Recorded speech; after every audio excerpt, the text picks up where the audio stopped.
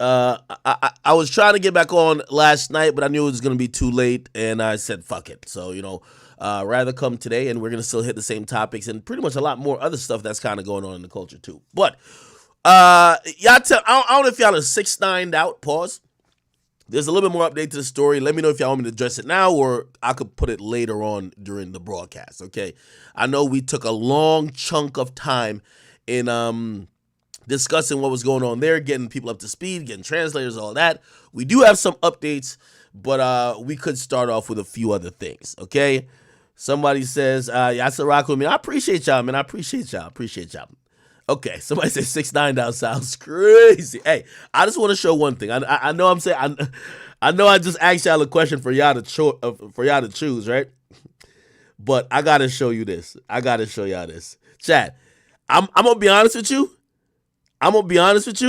Shout out to all my Dominicans in the building. Let me tell you this, man. If you ever dealt with a Dominican woman is the ultimate bag securer. They chase a check, never chase a nigga. Okay? That's how I know Dominican women, but I know the Dominican niggas. Pause. Apparently they do the same thing. Now, I just want to show this shit because this is fucking hilarious. If you call yourself high profile rapper or whatever, and you gonna come down to my studio and come jump me. Chat, remember the dude that I showed you and he had like the bloody face? I said, yo, this nigga is good. He won't even wipe the blood off his face. He let it dry up. Like he said, nah, bring the cameras. Let it dry up. You know he's trying to get the bag. Here you go. Check this out, chat. Check this out, chat. My boy got a neck brace now. Oh, he walking with a limp. Got the neck brace. Oh, man. Oh, this is how you secure the bag. This is the bag security move, chat. Yo. Got a limp. Stitches where he ain't even get cut at. He probably stung himself with 15 bees. His face look puffy. Oh, man, this is good. Nah, this is good. This is how you walk in the court. This is how you walk in the court. Yo, 6ix9ine, if you don't wire that money instantly, nigga, this is only going to get worse. How the hell he look worse today than he looked yesterday? And yesterday, he had to, yo, listen, if you watch any sitcom, you know once niggas hit the neck brace, it's over for you. We're going to a civil suit. You better pay up. The neck brace? Yo, the neck brace? The neck brace is wild. Put it like this. You get injured in a car accident, you got to have the neck brace on. Yeah, my neck effed up, my spinal cord, all that, my neck, my back, nigga, I'm not kidding, but holy shit is going down. I need to get paid. Now, this dude right here is playing it perfectly, okay? Look. He look like he can't talk, look like he got a concussion, CTE. Now, with all that, the waves is still knocking. Like, his waves still look clean. But everything else fucked up. Somebody should have told this dumbass nigga, if your neck's fucked up, you can't be shaking your head. You can't be nodding though. If you don't play it perfectly, brother. Okay. The limb. The limb. Nah, this is good. Nah, this is good. Look at this. You gotta do the interviews. You gotta let people know how, like, what savage 6ix9ine was and how he viciously beat your ass. This is how you get paid. By the way, a couple of Dominicans hit me up. They said, Ak, if you think $5,000 is about to let this problem go away, this is more like a $20,000 to $30,000 problem per person who got their ass beat. So the word is going on that, like, they're putting on this display because the bag got to get cut, okay? Here we go. The only thing he should have had was like a cane. If you had a cane, it would work. Yeah. Yo, Chad, how many jumpings have we seen in hip-hop in the last, like, I don't know, in the last 10 years? When have we seen the nigga who got jumped even have a cut on him? Like, yo, these days, I think we've been saying in hip hop, jumpings ain't the same no more. Yo, I've seen a nigga in a white t-shirt get jumped, and his shirt was still spotless. I was like, well, fuck it. This is the first jumping I'm seeing. This nigga got a neck brace. He got some shit over his eye like he just went 12 rounds with Tyson Fury or Deontay Wilder. His whole face is puffed up like he got some allergic reaction. He's limping off the wrong leg. Oh, this is great. ¿Cómo te sientes, hermano? ¿Cómo te sientes, hermano? Cuéntame. ¿Cómo está el proceso? ¿No puedo hablar nada? Bueno, señores, miren la condición. I can't talk. I fucked up. You played it. Oh, yeah. Hey, I'm going to be honest. I can't be mad at him. You call yourself a millionaire. You call yourself coming down to a third world countries. You know how much studio time is in the Dominican Republic and probably their studio? Not that much compared to the United States. They trying to make it like, they're not big superstars. They're trying to make ends meet. You come down here after you done spent $3 million on bitches in starlets on Birkins and shit like that, and you gonna come beat my ass and think I'm not about to play this up? Yes, you broke my neck. Pause. You feel me? I'm moving like this. I like how this guy's moving. I'm sorry. 6ix9ine's my friend, but 6ix9ine, come on now, dog. Come on. What did you expect? What did you expect?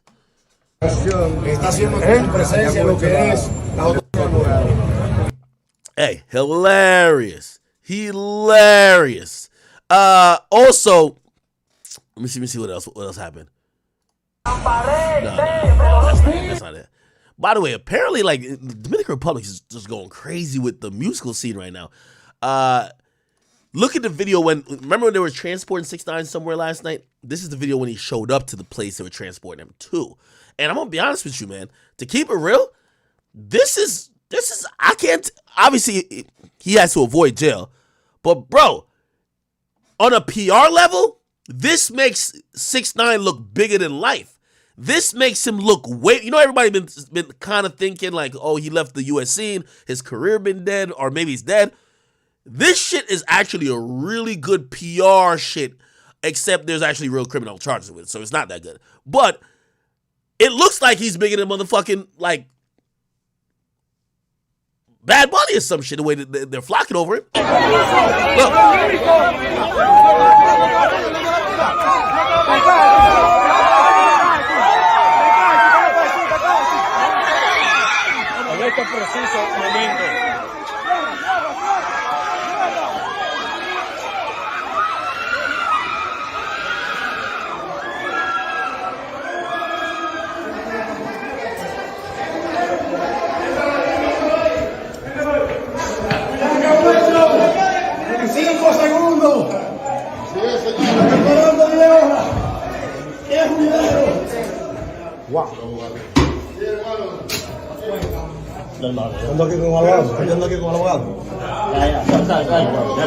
This video is a little weird. The cameraman follows him all the way into the building, and then one nigga gives 6ix9ine a hug. Like, yeah, it's gonna be all right, brother. We just doing this for the cameras. It's all good. Like, you straight, my nigga. Like, you good. You know what I mean? I have no idea what the fuck is this, bro. I ain't gonna lie to you. Anyway, so that happened. There's a couple more videos of 6ix9ine. Apparently, he's been held on no bond. I got a little bit more information, so I guess I did. I know y'all told me to talk about 6ix9ine later, but I ain't gonna get on Discord and do it on the most. Apparently, somebody's saying, I'm gonna give you the latest update. They said that the dude is the dude say allegedly. So this guy right here, this guy apparently did speak to the press, and he says he's pressing charges on 6ix9ine, and he claims that he doesn't want money, he wants justice. That's what supposedly his, like, disposition is. Now, keep it a beat. 40,000. Well, I ain't gonna lie. He put a neck brace on. You might have to give him 50. $50,000. This nigga will act like this nigga will be doing the Negro Olympics if you give him $50,000. He ripped that shit off his neck, and that nigga's doing backflips and somersaults. He'll be good. You feel me? But right now, obviously, 6ix9ine people probably gotta really come with the right bread. Right now, he says he don't want money. He want justice. But come on. Like, you ain't doing this shit for fucking play, right? And then this is 6ix9ine here. They're moving him from place to place. Now, also very important, this is what somebody said. They said he's getting transferred to La Vega, not Las Vegas, La Vega, to the La Vega unit. And if they found that a weapon was used in this assault, because apparently that's what the police are trying to figure out, they're saying that he's looking at a few years in prison when all the charges get settled and come down. That's what I'm hearing from my Hispanic Dominicano and Dominicana plugs. Salute to y'all. But yeah, 6ix9ine, he's going through the gamut right now. And yeah, I think people are interested to see if, apparently they're claiming he went to Dominican Republic, started the Spanish Treyway over there, and they're trying to see if he's going to tell on them. You know what I mean? 6ix9ine's a real nigga, though. I don't think 6ix9ine going to tell on them. As long as none of it. Listen, if one of them niggas fucks 6ix9ine's girl, they're going to jail. Facts. Listen, 6ix9ine's my guy. He told me to act if they never fucked my bitch, I would have stood tall. Real talk, you feel me? So as long as one of them little guala goons in the DR did not fuck his bitch, y'all have nothing to worry about. My boy is gon' stand 10 toes tall. Facts. You feel me? But if one of y'all liked her pictures, swiped up, y'all niggas go to jail. Y'all niggas go to jail. I ain't gonna hold you. Go to jail. Never to be seen again. Never to be seen again. All right? I'm just telling you, man. But from what I know, he will not be cooperating. And y'all gotta stop thinking that 6ix9ine is 6ix9ine is still a real put like this. 6ix9ine's doing more gangster shit than the actual gangsters in hip hop. And he's supposed to be the rat. You know what I mean? If you're gonna call him a rat, you kind of gotta call him a rat gangster or a gangster rat. You know what I mean? It's like, yeah, Alpo was a rat. Well, can I say that? Well, he's dead, right? Okay, I guess I could. Well, I ain't gonna call him a rat. He was a truth teller. He's a truth teller. I don't call people rat because they get offended at that word. Truth teller sounds good. Alpo was a truth teller, but he killed like 15 niggas. So it's like he was a killer truth teller. He was a killer rat. I don't know. Whatever, man. Killer mice. Anyway, let me see what else is going on. Oh, un senora de la Vega con somebody le envía mensaje to Tekashi. So they got a message to Tekashi. We'll come back to this. I'm gonna get my translators online for this. Hey, by the way, to my Trinitario translator, salute to my guy. We had a Trinitario translator last night. Yeah, you know what I mean? Pop back on Discord. And obviously, I know y'all don't like me saying it, but 6ix9ine, he running around the DR like he Tupac, man. He's Spanish Tupac. Get that nigga credit. All right, cool. Yo, real quickly, somebody said Google Translate. They won't translate. It's words. It's not like writing. I could translate writing, honestly, like a lot. Like even here, I could hit the translate button that's here, but I know it says a older woman from La Vega with something. I don't know the agreements. Nigga, fuck that. Let me just hit translate, nigga. Oh, in tears, yeah. Lady from La Vegas in tears sends a message to Tekashi. Whatever. Damn. What did Tekashi do? Whatever. Fuck it. We will get back to it. I'm gonna get my Hispanic people in the mix. By the way, salute to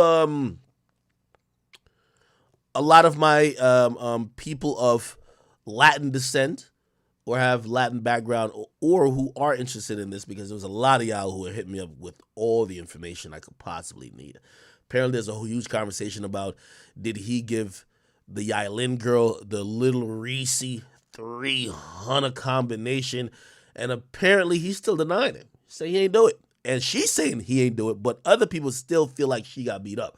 Which I'm like, if the guy accused of doing it says he ain't do it, and the woman who would have got it done to her says he ain't do it, why y'all keep saying my boy did some shit? You know what I mean? Listen, man, free 6ix9ine out of jam, man. All right?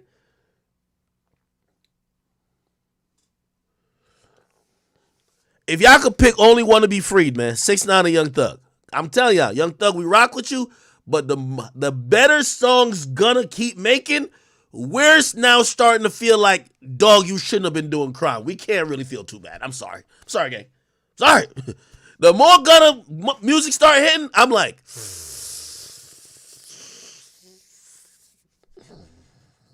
and Gunna's dropping a heat.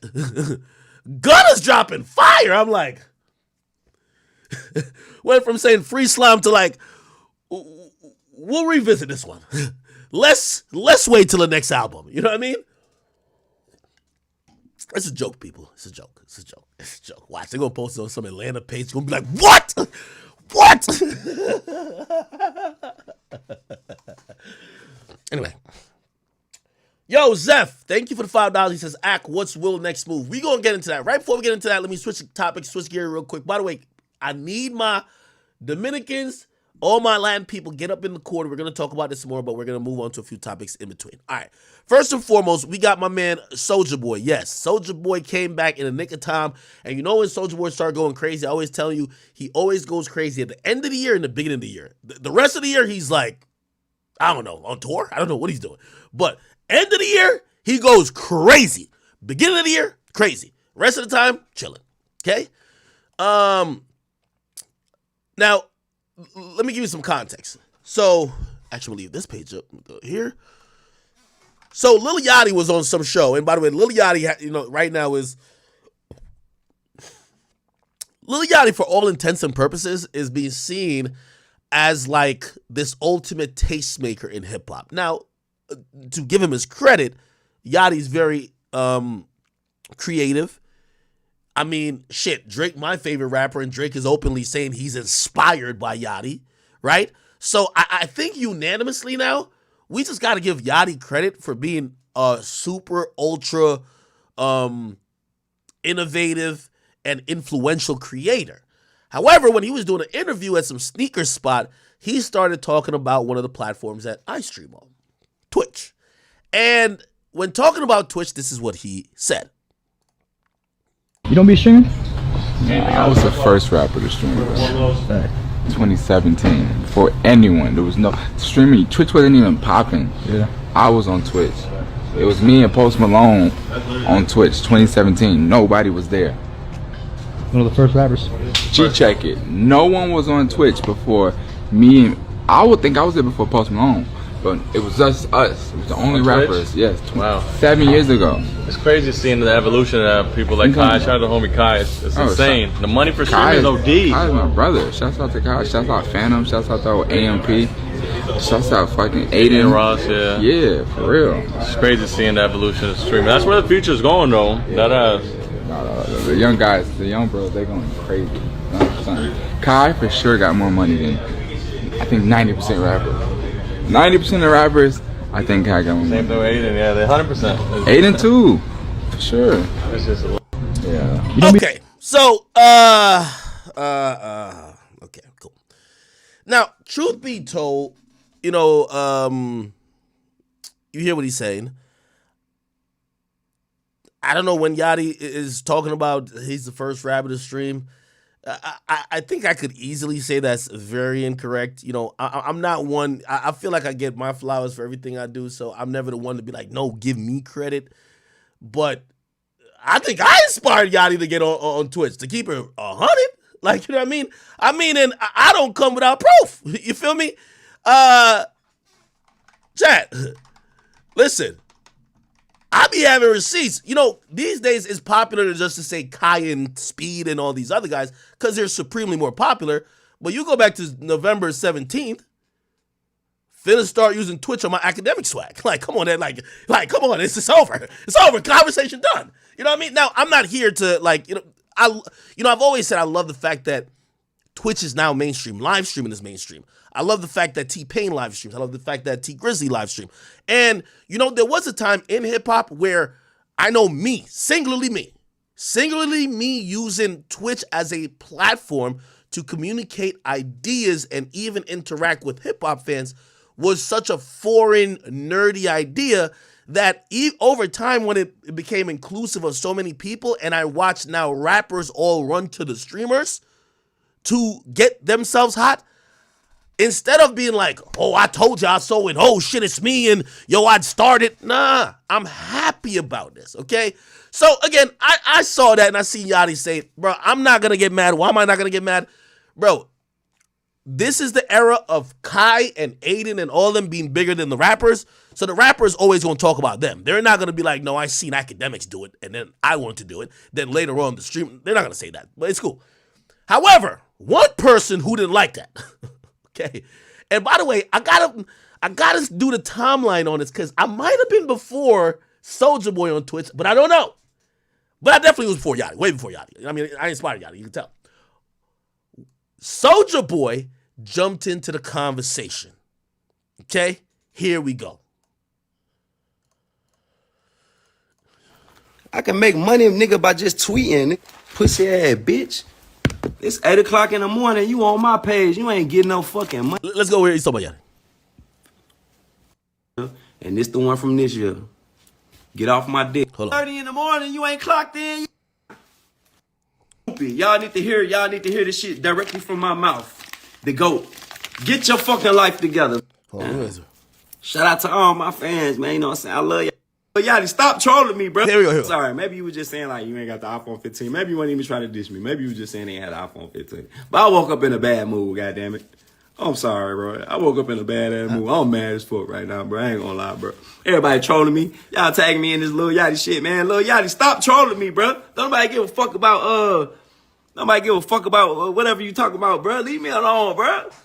You feel me, bro? Get the fuck on, bro. Go. Now, I don't know if Yachty mentioned him, and that's what I'm saying, bro. Like, I just pointed out just because, I had the screenshot. But I'm not mad at Yachty saying anything. I have to say, I love the fact that streaming is getting all the attention. Because put it like this, nigga, I signed a multi-million-dollar deal off streaming this year. You get what I mean? When I started streaming, I felt like it was almost like 2013 when I started streaming, or maybe 14. Definitely before 15.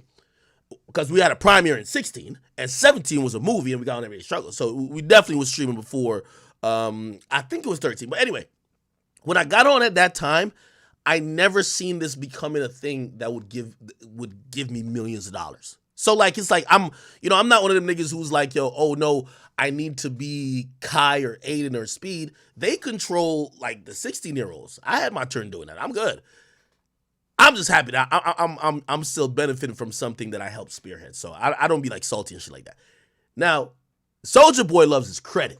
And this is what, let me get back to it. So what, bro? Goddamn.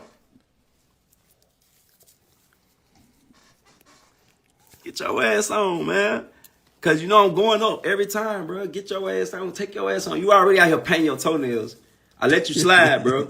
I let you slide, Yachty. Yachty, I let you slide. You painted your whole toenails, bro. I didn't say nothing, bro. Leave me alone, bro.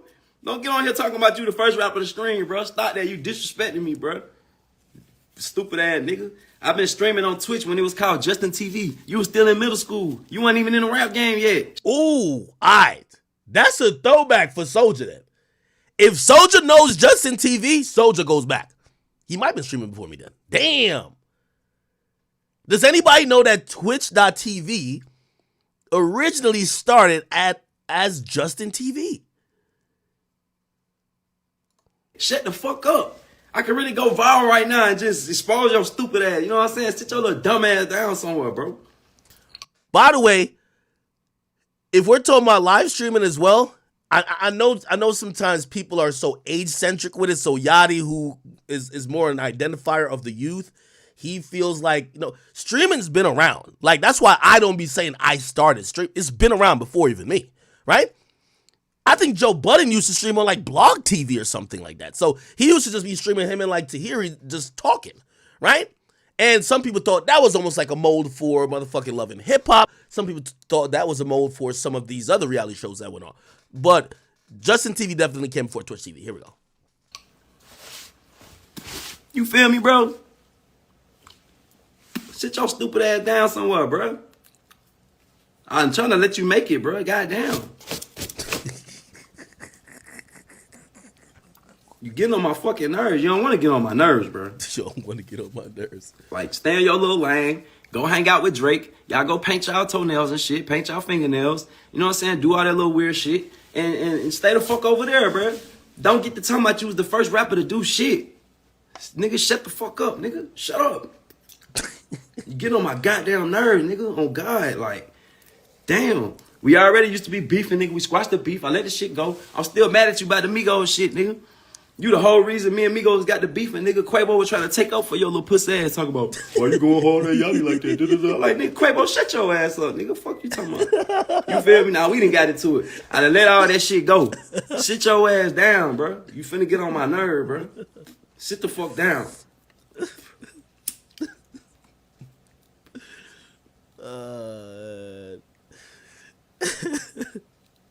Yo, King Trevon, thank you. He's been rocking with since high school. And he said he's 27. Stay over there. All this first rapper shit. Don't say you was the first rapper. Bro, you was... Hold on. Let me just stop. Hey, King Trayvon, thank you for that. Yo, he said he's 27 now. He's been rocking with me from high school. God damn. So, bro, that's like 10 years. Yo, all my 10 years plus people in here, y'all have no idea how much I love y'all. Even if you've only been supporting 5 years, 2 years, 1 year, just this week, it's all good. But damn, you know, it kind of showcases how long this shit been going on and really how long the journey been. Not the first rapper to do shit, bro.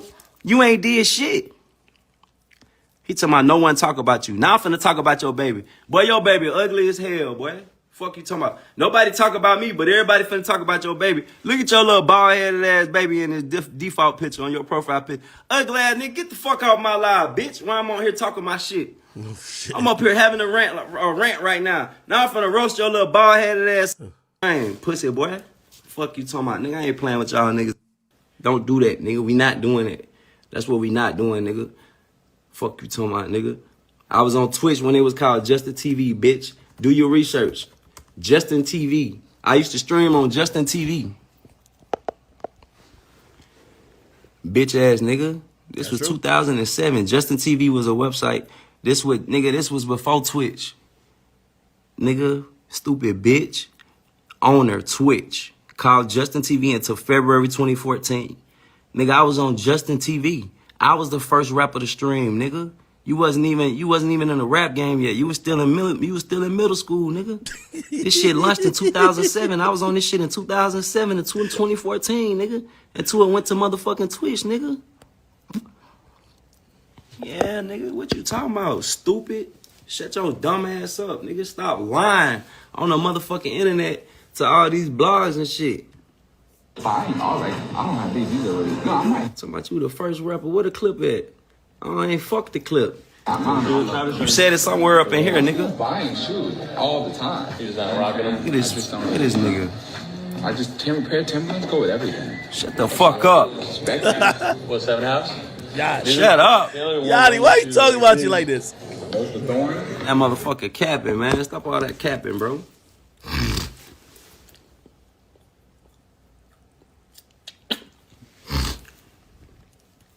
I'm the motherfucking GOAT, nigga.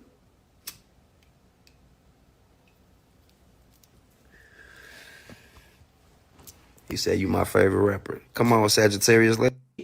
Unless you fact check it, nigga. Get your facts straight, nigga. Don't trolling me, boy. I'm waking up and looking at my phone. Y'all do not want to make me mad, boy. Y'all better start playing with me on the internet, boy. Fuck you talking about? All right, I'll get to the real shit he was talking about. Here we go. I got y'all. Here we go. I get to the real shit this motherfucker was talking about. And I think he went off on some media outlets too. Here we go. That shit, man, me mad as hell, man. Here we go. Nah, Drake goes on time. Even cap. Lil Yachty, sit your bitch ass down, nigga. Drake. You and Lil Yachty getting on my motherfucking nerves, my nigga. Fuck wrong with y'all pussy ass niggas, man. Lil Yachty, you is a bitch, nigga. Fruity ass nigga. Paint your motherfucking toenails and shit. Bitch. You wasn't the first nigga to do shit, nigga. You little bitch ass, little pussy ass, punk ass, Oreo looking ass, fuck ass nigga. I'm getting tired of y'all fuck niggas. Bitch ass nigga, little black ass nigga, fruity ass nigga, paint your toenails ass nigga, paint your fingernails. Lil Yachty, sit your little pussy ass down, bitch ass nigga. You one of the first nigga to do shit, nigga. Fuck you talking about? I'm getting tired of y'all little pussy ass niggas, man. I ain't gonna even care. Yo, I ain't gonna. Yeah.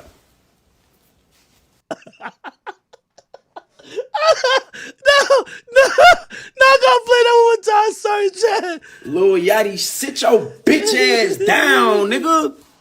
Drake. Drake. Why you put Drake in this? You and Lil Yachty getting on my motherfucking nerves, my nigga.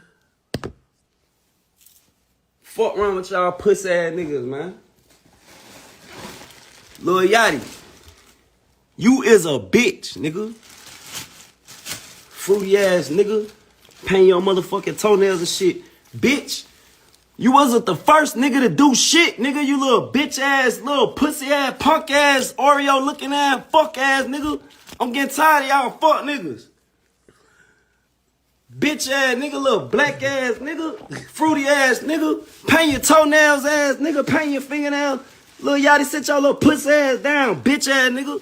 You want the first nigga to do shit, nigga. Fuck you talking about? I'm getting tired of y'all little pussy ass niggas, man. I ain't. Nah. Yeah. You don't be. Nah. That nigga's hilarious. He also went off, supposedly on some media outlets. He been beefing with these blog sites for a minute. Vlad just posted it. Here we go. Fuck you talking about, nigga. Pussy ass nigga. You's a white boy, nigga. You's a white boy, nigga. Them niggas can't save you, nigga.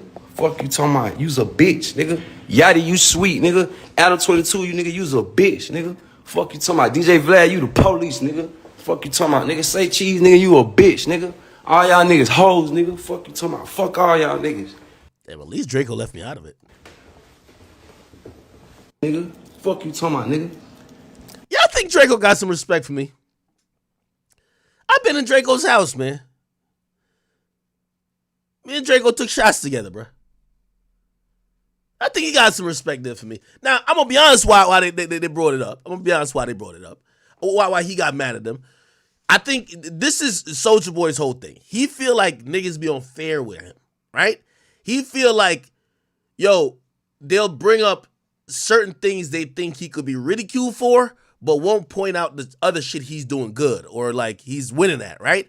Like, you know, apparently he was on like a tour. He did mad dates, you know what I mean? He was doing House of Blues and all those places, you know what I mean? It ain't doing like 5,000 venues, but he's selling out everywhere still because regardless if you like him or not, he's having them songs. So he's probably doing 500 to 1,000, don't matter. He's just hitting it everywhere, right? Everywhere. You know, he's a hustler. And nobody points out that he has a crazy, like, again, it's not like 5,000 people everywhere, but he's still doing a successful tour. Now, if one I forgot what went wrong, and everybody reported only on that, right? Which I get it, but he gets mad like, yo, damn, yo, y'all don't even acknowledge the fact that I'm over here, mind my business, doing a tour, people coming out. So recently, there was a story that came out, really, and it's not the bloggers that he's blaming. It really came out via TMZ, I think. If you go to TMZ, search Soulja Boy. And by the way, I think I didn't post it. Why did I not post it? Actually, I forgot where. Maybe it wasn't on TMZ. If it was on TMZ, I think I would have posted it, yeah. But there was a story that came out that Soulja Boy is going to be losing a few cars to an ex-girlfriend because of a court order. And the court order basically, let me see if I can put it up right here.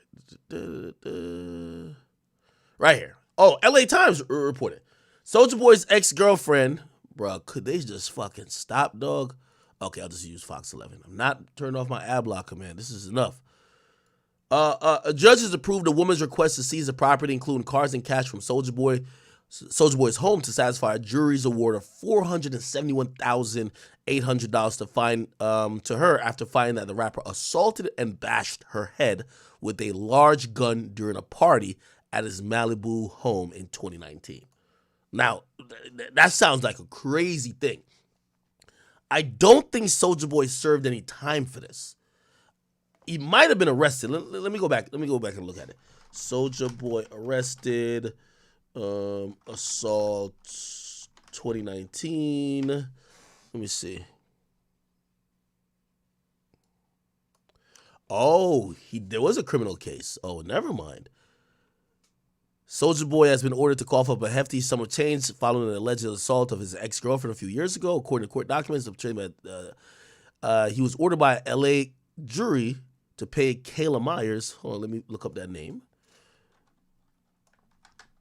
We're going to put it on another page for now. We're going to look it up, see if we can find who that is. In connection to a February 2019 assault and kidnapping case where he's accused of hitting her with a gun. The near $250,000 amount accounts for the jury awarding her. Wait, but this seems like a civil suit as well. Oh, this is a civil suit. Oh, okay, never mind. I'm stupid.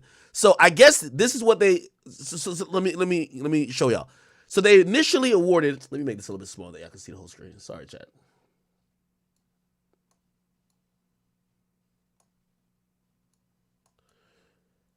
So apparently they initially awarded the woman this amount, and what happens is that if you don't pay it over time, interest and other shit builds up, and then the person will go back to court to force some type of action where she could seize your assets. So I'm guessing this number, 235, ballooned to 471. That's the only thing I'm guessing, right? He was facing a lawsuit regarding the incident. She was suing him for battery and false imprisonment. The LA District Attorney prosecutors declined to pursue charges. Okay, so that's what I was looking for. So he did not get criminal charges. That's interesting. For that big of a judgment, $500,000 to this woman, and the LA District Attorney would not even pick up the case. They wouldn't even charge Soulja Boy. So think about it. So if they wouldn't charge Soulja Boy, then she goes to civil court and sues him. How the hell does she get $400,000 in a judgment? Unless Soulja Boy didn't respond. If he did respond to the lawsuit, he got money. He's going to get good lawyers. I don't know. The lawsuit claimed that Soulja Boy instructed assistant to tie the person up with duct tape and blah. What the hell? Myers also claimed that Soulja Boy's male assistant offered to untie her in exchange for oral sex. To this, she obliged, stating she felt she had no other. What the fuck? They said his assistant told the girl, "I'll untie you if you give me some head." Whoa. Okay, I'm gonna be honest with you. This sounds like a case of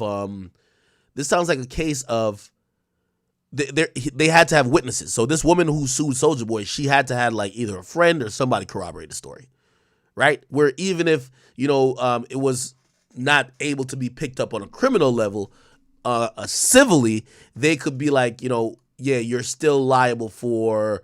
Let me see, what did they give her money for? They gave her money for physical and mental pain and suffering. Which means maybe he didn't do anything necessarily, but he was responsible for those things, for her hurt afterwards. Anyway, okay, cool. So on Friday, Santa Monica Superior Judge Mark Epstein granted Kayla Christine Myers, let me copy that name. We won't find her on Instagram, don't worry. Motion for a private place levy in which she sought to obtain the items from 33-year-old singer's Bell Cannon home. The rapper allegedly has not paid any of the compensatory and punitive damages assessed against him by the jurors after the April trial. He was not present for Friday's hearing. According to, you know what this sounds like?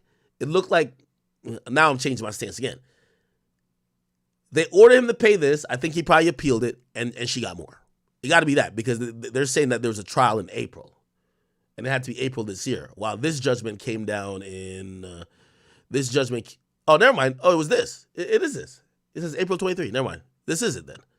How did it balloon that quickly, though? From 235 to 400 and something. Whatever. Okay. He was not present for the hearing, according to blah, blah. The court papers, the singer's property includes multiple cars, among them a yellow Bentley, a red Lamborghini, a Dodge Charger Hellcat, and a yellow Mercedes-Benz. The judge orders sheriff's deputies to enter and seize property on Myers' behalf. Oh my God. By the way, chat, that happens, but usually people have a lot of legal finagling to make sure that doesn't happen. You know who that happened to? I think that happened to either Birdman or Wayne. And by the way, them dudes got money, but they didn't pay some debt to somebody from some lawsuit, and the judge authorized the sheriffs to raid their property. I don't know if you remember, and they took items from the house that was able to be put up for auction later to pay off the debt, right? I don't know if y'all remember this. Was it Birdman house? Birdman property raided.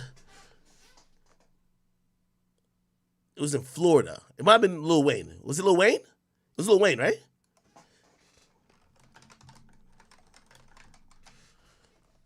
Yeah, right here. Police raid Lil Wayne's home. Yo, I got to remember like an elephant, dog.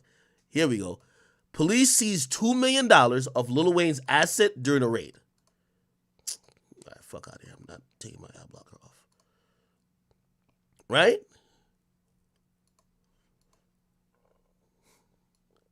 And apparently they said he didn't pay $2 million and also, so they raided his shit. They said pieces from Wayne's, they took art from his house. I know. They took art from his house and music plaques. They said the initial request for the raid was denied because the judge said they hadn't proved he had property inside the $11 million home, which is currently for sale. But after obtaining photos, which is so crazy. So essentially you bragging about shit in your house and showcasing your house, they could use what you put up flexing to tell a judge, yes, this is the valuable he has in his house that's worth money. We could go seize it to pay me back. And that's what they did to Wayne, and seemingly that's what they're trying to do to Soulja Boy. I'm not sure if they did it yet, but the judge made the order. The judge clearly made the order right here. Let's go to this. It says, the judge ordered that sheriff deputies can enter and seize property on her behalf. Epstein says, that's the judge, said she's entitled to a diamond-studded Soulja Boy neck chain and a black Cartier, as well as any cash that's found in excess of $1,000. They initially denied her bid to obtain all other jewelry and chains, saying that the request was not particular enough. So basically, she had to describe his jewelry, probably describe what it's supposedly worth for the judge to say, hey, you could, when the sheriffs go in there, they could snatch it, right? Myers alleged that Soulja Boy, blah, blah, gun to her head, all that type of stuff. Interesting. Okay, let me see if I can find this young woman now. Is this her?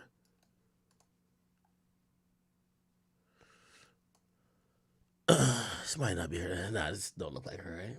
This don't look like no chick that Soulja Boy would be trying to fuck with. No. Let me look up the full name. Kayla Christine Myers. We got her middle name now. Kayla Christine Myers. Anybody got our Instagram?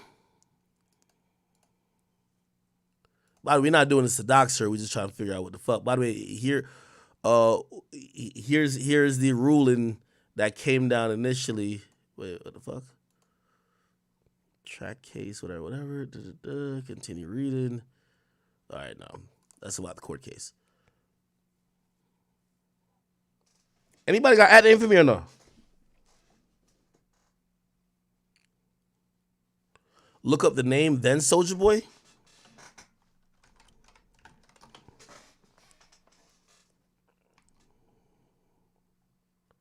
Yo, we trying to find the Instagram, bro. Ooh, I see somebody here. Is this her? Following a 2000 physical, supposedly his probation, dude Soulja Boy tooth ended up with duct tape. Okay, they're not showing the young woman. Huh. Trying to figure out. Okay. Jasmine Brand has. No, that's Nia Riley. Is this Nia Riley? It's Nia Riley, yeah. Who's this other girl? I don't know.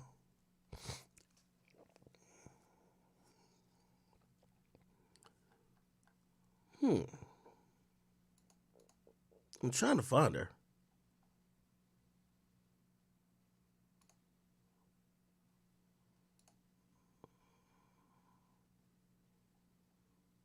Huh.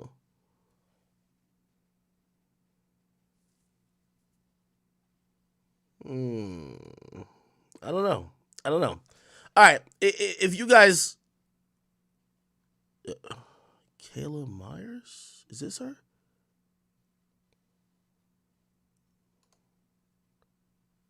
Nah. I don't know, man. Look like she's gotten the fuck off of the internet, which, shit, good for her. Detective act on the case. We could find her. I ain't gonna lie. DeAndre.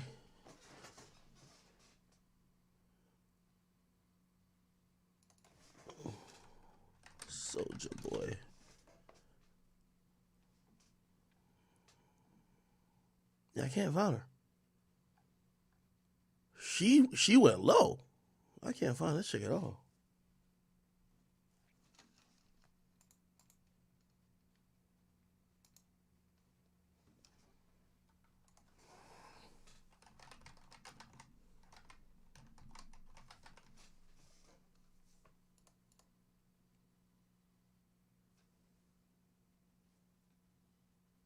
Nah, this ain't her.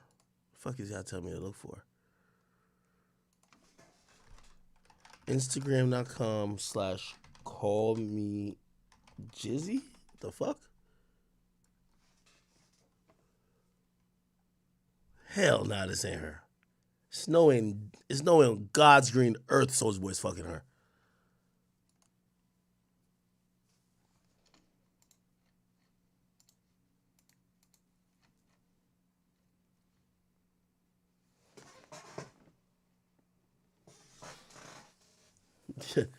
Yo, Trillionaire Tone, man. Yo, get the fuck along, brother.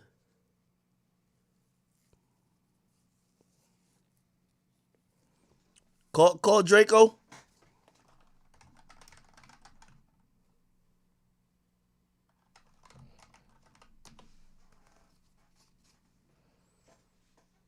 Wait, is Soulja Boy on Twitch right now?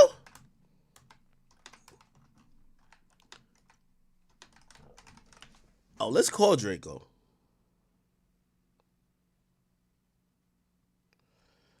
Let's call Draco. Draco's number probably changed. I got his number.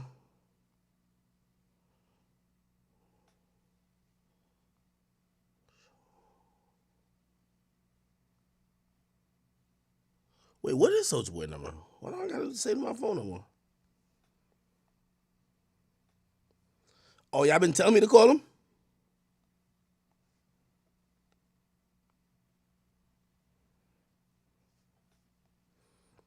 Yo, tell Soulja Boy to DM me. Matter of fact, let me just go to his page. What's your number, nigga?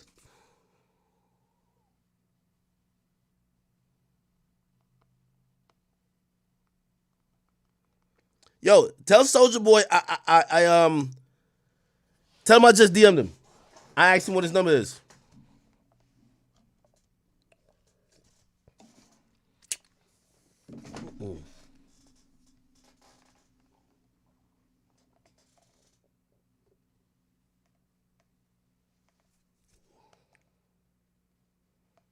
Oh, he just responded. All right, yeah, Big Draco on the line, man. Y'all niggas stop playing with Draco, man. Wow, Draco gonna be mad at me. I don't be knowing what I be doing. I'm on FaceTime with his ass. Oh, hold on. Let me save the number before. When I turn around, I don't want to leak the shit type shit. You know what I mean? Big Draco. All right, here we go. Here we go. Yo, Draco, who got you mad this morning, man? I'm chilling, man. Who done paid you to go on live and air out all my personal business on your live stream? No, I'm trying to see why you mad at everybody else. Then I figured it out why you were mad. I'm like, oh, this is why. But listen, you know what I said before? You a reasonable dude. What? You a reasonable dude. Why am I mad? Wait. Why am I mad? Why am I mad, No. Before that, I'm gonna say you a reasonable dude. You know one thing I realized about you? You're not somebody that don't like when people report anything negative. You just like them to keep it fair. That's what I've noticed about you. Is that true? Exactly. You know what I'm saying? You keep it cool. Me and you is cool. Yeah. You is media act. I respect you as media. You know that. Yeah. But when you get to doing all this extra stuff on stream, I'm looking on stream. What's going on? What possessed you to do that right now, Act? No, it possessed me because I know that's why you mad at No Jumping Him. So I'm like, why did they even post it? That's a fact. Yo, I didn't post it. But I didn't post it because No, that's a fact. Now that's a fact, and I respect you for that. Hold on, you know I ain't posted. Adam got his little thing. He mad at me right now. We gonna see him. We gonna see Adam. Don't even trip. Hey, you know I ain't posted. I'm like TMZ didn't post it. Like it wasn't that big of it. Like that's why I was like, yo, why would somebody go out? Are they waiting to post it? I'm like, oh, okay. Because he's a hater, Act. He's a hater. We know this. You gotta squash your beef with everybody though, yo. Why you and Short cotton into it? This a whole nother thing. I'm on tour. He come in the room. He see a girl. He tripping about the girl. Him and the girl get to arguing. He walk out, say, I'm not doing your interview. Ever since then, he was butthurt. I ain't got no problem with these dudes. They got problems with me. That's what's really going on right now. Hey, one time you went off on everybody, and I'm going to be honest, you had a point, even though you go crazy on niggas. You did say, yo, if y'all going to point that out, y'all got to point out that I've been on tour and my shit been selling out and I've been having a successful tour. Okay. Y'all got to keep it y'all got to keep it fair. That's fair. That's fair. That's fair. That's what I'm saying. I just did 40 cities, all sold out, not a peep. As soon as my chain come off my neck or his chain fell off his neck, I'm like, yo, what's up? But I already know. You see what's going on, right? No jumper is safe cheese. These niggas that beefed up, they hating on me. You see what's going on. Yo, why did Yachty think that he was the first rapper on Twitch?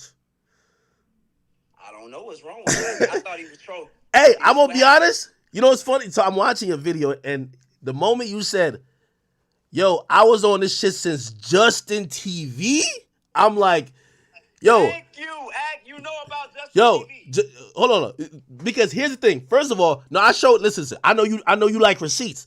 I showed a tweet in 2017. Yachty said, I'm about to get on Twitch. I want to get on my academic swag. So if he wasn't even on there before me, and then when you sent Justin TV, I wasn't on Justin TV. I was on Twitch, so you was on there before me. You feel what I'm saying? But you don't count. You're not a rapper. You Yeah. was the first media person. Yeah. You was the first media person to do it. You was the first person in your lane to do it, and you hold Twitch down. Everybody know you do your Twitch thing. Yeah. But I told Yachty, me and Yachty just got off the phone. We talked. I said, yo, Yachty, just keep it real. Show a little love. You know what I'm saying? He like, no, it was me and Post Malone, Soldier. I wasn't there. I'm like, yo. Yo, I don't remember Post Malone being on Twitch ever. He said it was him and Post. I said, yo, Yachty, you crazy. You got to stop that. But it's all good. Me and Yachty talk. It's all good. We talk. He talking about I wasn't the first to ever do it. I was just the first in 2017 to do it. He was like, you tweaking on the internet. I said, okay. All right, Yachty, you got it. You got it. Now, yo, why they don't want to give you your credit now? No, yo, Twitch is an easy one for you. I think Twitch, YouTube, Twitter. Let me have that. Can I have Twitch and YouTube and y'all just go do something else first? Y'all can have whatever y'all do. All the early social media platforms, I think it's safe to say, like, you know what I mean, that's when the internet start affecting the music industry. You pretty much were the example of that. That's easy. Exactly. That's easy. I don't think he's trying to, but you know what it is though? I think Yachty's at a level right now where like a lot of people looking at him different. Like, yo, he working with Drake.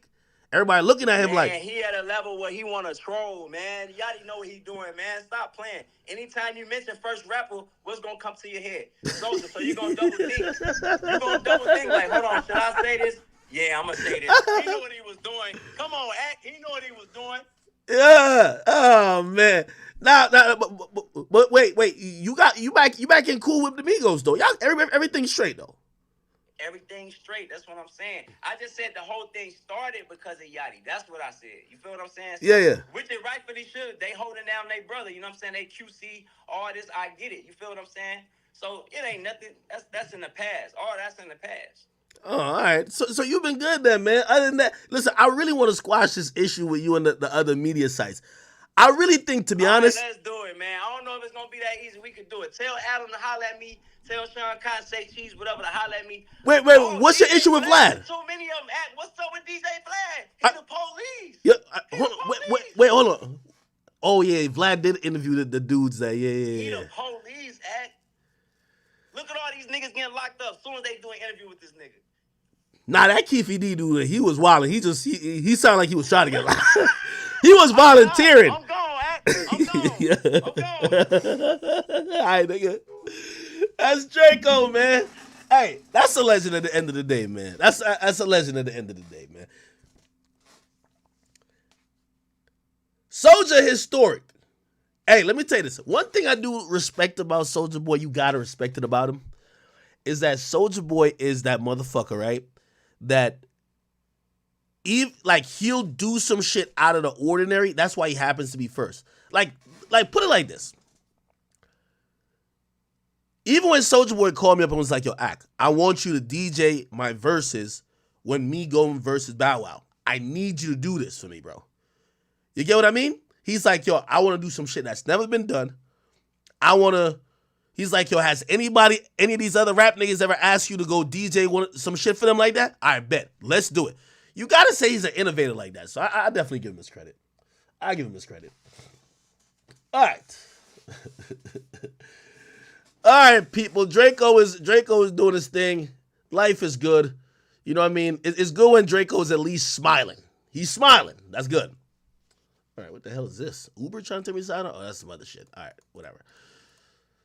All right, we'll actually just let go of this BS right here. All right, chat. You see my boy Antonio Brown got arrested recently. Like, god damn it, man. Yo, Antonio Brown is also like, I fuck with Antonio Brown. Antonio Brown is like, if you've ever met him in person, like, I actually wonder how he ever was an athlete. Like, he's a super fun-loving, go with the flow. He's an outside type of person. You get what I mean? Apparently, and there's like multiple like videos of him. Like, you could go to, here we go. Antonio Brown. There's multiple videos like police shows up to Antonio Brown's crib I forgot what they were trying to do. He locks himself in the crib and will not come out. Look at this.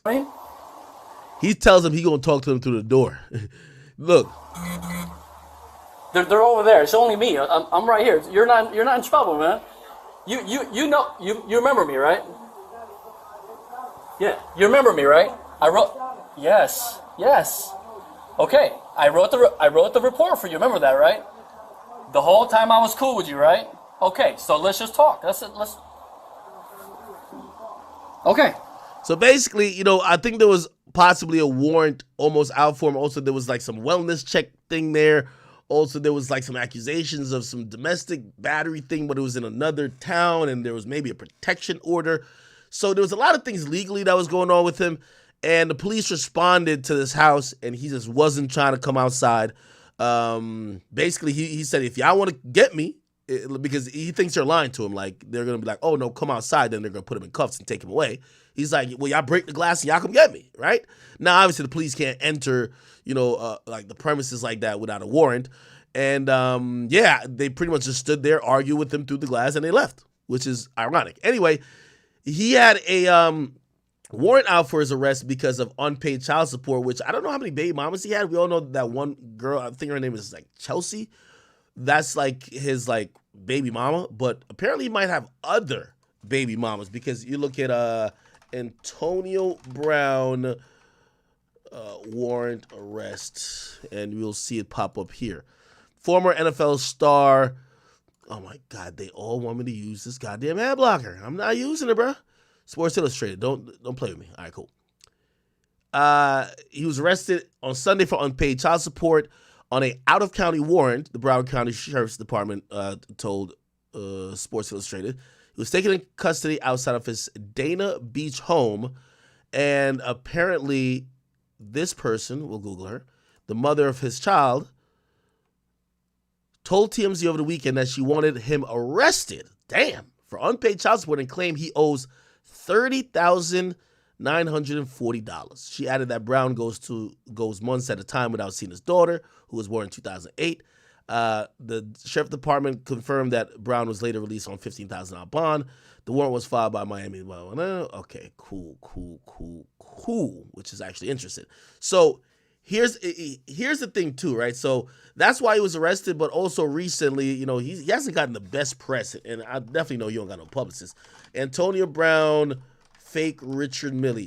He was also sued by a guy who claimed he finessed, like Antonio Brown finessed him for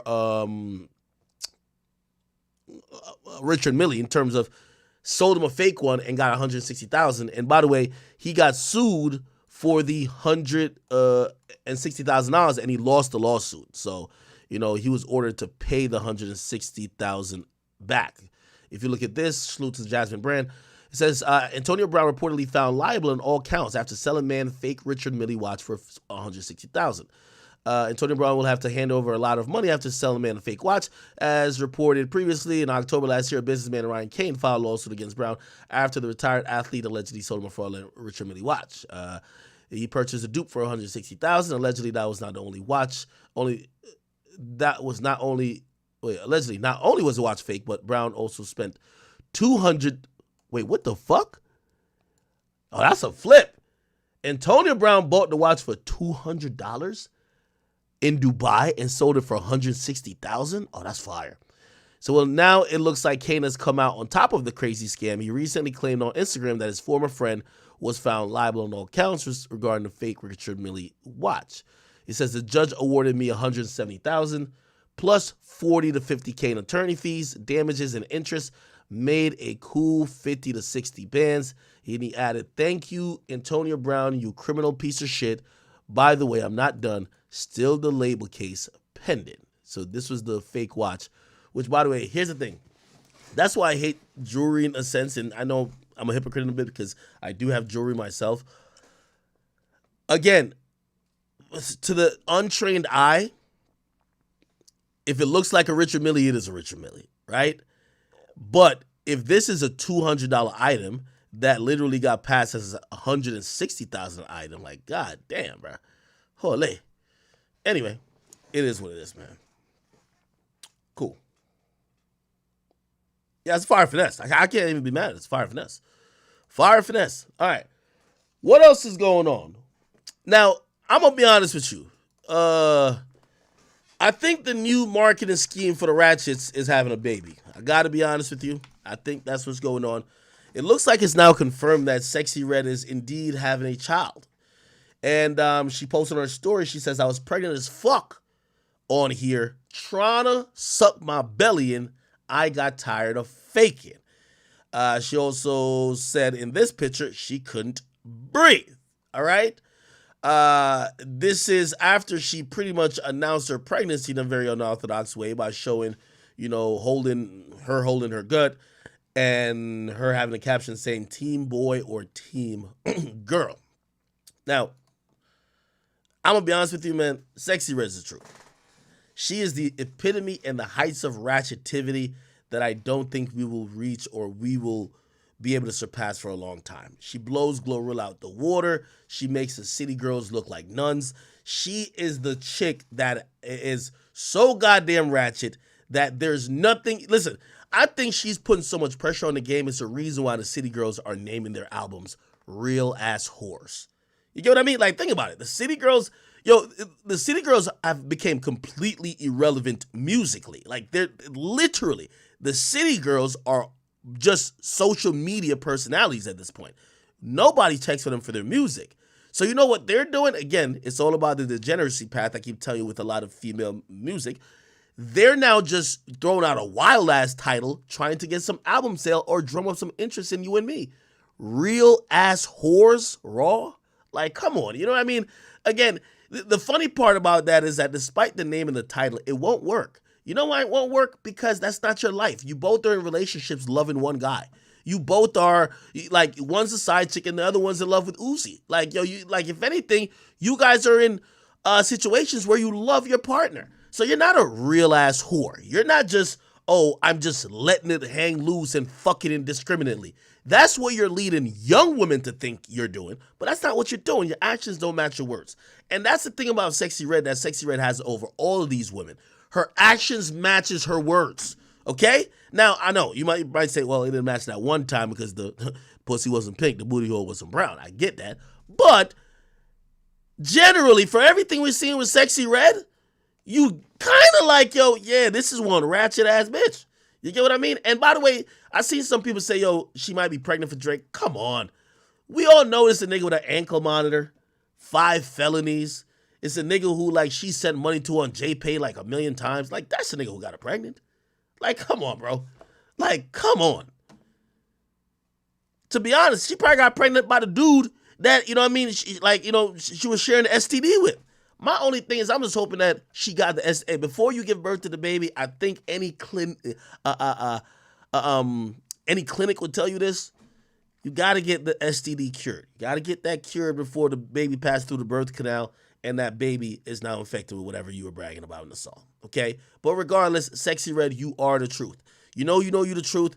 Drake is giving you all the love that he ain't give to all these other girls, okay? Drake know what's really lit in the streets, and right now you're the ghetto queen. You are the Kia version 15.0, remastered, remixed, mixed with Lil' Kim, but obviously just got that hood rat ghetto shit in it, and I'm sorry, nobody is fucking with you right now, okay? So keep doing your thing, not mad at you at all, but her announcing her pregnancy kind of reminded me of, like, this is going to be a whole promo thing in itself, because you know she's not going to slow down, right? We think she's about to go sit down and shit like that? Hell nah. Hell nah. By the way, this is after she announced the goddamn pregnancy. Here we go. She announces that she's pregnant, and this is her.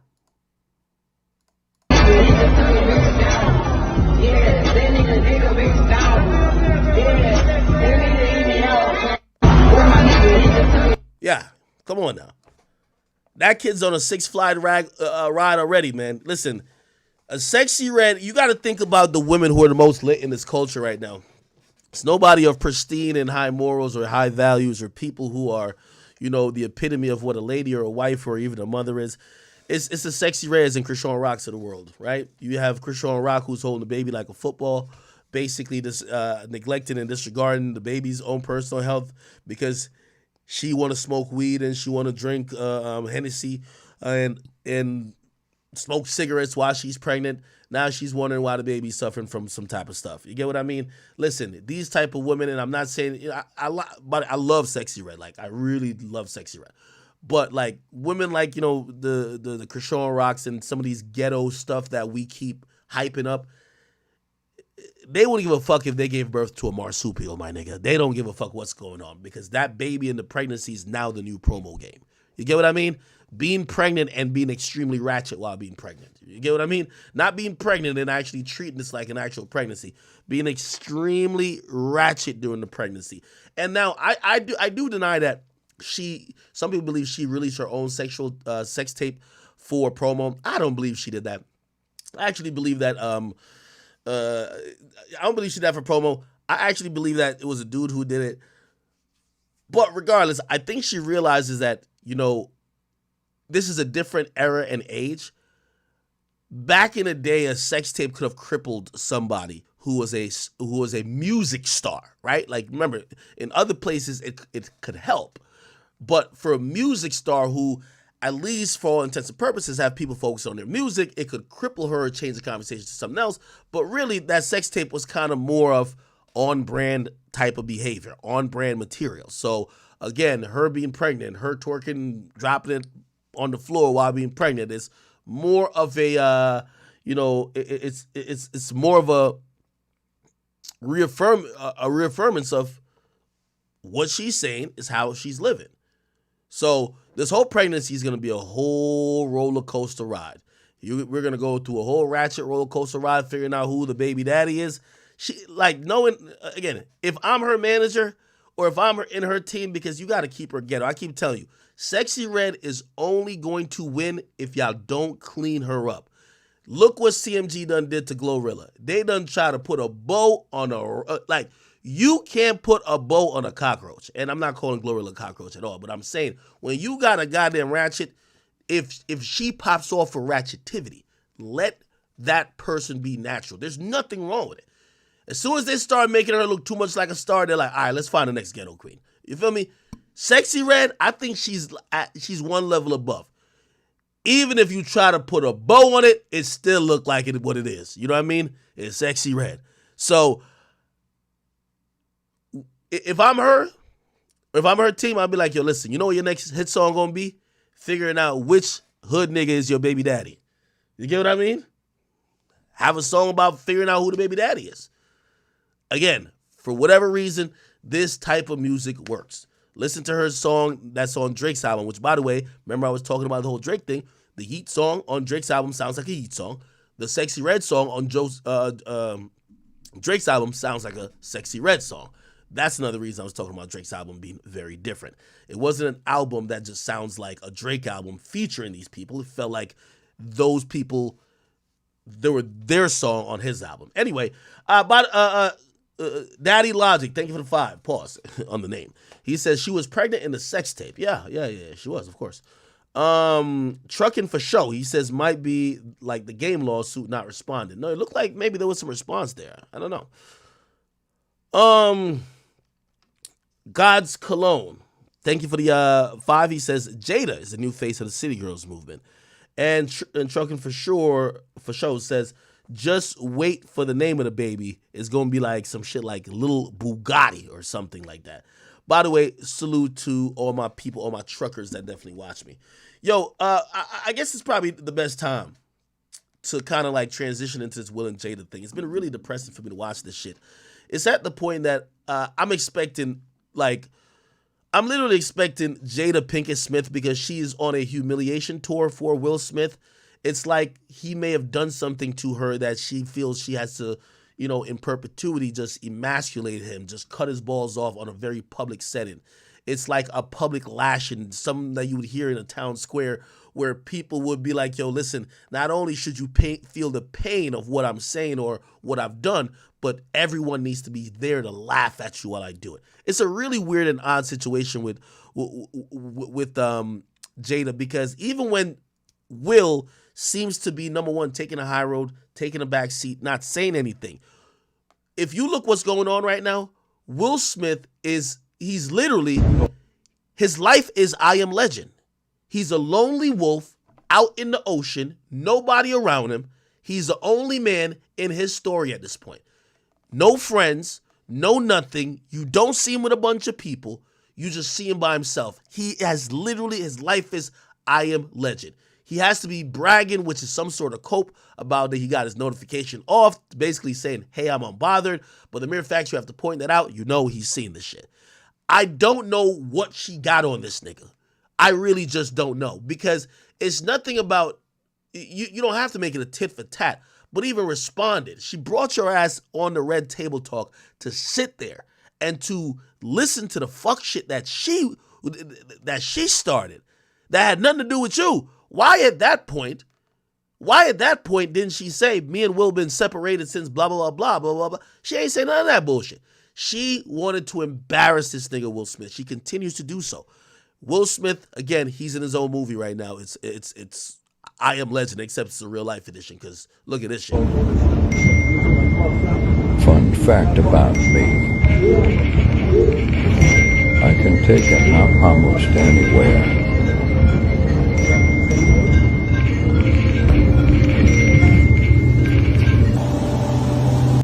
I'm going to tell you another thing I started realizing about Will, and I want you to start paying very much attention to Will's body language.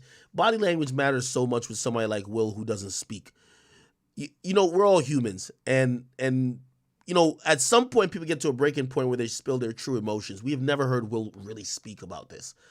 Every time I see him laugh, it looks like a fake laugh. It feels forced. It feels like, hey, I'm still on the set of Fresh Prince of Bel-Air. I know how to play a character. It doesn't feel like I'm a man who's truly happy. It also seems like he's trying to portray the idea of happiness that we could think he is happy, and also portray the idea of unbotheredness that we can feel like he's unbothered. Everything we're saying about him, I think, absolutely hits home. Brother, there's something going on. Brother, what has she got on you?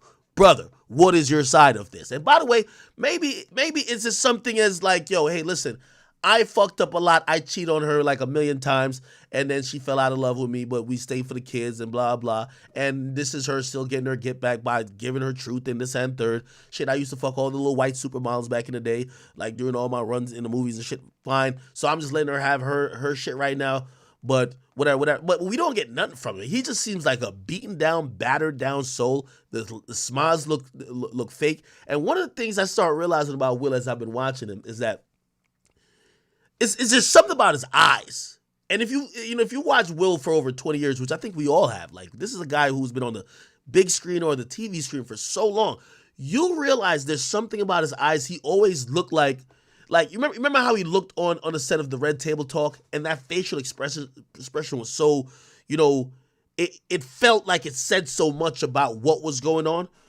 Will Smith Red Table Talk. It's that facial expression. Y'all know what I'm talking about right here. Like, this is the look of, like, just look at the eyes. The eyes tell you everything. The eyes. The eyes tell you everything. This is the eyes of a guy who's tired, who's beat down, whose spirit has been literally just almost taken from him. This is a guy with no more fight left in him. And I'm not saying this because I dislike Will. We all love Will Smith. But just look at his eyes. He is at the point of there is no fight left. Whatever we're seeing now, he's been dealing with for a long time. He's been giving up. He's going through the motions. Tell me if I'm wrong. It's in the eyes. And as I was seeing this, you know, you'll see shit like this. It looks fake. It looks fake, and then you'll hear randomly, like, what this gotta, like, sometimes it's like, yo, what this gotta do with anything? Like, for example, we all know about the infamous slap. Will Smith says, keep my wife's name out of your mouth. He slapped Chris Rock. And you would just imagine, and I want to just put it in your terms, whether you got a girlfriend, a friend, or anybody else. If you and that person may have not been on the best of terms at that point, right? And y'all in the club. You and your homie in the club, y'all ain't seen eye to eye maybe on a few things, but y'all in the club together. Somebody step on your homie's shoes, your homie start fighting, you gonna fight with him, right? You might deal with your issues with your homie that you ain't really on the same page with privately, but you ain't gonna come out publicly later and be like, you know what I mean? Or actually, I should say it differently. Your homie punches somebody for you because they disrespect you in the club. You ain't gonna be like, yeah, I ain't know why that nigga did that because I ain't even that cool with him. This is exactly what Jada's doing. Jada's coming out, and listen to this. She's talking about the moment when Will was saying all this shit to Chris Rock, then slapped him. She basically said, I haven't heard this nigga call me his wife in a while. Tirade warning Chris not to mention his wife's name. Jada couldn't believe what she was hearing. What is going on? Now, first of all, I'm really shocked because, mind you, I'm not there. We haven't called each other husband and wife in a long time. But I'm like, what is going on right keep now? my wife's name out of your mouth, right? And I'm like, but now I'm really worried for Will because I don't know what's going on. What viewers did not see at the time, while Oscar clips were being shown, was Chris Rock leaning over the stage to talk to Jada. And Chris looks to me and he says, Jada, I meant no harm. Now, I'm just out of it because I really worried about And what's Will doing? He's just sitting there? And Will's still talking. He's like, because now he's mad because Chris is talking to me. And I go, Chris, this is about some old shit. That's all I could think to say, right? And I couldn't really take in his apology. How unusual for Will, a guy who, I mean, on that kind of stage to do something so insane. Absolutely. It's totally out of character. It's not him whatsoever. I did a tirade warning Chris not to mention his wife. Okay, let me see if I can get a longer piece of this interview for y'all. You know, I've just seen clip after clip, you know what I mean? Jada, sorry, here we go. Is this it? I was in a cycle of self-hatred, and it was just a really dark time.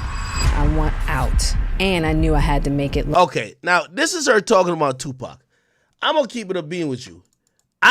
If I'm Will, I would have been like, yo, if you want to go fuck this dead nigga so much, go dig his body up and fuck this nigga, man. No, this ain't no disrespect to Tupac. It's like, bro, it's only so many times your goddamn wife could be talking about another nigga that's not alive, man. This shit is like disgusting at this point. We don't give a fuck. Like, you know what's so crazy? If you watch any Tupac movie, she not even in the movie. Nigga, they show Faith more in the movie than her. Like, she's not in the movie. Like, this chick is just trying to, like, really, like, convince us on some revisionist history shit that she had some big-ass relationship and she was a soulmate of Tupac. Like, low-key, what's that girl that's in that movie that had the braids? Janet Jackson. It was Janet Jackson? One of them with Pac. We know them be more with Tupac than her with Tupac. She been volunteering info about her and Pac. We like, nigga, we don't care. Talk about your man. Nigga, I'd rather you talk about August Alsina at least, man. Why you keep talking about Pac? Like, this is such bird behavior. I'm walking in, I got the rat tail, I got the fly clothes. Hold on. Exactly. Yeah, it was. And I still to this day, you know, people like, you know, I still to this day have to like manage that because it's just in me. It's just part of me. It's something because it was such a it was it was something that was built at the foundation. It's in my DNA. Default, isn't it? Yeah, it's my default. So it's like, and I do it well. I can just, you won't know anything that's going on. But like you said, it's like, well, then you don't give yourself an opportunity to make the connections that you really want to have. And you're going to be misunderstood. Yeah. All the time, which that is like, that has been my life too. Just misunderstood. Another thing I learned from reading the book, which is going to shock you that I didn't know, but this shows how little I am tuned into media and Hollywood and all that, is your relationship with Tupac. Oh, yeah. He comes over, introduces himself. Yeah, first day of school, Baltimore School for the Arts. And as soon as I walk in, he's holding court. He's holding court. He's a charismatic from day one. He's holding court. And I'm like, who's that peanut head dude over there? And I'm coming in, I'm rocking, I'm Jada. I'm walking in, I got the rat tail, I got the fly clothes, And he turns and our eyes just meet. And I'm like, oh. Man, fuck this bitch, man. Listen, man, yo, Will, it's about time you pop out with a bad bitch, bro. Hey, let me tell you this. Niggas, this is my advice to all men, man. You with a woman who's embarrassing you, man, and especially like she's now like like she's in your past. Well, I think she's not in Will's past, honestly. I think she's over Will, and Will either has regret or wants her back. Because if I'm Will, the only way to change this conversation is for you to pop out with your new girl. You pop out with your new girl, they stop talking about her. Be like, Jada, shut the fuck up, man. You ain't even no movie star like that. Shut the fuck up. That's what we would have told Jada. Shut up. We don't give a fuck about. Shut up. You get what I mean? But since Will ain't done it, it's like every day we're witnessing a new episode. It's like let me give you the example. You see that whole like Adam 22 and Lena shit?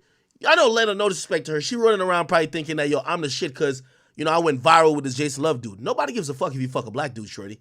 We only care that you're the wife of Adam, who's fucking a black dude, okay? And you're his wife. So really, the relevance of all of that shit came from him allowing it, him turning a blind eye to it, and him able to stomach being with you. It ain't about you, okay? It's the same with Jada. Who gives a fuck about Jada? My nigga, I can't name one notable thing she done.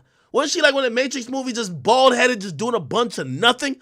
Fuck out of here. Listen, Jada is like a straight waist gal. I gotta keep it 100 with you. If Will just pops out with a new shorty, bruh, we don't want to hear this scallywag no more. I'm sorry to tell y'all, it's over, man. Get her out of here, dog. But the thing is, he's simping and he on some cuckold shit so crazy, you slapping niggas, other niggas piping your girl out, you turn the blind eye. Like, what's going on with Will? Yo, Will, just pop out with a new shorty, dog. We gonna stop talking about her. Facts, pop out with a new shorty. But anyway, let's keep hearing how she's good. Yo, you could tell that she is... Bro, she's creaming in her panties talking about this nigga Tupac, bro. She's gushing, nigga. She got a faucet down there. Like, god damn, bro. Listen to how she talk about this nigga, man. And then, I wouldn't be surprised she got like a Tupac tattoo next to her pussy, bro. Like, what's going on? I'm going to hold my... Yo, let me tell you, she gotta be... Yo, listen, she's definitely fucking the ghost of Tupac. My court, you know what I'm saying? And so then he comes over, I'm like, oh, okay, cool, yeah, whatever. And so he comes over and he's like, hey, I'm Tupac. And I'm like, Tupac? The name from the gate. You know the craziest thing is somebody got to humble Jada Pinkett Smith too. Jada, this is what you see. Niggas be too nice to chicks like Jada. Yo, Jada, Pac probably fucked hundreds of bitches. You was just one of them. Wasn't he fucking Madonna and them too? You think they having over your nightmares? You was just another joint that got knocked off.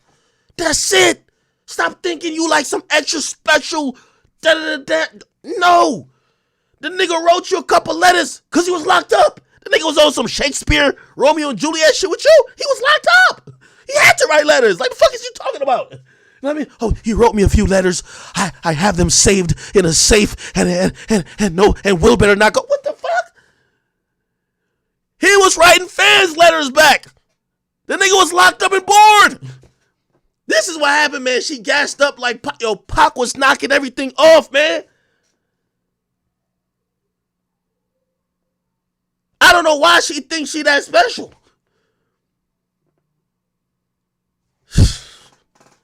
It was just like, I never heard a name like that before. That was such a powerful, different name. And I was like, Tupac. And he had this big... Yo, this is a fucking bird. Look how she's getting wet at the thought of his name. Oh, this is a bird. I never heard such a powerful fucking name. Tupac. Oh, hell nah, man. What the fuck? Oh, hell nah. Smile. And I was like, it's not a lot. Yo, this is the type of bitch that go to sleep every night watching Juice. That's the type of chick we talking about, bro. She probably go to sleep every night watching Juice, bro. Hoping that one day she gonna see an alternate ending, bro.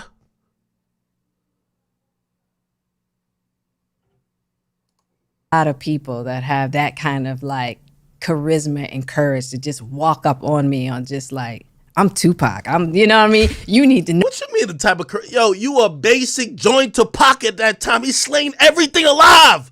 He's slaying people way littler than you. It's Pac. Yo, you're Jada. You're like Jada. This is why sometimes us men, listen, we usually date down on some real shit. Like, you know what I mean? Like, you'll have like a lit, and it really happens mostly in music. You have a lit musician who dates like a nobody, or dates somebody who's like severely not on their level in terms of like either with a talent or like litness or whatever. And over time, you'll have that person think that they're the fucking A side, or you know what I mean? Like, they're the shit. Like, no, that nigga was fucking all bitches better than you, everybody below you. Like, niggas just be fucking hoes. What are you talking about? This little special shit you doing segments on the nigga dead. Know me, you know?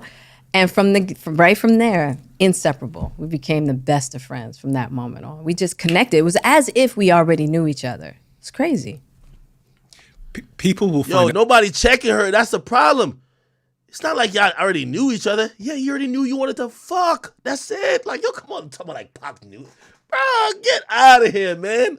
Get out of here. Pac just knew you wanted to fuck, my nigga. You're meeting a nigga and you're saying, wow, I never heard such a powerful name. You know what Pac is probably thinking? Shit. I'm gonna see if that powerful jaw gonna suck my dick. What the fuck is you talking about right now? It's hard to believe that at that age, in that environment, it wasn't a romantic thing. I know. People have had a really hard time, you know, understanding that. Pac and I had a hard time understanding why it just we didn't have it. And I talk about it in the book. Yo, this is what I gotta tell y'all, man. Yo, y'all main chicks in the world, I don't know if there's any women listening to this, man. Make sure y'all state y'all claim, okay? Because if your nigga happen to die, you're gonna have a side chick that's more popular than you that's gonna act like she was the main chick. Jada was a whole side chick, man. Let's keep it a bean. Like you were Brittany Renner back then. Come on, stop playing. You ain't like Yo Miami. Stop playing. Come on, girl. You stop playing with us, man. But Pac dead, so now you talking like you the widow. Yo, she talking like she the widow. Like, oh my God, I lost him. Oh my God, give me my black shades, my black Chanel shades I lost. Bitch, she was a widow. One of many. You wasn't probably one of the last 5 bitches he done fucked. Look how she talking about him. You know, that being on the back porch of my house and we're like having this discussion. I'm like, okay, Pac, just kiss me. And he kisses me and it's the most disgusting kiss between us both. I mean, he pulled back just like, and I pulled back and I was like, see, dummy, you know, and from there it was just like, and then there was one more time. He kissed me and it was just like. This look like an elf, man. Like, I don't even know why Will so sprung over her, man. Like, yo, this shit crazy, dog. Yo, this shit is crazy, my nigga. This shit is crazy, man. This shit is getting me upset and I don't even got no horse in the race. You feel me? And I talk about that in jail when I go to see him in Dannemora. That's a whole nother thing. And once again, it's just like. Yo, she got one of them big ass ears like them niggas on what was it, like Star Wars or Star Trek or some shit like that, man. I don't know what this alien looking chick got going on, man. I don't know why she thinks she that lit, man. Will, what have you done to gas this chick up, bruh? This chick a basic joint. Dude, doesn't work. But throughout our relationship, we definitely had this beautiful closeness that was really intimate, but never physically intimate. A lot of emotional intimacy.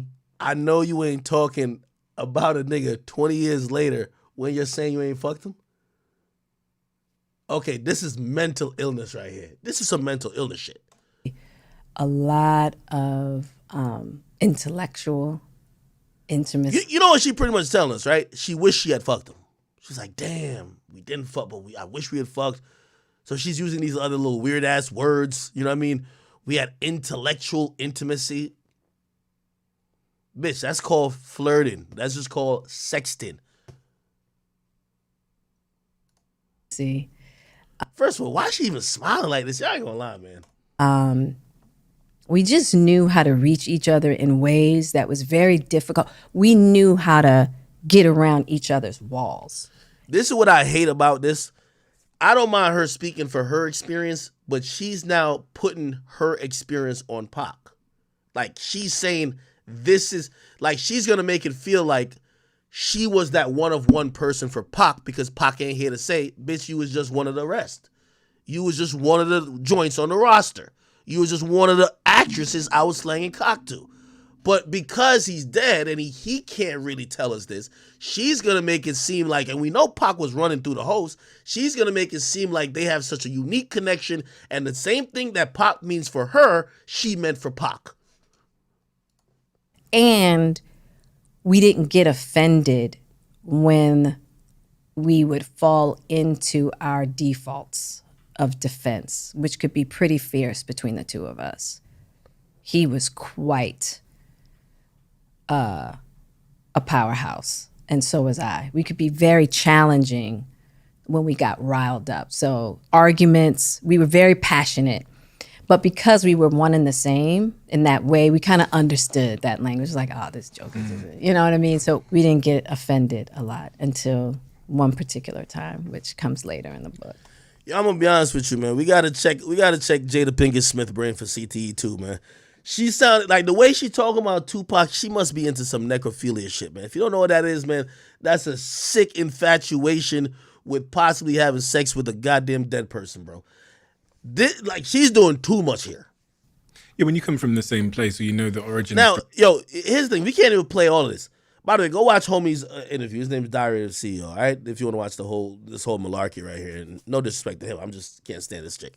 Anyway, yo, she talks about him for 20 more minutes, and then she talks about him proposing to her. Listen to this shit right here, bro.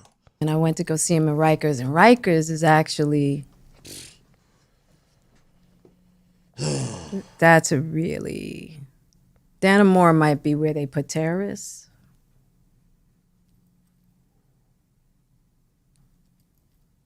Rikers is like... I remember going to see him there, and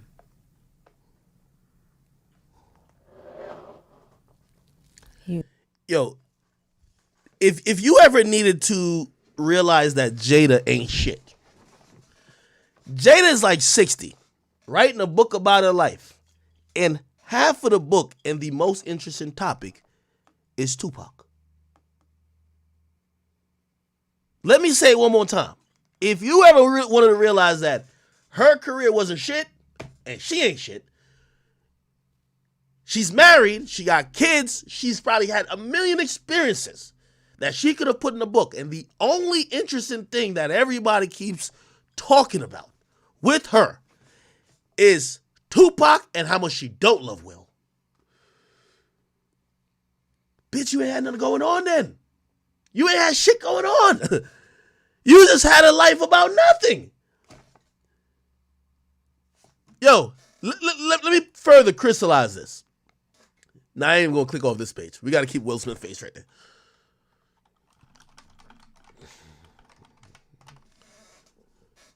Jada, 52. What age did Tupac die? 25. Bro, she's talking about a man that didn't even make it to his 30s. She's talking about a boy just turning into a man.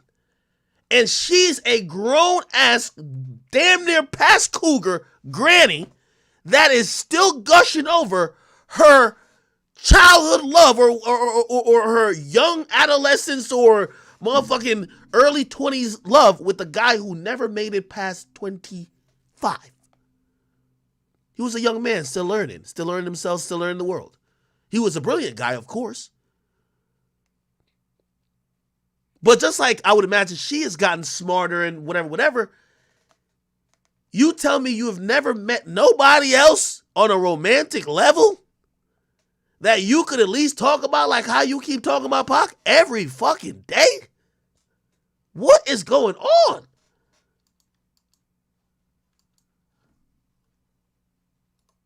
I digress. He was in such bad shape, you know.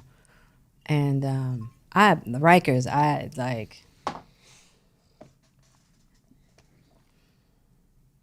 Rikers was bad. Dannemora, yeah, terrorists are there, but far more humane conditions than I would say Rikers.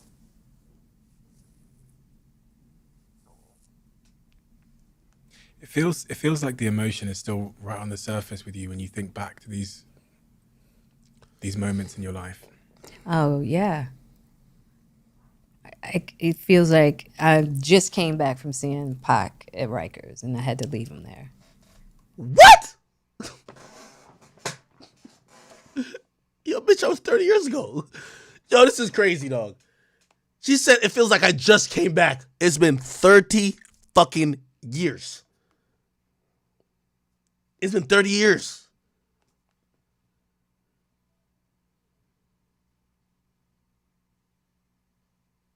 Now she's bugged out right now, bro. It's been 30 years. Yo, I feel like I just got off the bus from coming back to see. Nigga, what? It's been 30 years ago.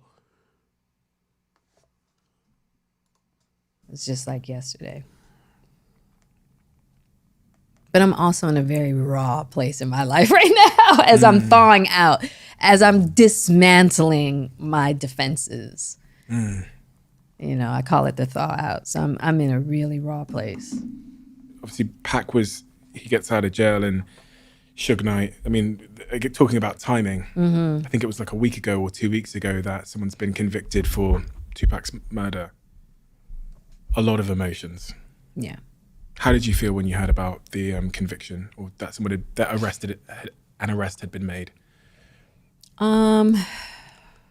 know, I realized Jada Pinkett is the Asian doll for King Von. Let's keep it a beat. She's the Asian doll for Tupac. You know how Asian doll was like after Von died? Asian doll looked like she was Von. She even called herself Queen Von.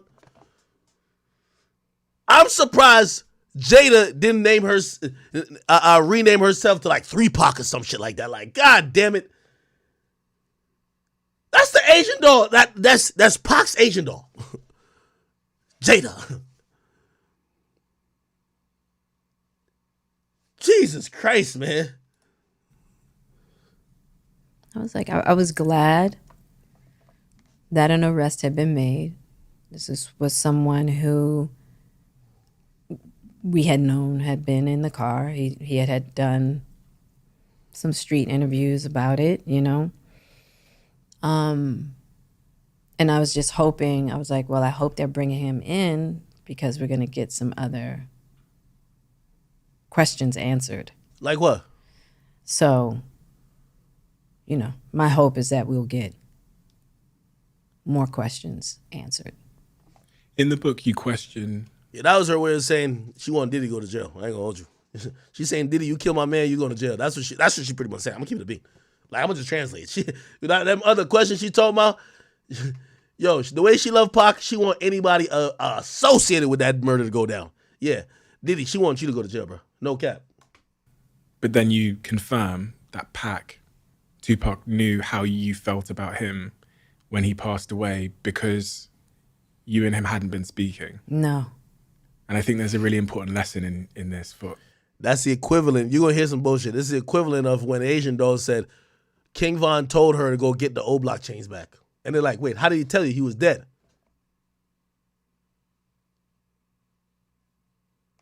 Listen to this shit. All of us. Yeah. Yeah, we had a huge fight. Okay. Now we're starting to figure out certain shit. There's a lot of guilt. There's a lot of guilt. If their last interaction was an argument or a fight and he died, there is going to be guilt. That's why she's probably making up fictional scenarios. She's trying to continue to play out the story of her and Pac beyond his death, because where that story ended so abruptly is something that's made her guilt-ridden, it's traumatized, and it's fucked her up. Huge. It was one of the biggest fights we had ever had. And she did say they never fucked. How the hell? I'm not arguing a fight with a chick I'm not fucking. The hell? Like, nigga, you're a friend at that point. Anyway, let me read out a couple of these donations. By the way, somebody says, look up the letter Willow Smith wrote to Pac. Yeah, I think we covered that before, but I'll look it up too. Sherman Northington, thank you for the $1. Trucking for show. He says, yo, she used to be top 5. You're talking about Jada? Yeah, Jada was always attractive, but like, I'm gonna be honest with you, her career wasn't shit to me. Somebody said, hey, Ack, why y'all keep defending Will and shitting on Jada? Simps get treated like simps. Kings get treated like kings. She's hinting that he's lame. No, she's been hinting like that like a while. There's a video, somebody sent me on Instagram if y'all got it, where like Will is getting like a massage from a man, and Will says, and Jada's standing right next to the man, and Will says, yeah, you know, men know what men want, or something to that sort, and he's laughing, and they pan the camera to Jada, and she just got that look in her face like, this nigga gay as shit. Like you could tell, like she was just like, this nigga's gay or weird. You feel me? So you could tell she wasn't really rocking with that boy from a while ago. So yeah, I do think she definitely think he lame. You know what I mean? Like obviously, if you're Will Smith and Pac, like, come on now. But anyway, I also believe that at this point, I'm willing to hear her say like, yo, one day on the set of Fresh Prince of Bel-Air, you know, I went in there and, you know, Will was practicing lines in the corner, and, you know, I just stumbled into Carlton's dressing room, and he was oiling himself up, and we fucked, and, you know, and I gave him some spiritual healing, some shit like that. Like, I'm down to hear anything this chick, yo, she's probably going to say anything, man. Like, this is a loose cannon. She's I don't know if she got some type of illness currently, but she's trying to give up some shit. She's trying to give up everything she should have took to the grave. So that's why sometimes I worry about people's health. Like, hopefully she's fine, because she's telling us some shit that she shouldn't even say ever. Oh, let me keep it. Rashad Boy, thank you for the 5. He said, oh, my mother-in-law went to school with Tupac in Dunbar, Baltimore, class of 1987. He says, on God, they didn't want Pac back then. They just wanted the jocks. Thank you for the 5, OG. He says, Bobby Brown wrote in his book how Whitney Houston was crying after Tupac died, and that's when he found out she was cheating. Cap. No way. What? Bobby Brown wrote in his book that Whitney was crying after Pac died, and that's when he found out she was cheating? No fuck. Wait, Whitney cheated on Bobby Brown? Like, with something other than a crack rock? Oh my God. Wait, Pac fucked Whitney Houston? Damn. King Trayvon, he says, that's why Pac's the GOAT. Rody Frame, thank you for the 2. He says, yo, Will gonna go on his villain arc, just you wait. Nah. That nigga look beaten down, bro. We're gonna get to this, Sean Christopher, but he says, thank you for the 5. He says, yo, Candace Owens says she'll pay Carly Russell's $18,000 fine if she does an interview telling us where she went for that 48 hours. What do you think? Shit, that's a great price. Like, of course I'll pay your fine. Shit, I'll pay that fine, and I don't even care about the story.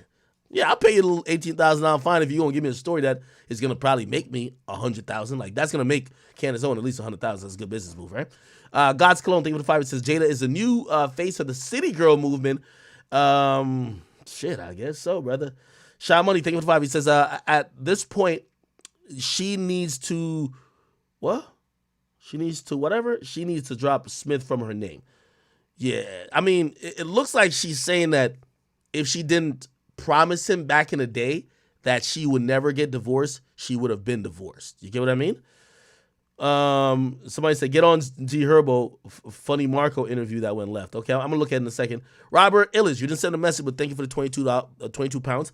And my law, thank you for the tweet. It says, yo, Big Will got to show out at one of Brother Love's parties. I don't think he want to be at Brother Love's party. And by the way, somebody said, what you got to say about Krishan and Lil Mabu? What needs to be said about them? What's going on? Somebody says, Rody Frame, thank you for the tweet. It says, yo, Jada be looking like Caillou, and that's the facts. Okay. Let's play a little bit more of this, then I'm going to show somebody. And it was about how he had been living. Damn. You know. Tear it up? And I really, at that time, you know, really had to let him know my position. That I just felt like, you know, where he was sitting with everything was just,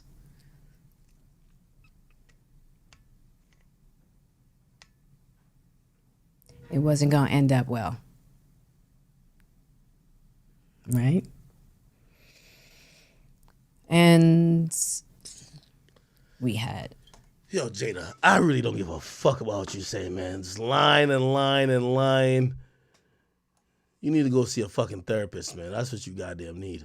But anyway, she got caught in a couple of lies by apparently a TikToker who started to debunk her saying that Tupac proposed to her while he was at Rikers. She went to go visit him, and according to her, Tupac proposed to her. This is what the TikToker kind of summed up. It is lying, and I have the timeline to prove it. And I'm literally in the middle of moving. That's why I look raggedy. But I cannot handle these fucking lies anymore. Jada is currently on her Pay Attention to Me tour, and she is making all these wild claims, including that Tupac proposed to her while he was at Rikers. Really?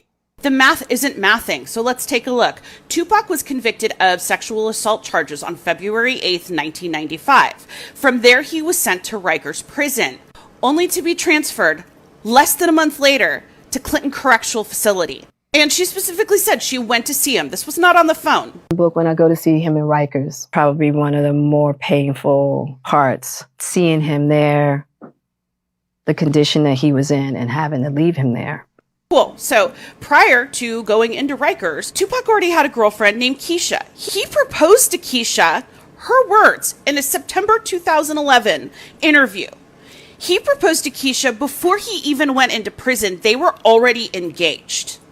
They got married in April. And in the time that he got sentenced and was... I told y'all, man, Jada delusional, man. Jada done substituted her for another woman in her story. She thinks she the one that got the ring. No, shorty, you're the side chick.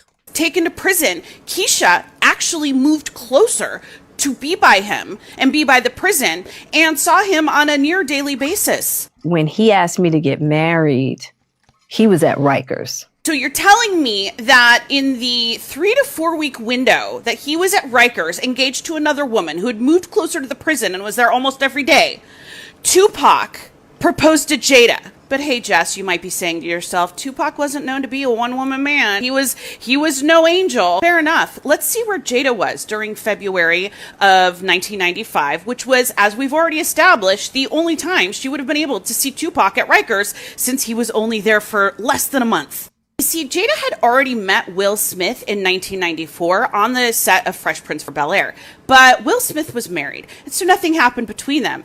But in February of 1995, Will Smith was served divorce papers by his wife. 5 days later, on February 19th, Will called Jada and said, "Are you single?" And she said, "Yep." Will said, "We're together now." Jada said, "Cool." And she immediately flew to LA. She flew so immediately that when he called her, she was in Maryland at a brand new house she bought. And she never spent a single night in her new house. That's how immediately she flew to LA. All right, it's not over yet. It's one more part. Jada, when in all that time did you visit Tupac at Rikers and get this fucking proposal? And for the record, Keisha and Tupac stayed married for about 10 months. They got their marriage annulled about 4 or 5 months after Tupac was released from prison. He was bailed out by 6ix9ine. It wasn't long after that he met Kidada Jones. Kidada Jones is the daughter of legendary Quincy Jones. Kidada looks a little recognizable. You may know her sister, Rashida Jones, who played Karen on The Office. Kidada and Tupac were living together and engaged when Tupac was shot and killed. Kidada was the one that was there with him at the hospital the night he died. Kidada was handed his bloody clothes. She was the one who told him, "We all love you," before he slipped into a coma and never woke up. Keisha spoke with Tupac several days before he died because even though their marriage was annulled, they still remained good friends. And I can't help but notice that all of the women who are actually part of his life in a meaningful way are the ones that have just kept quiet. They've kept silent. They've kept their memories to themselves and not tried to use a dead man as their limelight.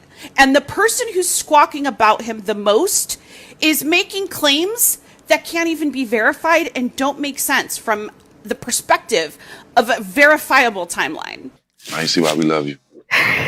He needed a rock. Because of our friendship and because of everything we had been through together, he just wanted to feel that solidified foundation. Because so many people in that position don't have support. Right. None at all. None. You know?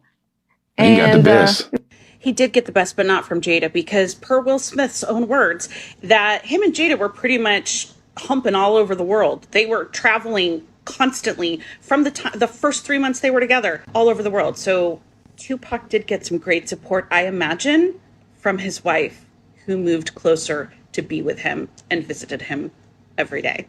And why do I care? Because I'm Gen X. And like any good Gen X person, I grew up on Tupac. We all remember this going down. We all remember where we were when we heard that Tupac got shot or that he died. We all had this fucking hat from Poetic Justice, walking around looking like newsies, slinging newspaper about the Great Depression and FDR. And we're all just sitting here watching Jada spout these lies, being like, do you think no one remembers? Because we all remember. Pepperidge Farm remembers, Jada. Jada, you fucking liar. And actually, let me bring it back. I don't think she lied. I actually don't think Jada's lying. Now, and I seen somebody send a donation. Zuri Fraser, thank you. I'm gonna read it. He says, "Yo, the white girl is wrong. Tupac's cousin confirmed a few months ago that Pac tried to propose. Pac was cheating on Keisha with multiple women." And by the way, Zuri sends another donation. Thank you again, my brother. He says it's confirmed. Jada tried to get bail money for Pac. She's annoying, but she doesn't need to lie about that. Okay, I actually, I started thinking about it as even this white girl was explaining it. I think Pac probably did propose, but I think what's kind of clear is that Pac had multiple women, and his proposal to Jada didn't mean shit, right? Clearly, Pac was the sell some dreams type of nigga.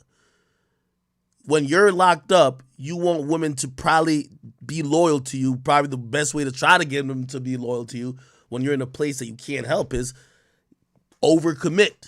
Hey, I want you to be my wife. I want you, blah, blah, blah, blah. He probably told that to several women. And again, it just kind of goes back into what I'm saying. Jada was fucking with Pac, but she was one of the sides. Now we have Pac dead, one of the side dish, you know what I mean? The mashed potatoes is trying to act like it's the main fucking course. You weren't the main course, okay? You was on the table, but you were the side, all right? That's it. Don't overshadow his story. Don't act like you were playing such an intricate part. You were on the table. We giving you credit for that, but you were a side. He was telling you the same shit he was telling a lot of other women. So all this, we had a connection that only us got.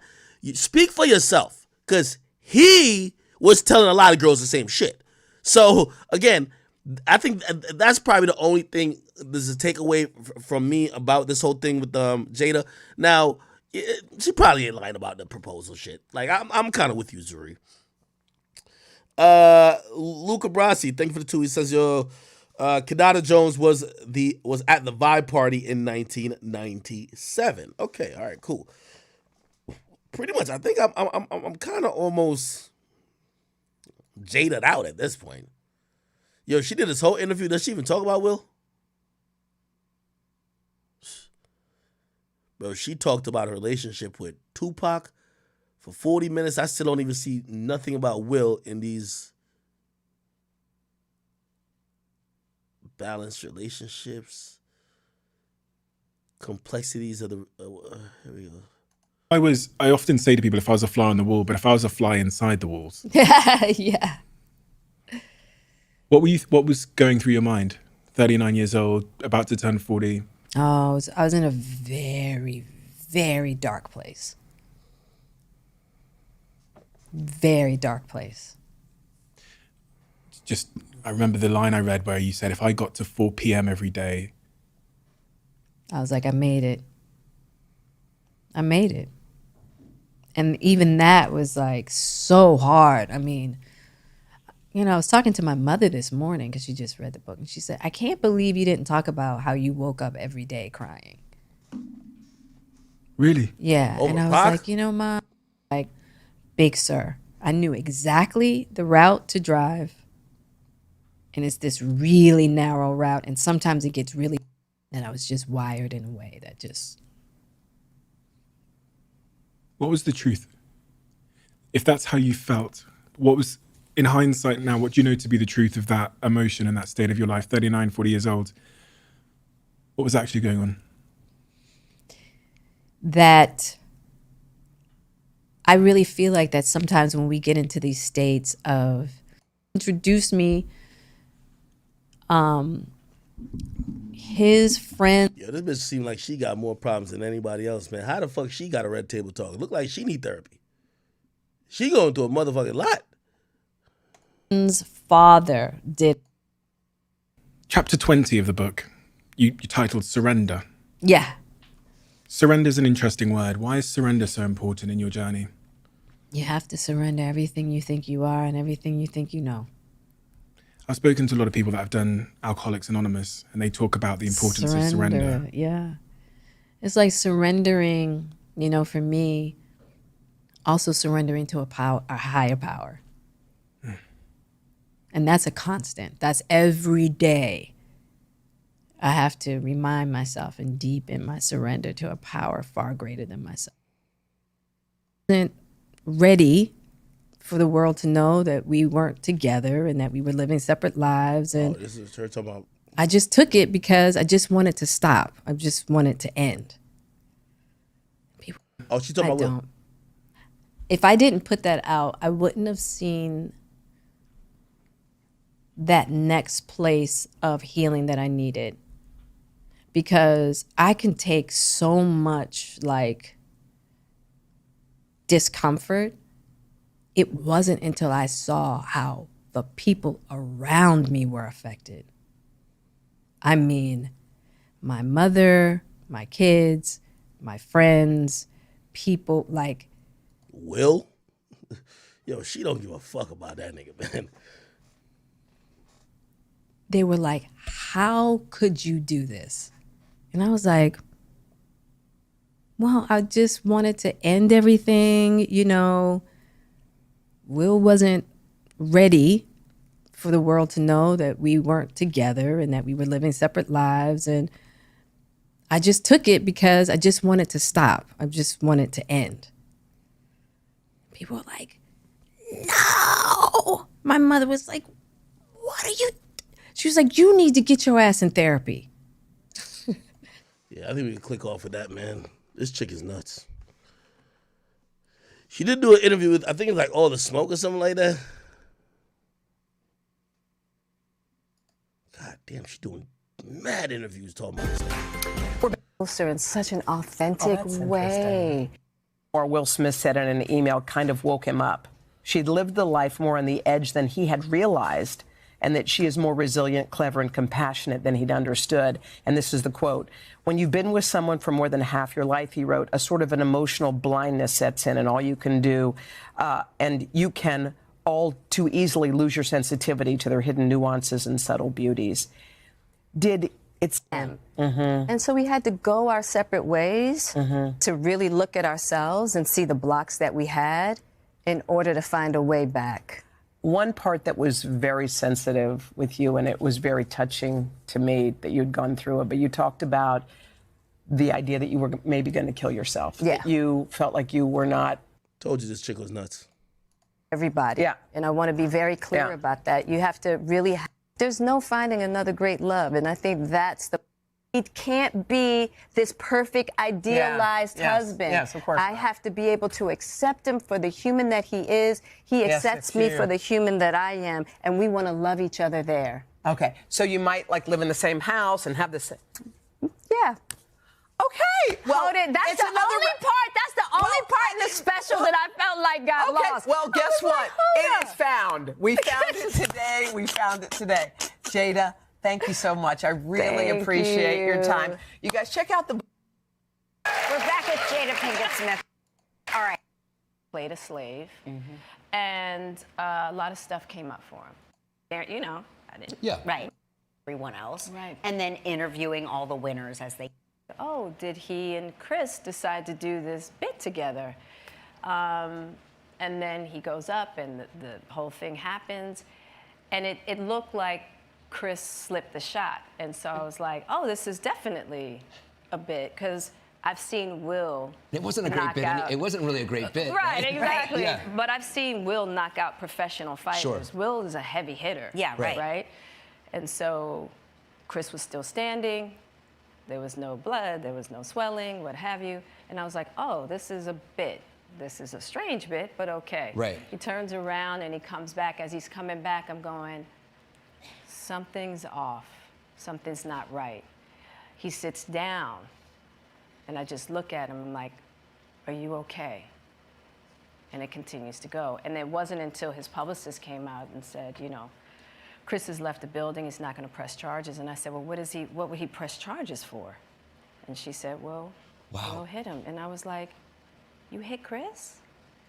And I was like, all right, well, we're in this together now. I didn't come in here as your wife, but I'm leaving as your wife, because we're gonna have to get through this together. Yeah.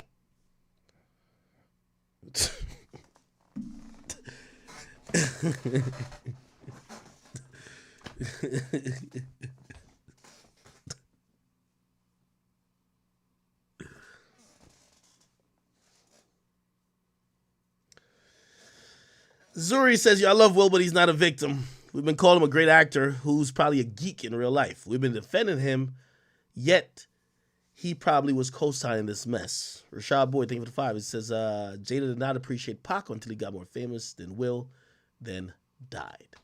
Essentially, if you didn't catch that last part of what Jada's saying, she said that they have been separated, and basically they weren't moving like a married couple. Will wasn't saying, that's my wife. She wasn't saying, that's my husband. Now, publicly, people know about Will and Jada. They didn't say anything to change that perception, but they knew between them, yo, we ain't on the same page. That ain't where we at with it, okay?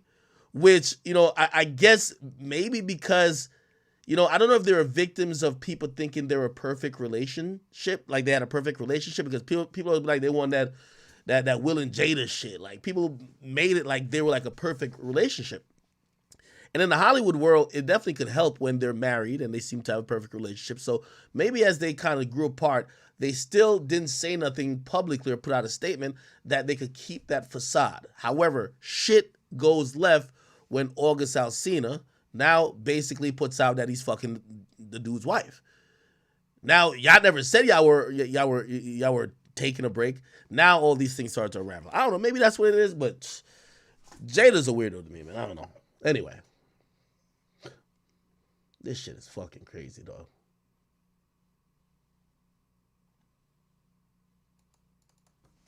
Wait, one more. Is it all the smoke?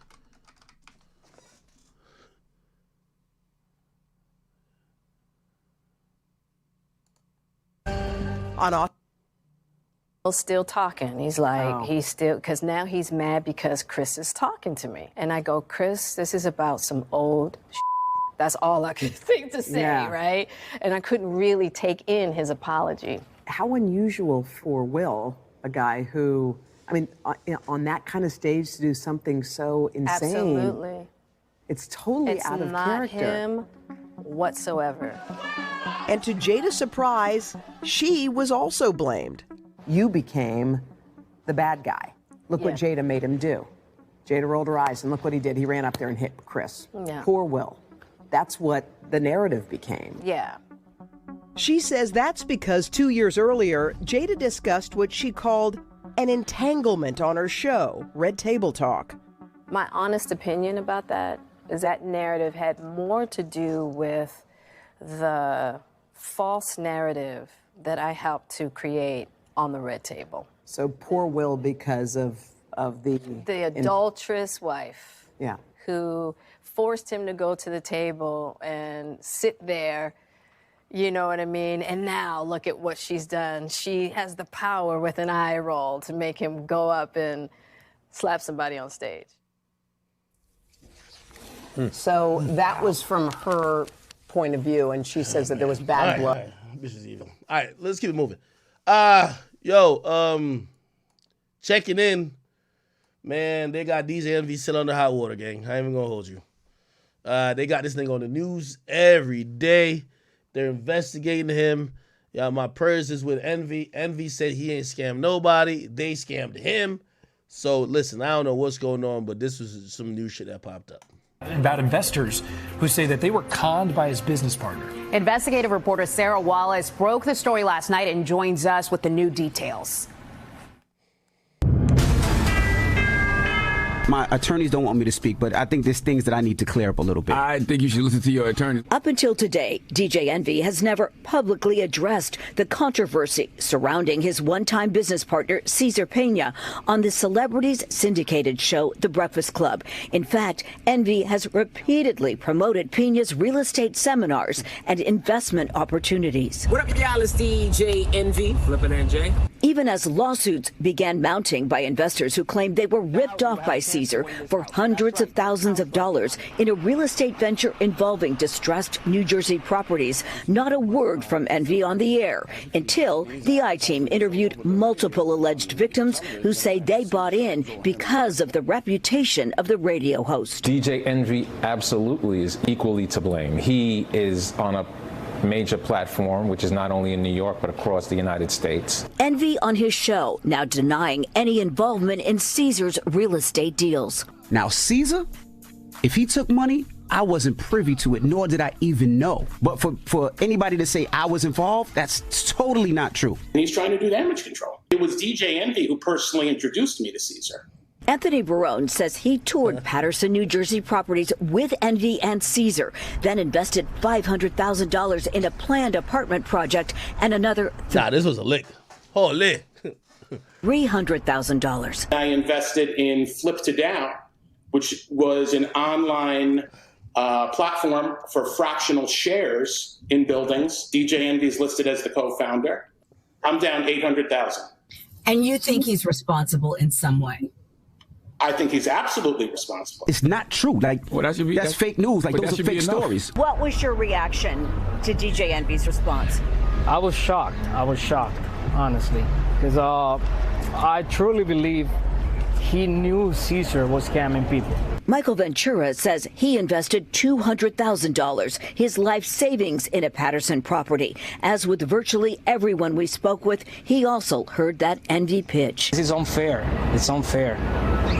We're trying to chase the American dream, just working, provide the best for our family, and that dream is being crushed. Cesar declined to be interviewed on advice of his attorneys. His wife Jennifer promised they will make investors whole. Where's all the money? Where did all the money go? That's a Cesar answer for you right there. There's no private island. There's no house in the Dominican Republic. There's no yachts. There's no fancy cars. That's an answer for Cesar to give to you, not for me. Envy's attorney is now seeking to Damn, even his wife saying that? Have all of the lawsuits against him dismissed. iHeartMedia could be named in future lawsuits. Several investors telling us they believe the corporation could be held legally culpable for their star's endorsements, now under scrutiny. From Tribeca, Sarah Wallace, News 4 New York. Oh, shit. Yeah, a lot of these bigger outlets been picking it up. It's another Tonight, one an today. I-Team exclusive investigation involving a real estate deal and one of the most recognized. The real estate RICO, man. I think that's what Rick Ross called it, man. The real estate RICO. Recognizable voices in radio. Investors in a real estate venture say they were swindled out of millions of dollars. Damn. And they argue syndicated radio rapper Rashawn Casey, better known as DJ Envy from the show The Breakfast Club, promoted these deals. Investigative reporter Sarah Wallace talked to the alleged victims and has the response to those mounting accusations you're about to hear for the first time. We've helped so many people, not just regular people, but celebrities, athletes, executives. That's DJ Envy on his syndicated iHeart radio show, The Breakfast Club. He's often promoted the real estate venture of his pal, Cesar Pina. You might know him on Instagram as Flippin' NJ. But it's more than just a passing endorsement. You could partner with us on some deals, make some money with us. Envy and Cesar have teamed up for seminars, including one at the Jacob Javits Convention Center, pitching opportunities to flip properties, often in distressed areas of New Jersey. We invested $200,000 and looks like we're never going to get it back. Jose Santiago and his wife Jessica Ortiz say they believed investing in this neighborhood of Patterson would be their ticket to the American dream. That's the reason why I got into real estate, so we can actually start flipping properties, buying properties, so we can have something for our kids in the future. The couple says they connected with entrepreneur Cesar after seeing him on social media with DJ Envy. He's advertising this all over the radio and on television. I've seen shows of him all over the place, so I thought this was legit. The pitch to invest in rundown properties that would be renovated. Hey, I'm not laughing at y'all niggas. I'm just saying.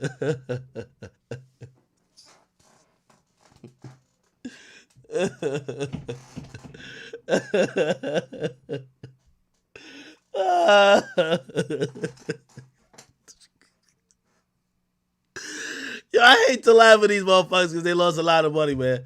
But yo, come on, dog. Come on, dog. Yo, come on, bro. Come on, bro. And flipped for more money. The promise to return up to 30%. In some cases, Cesar didn't even own the properties. This couple.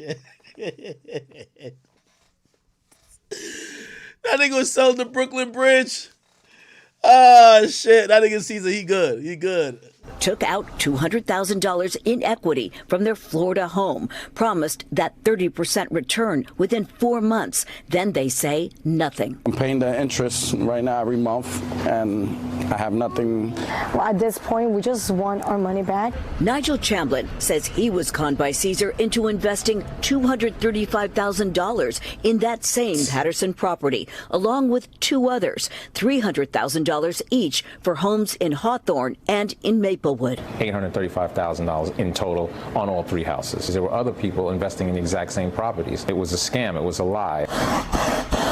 Augie Rios owns a custom auto wrap shop in Lodi, who says he worked on Envy's cars for years and believed his pitch. He did get back a return on an initial investment with Cesar, but maintains a second investment on this Patterson property went south. If it wasn't for DJ Envy, I would have never invested into Cesar. I lost a total of $64,000. After receiving 2 bounced checks, Rio says he got a visit from Cesar carrying this box of jewelry. He said, take this jewelry until I can pay you back.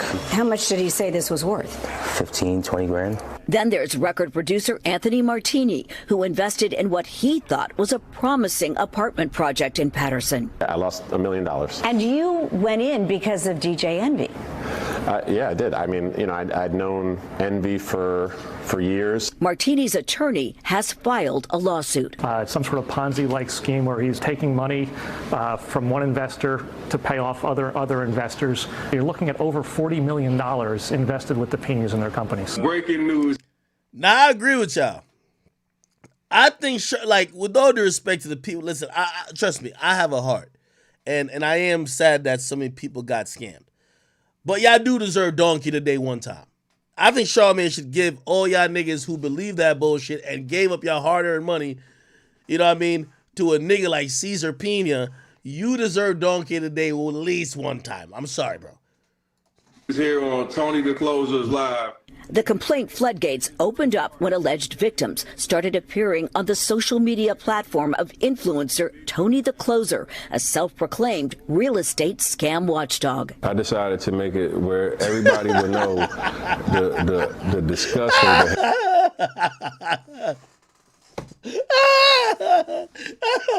Nah, this is, yo, I ain't gonna lie. This is crazy. This is crazy, chat. This is Tony is a scam watchdog. Real estate scam watchdog. I decided to make it where everybody would know the disgusting behavior that they're practicing.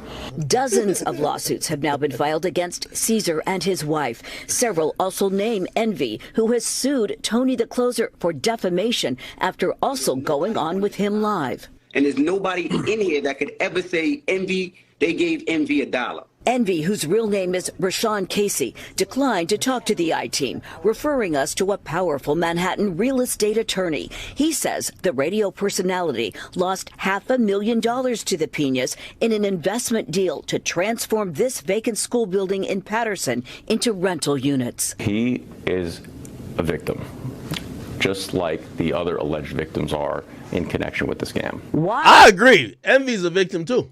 If he's a victim, hasn't he filed a lawsuit against the Piñas? He has a legal right to file whenever he deems fit. He is now contending with cases that are being filed every day improperly against him. Why not come out on his radio show and warn other alleged victims if he feels that he was? This is it's an ongoing, they're ongoing litigations. And there is no room for them on, any sort of radio show. A lot of people say they bought in because I'm gonna be honest with you. I have to imagine iHeart has banned the Breakfast Club from speaking about this, like in any type of, specificness. Even Envy's denial was kind of vague. iHeart's probably gonna be named as they're probably gonna be named on some of these lawsuits. And I always tell people, man, these big companies do not want to stand in court with you. That's the biggest thing they fear, because they know they got the biggest bank account, and if your culpability could turn to their liability, and they have to go pay a big lump sum. Yeah. Oh, I seen somebody say something. Okay, we're going to get to that. All right. Of Envy's reputation. Does he not have some responsibility? Absolutely not. The only reason why Envy is sued is to sensationalize the case. The attorney is seeking dismissals of all the... Yo, this nigga is tweaking. Nigga, Envy sued because he co-signed the nigga, man. Now, like, you see, this is why I don't like lawyers. Lawyers be just trying to say it because obviously they can't say, yeah, Envy co-signed a dude, but he didn't know the dude was a scammer. Like, bro, that might be the truth. Honestly, like, I don't think Envy's a shitty person. I think that might be the truth. Yo, I thought this, like, Envy probably did some business with him. The nigga probably sells Envy on a bigger idea of whatever. Obviously, he's eyeing Envy's influence and Envy's platform to increase the amount of people that he could potentially scam. So he probably did good business with Envy a few times. Envy's like, all right, cool, let's get into business. Envy is under the assumption that homie's gonna do good business, and then the dude doesn't do good business. You know what I mean? But saying that Envy's only named because to sensationalize it, no. I think the majority of people who invested with the Caesar nigga is probably gonna have the same story. I only did it because I heard it being advertised on iHeartRadio, The Breakfast Club, and I listened to The Breakfast Club every day. And the person who kept saying it every day was DJ Envy, which is somebody who I have trust in because he's been a reputable broadcaster for a long time. Yeah, that's why he's named. And I'm not saying he's scammed nobody, but I see why he's named. It just is what it is. Now, again, I really think his real explanation might be, I really thought this nigga wasn't going to be a scammer. Because I didn't go into it with him knowing he's a scammer. Because if I did, I would have gotten something out of scams. And I generally don't believe Envy got nothing out of scams. I ain't going to lie to you. Okay. All right. Hopefully they figure this out, man. Somebody did point out that, I don't know if it was this video or was it the other one. Now at 5:30 and I this video, apparently when Caesar's wife is talking, they say Caesar's wife is rocking like a $2,500 sweater. It's like a $2,500 Chanel sweater. It's like, hey man. She said, I don't know where the money went. She said, we don't got no big ass cars. By the way, I think they're standing outside of their big ass house. But it's like, yeah, we don't got no big ass cars. We don't got no house in the DR. We don't got no motherfucking yachts. We don't got, like, you know what I mean? She's naming the things they don't got. She ain't naming the things they do. So, you know, it is what it is. It is what it is, man. Somebody said tone deaf. Yeah. All right, cool. So that's going on. What else is going on in hip hop? By the way, somebody says, did you watch the video of Rick Ross on Flex clowning Envy? We did watch that before. Somebody says, yo, a story to tell. Thinking of 5. It says, when Envy asked Joe to invest, Joe said, nah, this sounds like a scam. Hey, it is what it is. It is what it is. All right. Oh, let's get to this Funny Marco shit. Like, this is kind of like interesting. I don't know what the fuck is going on with this. Chad, I feel like we got a shit ton of topics today. Funny Marco did an interview. And by the way, we do have an update on 6ix9ine. We're going to get to it. But we'll get to it after this. So apparently,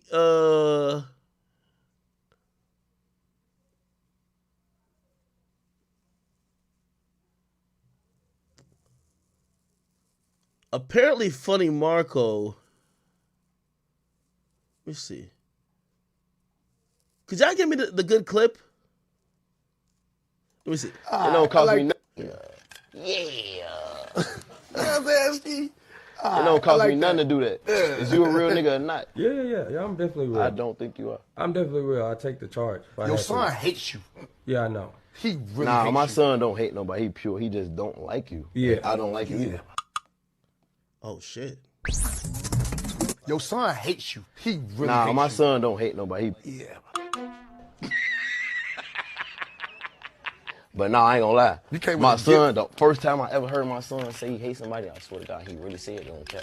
He even Copper Cove. It's like midnight. I really hit him at Copper Cove. Boom. He see Buck on cap. Buck always fucking with a Buck and TJ.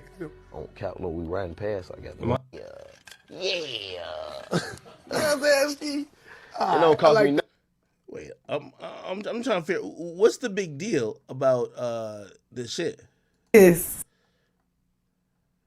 Yeah. Fuck, man. Hold my cup, man. I'll give you a job. Hold it. God damn, that's a quadruple shot. Yeah. Hold on, let me take some. Hurry up, nigga. Hold. There you go. He here. Hey, hold that to the end of the interview. I got you, my brother. It's good. I always, I remember you need me. Huh? Yeah. You need me. Yeah. I technically do. Yeah. But I don't. Hold this for me, too. I got you, Tony. Fucking goofy. You need both of us. Yeah. Oh, shit. Oh, that was disrespectful. I'm sorry. I get my suit, nigga. That shit nappy already, bro. I need y'all to know, like, look, come on. No, I know. Come on. It's my brother. I really respect him. This is my brother. It's no disrespect, but it's like he's so fucking. He drunk. Yeah, he drunk. Yeah, it's cool. Yeah, he nah, drunk. I never. No, you good. I would never. No, you good. Yeah. This bro. Yep. 100. 100. 100. Well, call me. I think this is a joke. It's an inside joke. It's kind of like a skit almost. And go home. This stupid ass shit off. And we need that money back when we finish. That's our payment.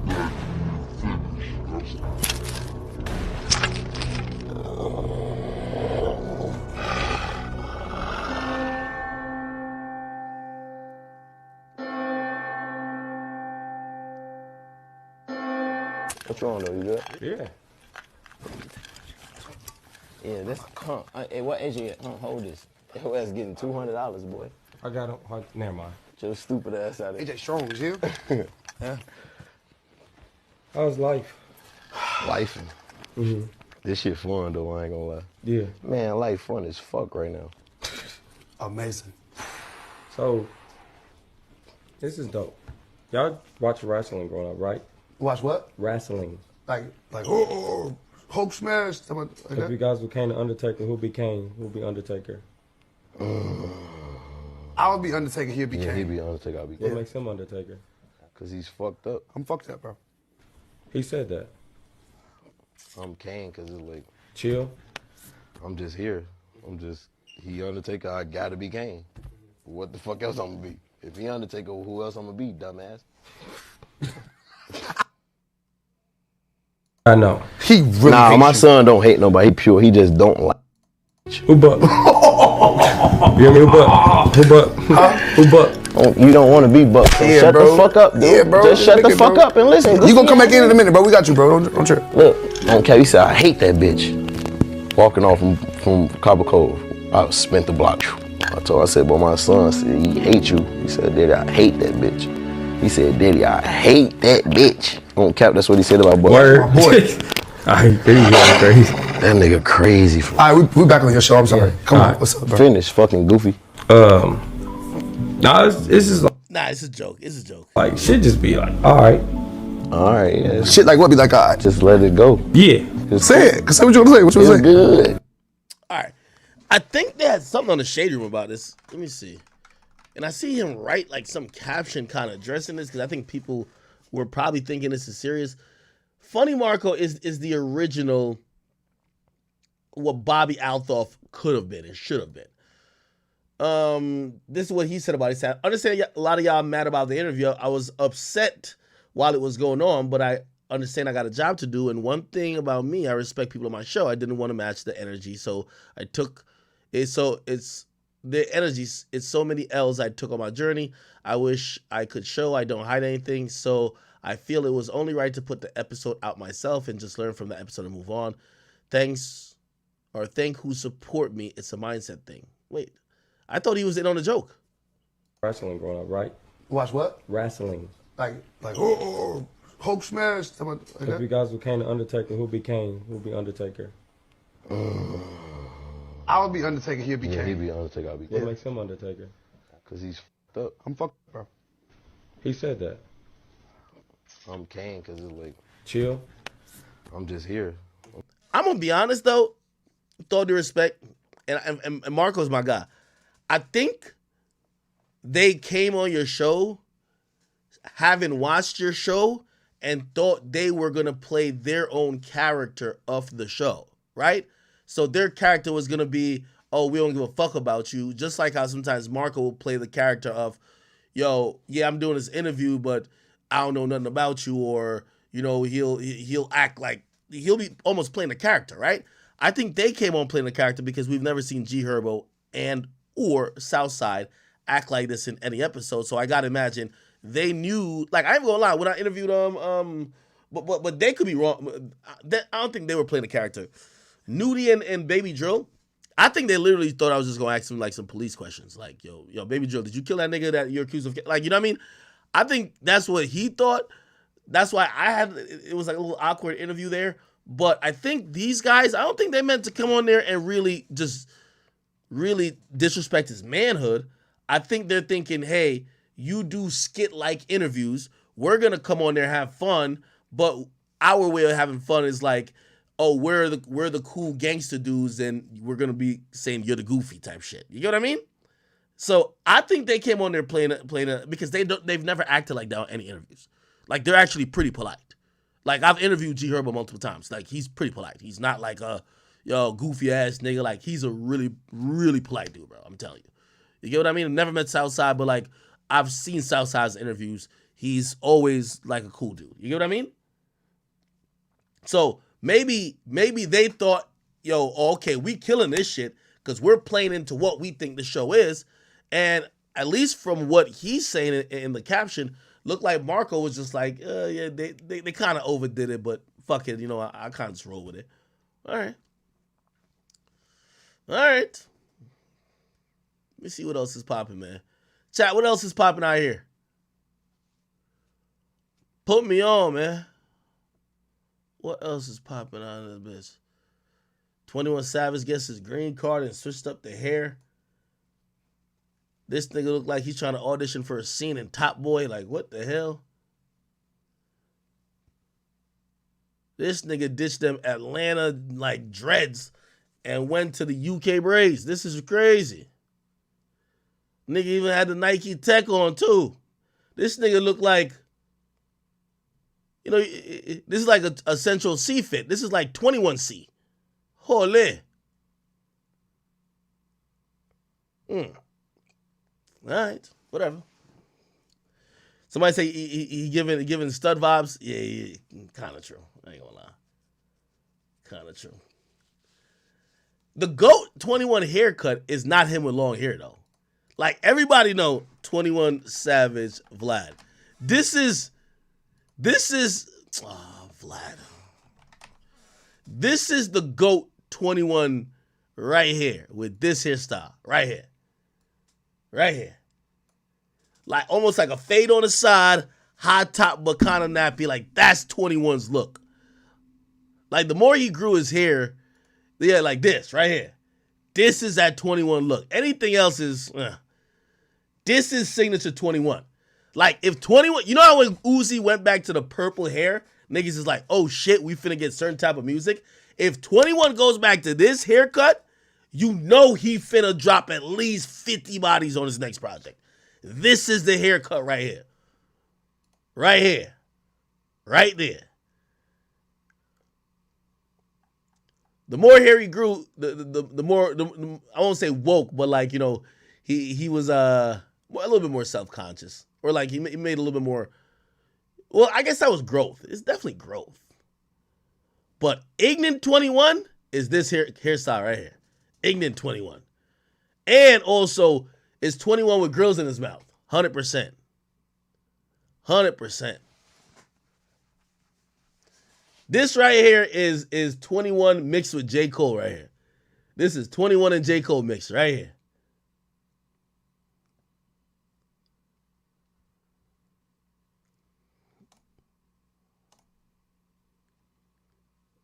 This 21, Savage. All right, okay. What else going on, man? Spam up a topic, man. Spam up a topic. Let me know what the hell is going on. I think I did want to talk about, you know, salute to my man 50 Cent. Yo, 50's really just trying to have a formal investigation opened up onto Diddy about the death of Tupac. We've just seen too many things. Like, for example, he put this on his Instagram. He said, laugh my ass, brother love, show some love. Damn, should have sent this fool a few dollars. Basically, he put up the Art of Dialogue interview where Keefe D, this is right before the indictment, was basically saying, yo, Diddy need to show us some love and like basically send us some money. This is what he said. So I want to backtrack. You said that you was on top of the world until you met Puffy. What you mean by that? Man, shit, I was getting 300 kilos a month, man, balling, man. Didn't nobody know about me. My shit was smooth, dude. My shit was laid out smooth, man. I met your motherfucking ass, and all the heat and thunder coming around with your motherfucking ass, man. Brother love, come show some love. That's all I can fucking say. Show some love, brother love. You know, shit. Shit. Brother, I be seeing you doing your little pretty dance and all that, man. Show some love, homie. Come on, man. Don't be like that, brother love. I was on top of the world till I met your motherfucking ass, dude. Shit is wrong, dude. Come on, homie. I need something. Throw a dog a bone or something. Fuck. Yo, Keefe D and Jada Pinkett Smith, the same person, man. They both ran their mouth too much about shit they should have took to their grave. Jada Pinkett Smith and Keefe D, the same person, man. Interview after interview, talking about shit they should have took to their grave. Anyway, he also put up this other thing. Did he leave it up? He put up this picture, and obviously this is like the last photo that supposedly Pac was alive in. And he said, yo, damn, so Pac got lined by Brother Love? LOL, time to lawyer up. Shit might get sticky. Jesus Christ. Yo, 50 ain't shit. Ain't that like dry snitching? Ain't that like literally dry snitching? That nigga 50 don't care about nothing. But yeah, hey, 50's always had this competitive edge or competitive spirit when it came to Diddy. And you could tell he ain't never really liked Diddy. You get what I mean? He's one of the only people, and by the way, you know I know he's being funny in these posts. He's calling Diddy Brother Love. And I think he even said Diddy. Usually he calls him Puffy. He never uses his newer names. So that's how I know 50's being funny. However, do I think that Diddy's going to get locked up for none of this? Nah. I think even if Keefe D says, yo, whatever about the $1 million about Diddy, or even just blames Diddy like for ordering the hit, I don't think that just his word alone is going to make anything happen to Diddy. There's no proof. Everybody else in the case done died. I think Diddy's home free with this one. I'm sorry. Even if he had something to do with it. I don't think he had... Okay. Truthfully, I don't think Diddy had nothing to do with Pac's death, but I do think he probably did say, I don't know if tongue-in-cheek or not, yo, I got 100 on his head if one of y'all do something to him. Now, the reason why something was done to Pac that night, I don't think was because of Diddy. I think that was a two birds, one stone thing. Yeah, something got done to Pac, and then they're looking at Diddy like, well, didn't you want something done to him? It got done, but it really got done because of the first reason, which is, the Orlando Anderson, jumping, which turned to a revenge shooting, right? Brother Love, show some love. 50 looking like a Nigerian scammer right here. I see it. Okay. All right, let me see what else is going on in goddamn hip-hop, man. Sierra. All right, we talk Sexy Red, we talk Sierra. Did y'all see this? This is Wallow talking about the moment that he had to he had to tell Gilly the news that his son passed away. He said he was the one who had to tell that news, and they talked about it recently on their podcast, $1 Million Worth of Game. This is what Wallow said. That was the worst thing I ever told anybody. And I was like, man, G's gone. And I never seen him like that. So it was like, in some type of way, I felt fucked up because it was like I had to tell him the worst shit ever. So I felt some type of way, like it wasn't that I was responsible, but the fact that I told him that shit, that's the worst shit ever. So we was there for a while, I leave the hospital. I'm like, all right, I gotta leave. I go to the crib and I'm just fucked up. Cause I'm like, I had to tell him that. And the next day I called Gene. I'm like, damn. In the morning, I'm like, what's up with him, man? Is he all right? He going through it. So I said, at that moment, I was like, whatever I do, I gotta be able to put my emotions and my feelings on hold in order to take care of Cuz. And I had to be like, and it was strange. I said, damn, I gotta make sure Cuz get out. That was the worst thing I ever took. The house. I went to the crib, I got him. I'm like, yo, come on, we gotta bounce. We gotta, I said, come on, we gotta get out of here. Cause there was so much going on in his mind. I'm like, we gotta get up out of here. I got him out the crib. I got him to the studio. And I just was calling people like, yo, all the brothers I knew. I was like, cause it was too much for me to go through. And I'm like, I can't really do this by myself. Cause I'm like, I can't really feel right now. Cause I can't be selfish on the aspect of, I can't even really truly mourn about Cheese because I got to make sure Gil all right because I told him to work ever. And then I'm processing like, damn, I'm just trying to get as many homies over here as possible to the studio. Like, come over. I called 1,000 boys, man. Dude showed up. And I did it day after day to try to make a better situation. But it was like, Cheese wasn't coming back. And it was like, I had to stay away from it. Was hard for me to face Cuz for a while. So I would keep my distance. It'd be like, it's the house. I went to the crib. I got him. I'm like, yo. Wow.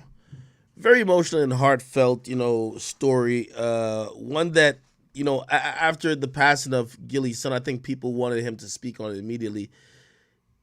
He was going through a lot. And I think this is the first time they've really ever spoke on it. I think they did speak on it briefly before on another podcast. I think it might have been on the Pivot or something like that.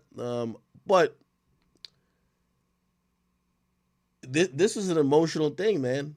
Salute to Gilly, salute to Wallow. If you don't know the story, Wallow's kid, Cheese, got murdered in Philadelphia. And, he was the person who was, hold on, why is Wack calling me? Wack, I'm on stream. You want me to hit you back or you good? What'd you say? I'm on stream right now. I don't give a fuck, nigga. I am the stream, nigga. Said this nigga. The motherfucking lake, the river, the ocean. Yo, know what I'm saying? Listen, What up? I got some viral shit for you, Neff. What if happened? You want it? Yeah, talk to me. You know, I never told people why I never fucked with Krishan Rock. Yeah. You kind of teased it though. You say you was gonna let loose if. Yeah. So you know, if you want to do that, me and you could do it, and I'm gonna give you the content, but it got to go up. You know, when Wax say he got the content, he got the content. All right, send it through. Yo, Wax. What is it? Wait, Whack. What is it? Oh, it's foul, bro. What do you mean it's foul? It's foul. I gave Blueface my word because you know how I move. When you see it, you're going to know what I was on because you know me. And he begged me and begged me and begged me. And I honored it. But I think she didn't forgot. And when the world see this, they going to understand who she really is. See, now I understand that she don't like black men. She don't like black men? What? She don't like black men. She don't like black men. I see that now. And I always wondered why she was doing what she was doing. When she was trying to have my man killed, have my man robbed. You know what I'm saying? Trying to get who killed and robbed? Who you talking about? You know who I'm talking about. Nah. It's a fact. I got the content. No way. Yo, hey. She that foul? I got the content, foul. This is why I didn't understand Blue, and I told him your heart gonna get you hurt one day. You know what I'm saying? Once the snake bites you, you must first extract the poison. Then you get away from or get rid of the snake. You know what I'm saying? So we talking about day one. It's dated. I can't make nothing up. You a good investigator when I send it to you. Wait. You not saying she's the one who? Oh yeah. You're not saying what I think you're saying. Well, what you think I'm saying? I think you're saying when there was a situation, which we never heard about a situation like that with Blue before, but it was a situation that like somebody was trying to do some shit. And it's written. I got it. She don't know I have it. And she was behind that? I have it. Even down to the pin drop and the address on where she sent the motherfuckers. Nah, Wack, you can't say something like this without the full proof. Nah, hold on, Wack. Hold on. And hold on. Wack, hold on. The only reason I'm questioning you, I don't think you lying, but the only reason I'm questioning you, I'm questioning you because you would not let her stay close around. You would never let somebody like that stay around. Politics, how it was supposed to go, but I honored my man. I didn't want to. It was a hard thing for me to do. I thought about backdooring. I thought about all kind of shit, but I gave him my word. If I give you my word on something, and you make me as your friend, and you look me in my eyes and say, "Well, give me your word, bro. You're not going." And I give you my word. I'm gonna stand by that. Is this some accidental shit? Because you know how women be sometimes. No. Listen. They sharing their location with their friend. No. Listen. This is dated, the plot, the plan, the set, the drop, the whoop, the plan, what they want to do, what they gonna do, why she having it done, the whole shot, A to Z. The bitch is foul, bro. She tried to have my man robbed and killed, homie. This is a fact. She's foul. And anybody that's standing, and listen, Blueface is a father. He's somebody's son. You understand what I'm saying? And at this time, we talking about when the bitch didn't even have a pair of shoes and he helping her out. Right? And it's still because of him, she got little short-lived success she got going on. And I warned her. I said, yo, you play with me, I'm going to let the world know why I don't fuck with you. I had to honor my man because he asked me to. Why, I don't know. I see her on the gram with a white dude.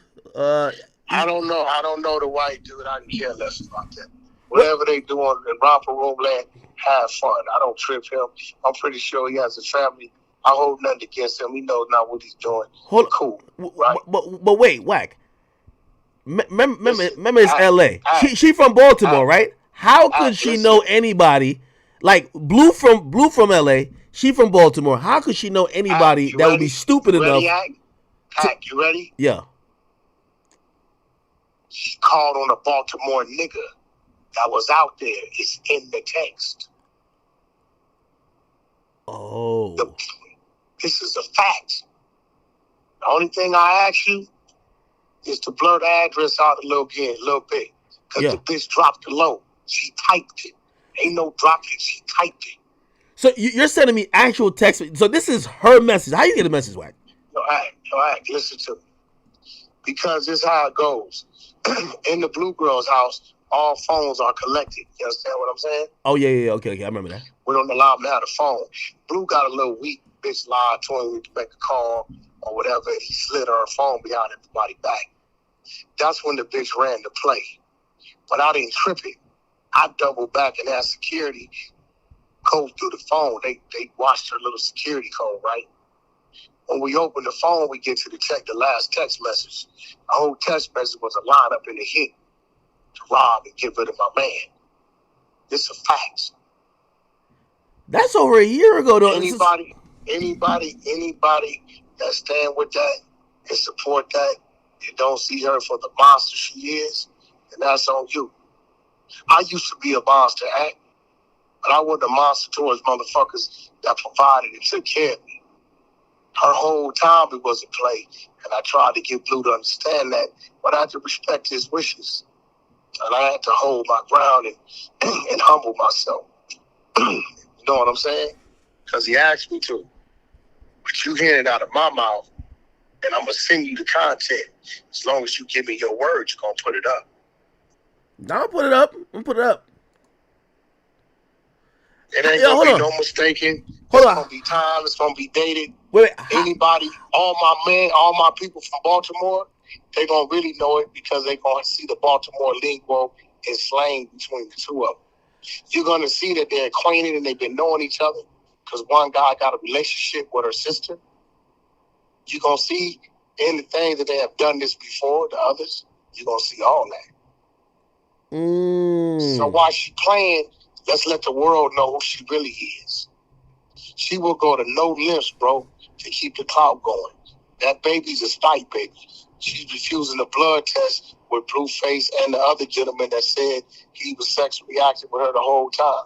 Dude provided proof that he was sexually active with her the whole time. The baby favors it. So all we saying is, we'll pay for the blood test. Let's be sure, because Zeus's blood test, they don't want to stand on it. And we didn't see who did what, and that was allegedly through your belly, but the baby's here. We got another man.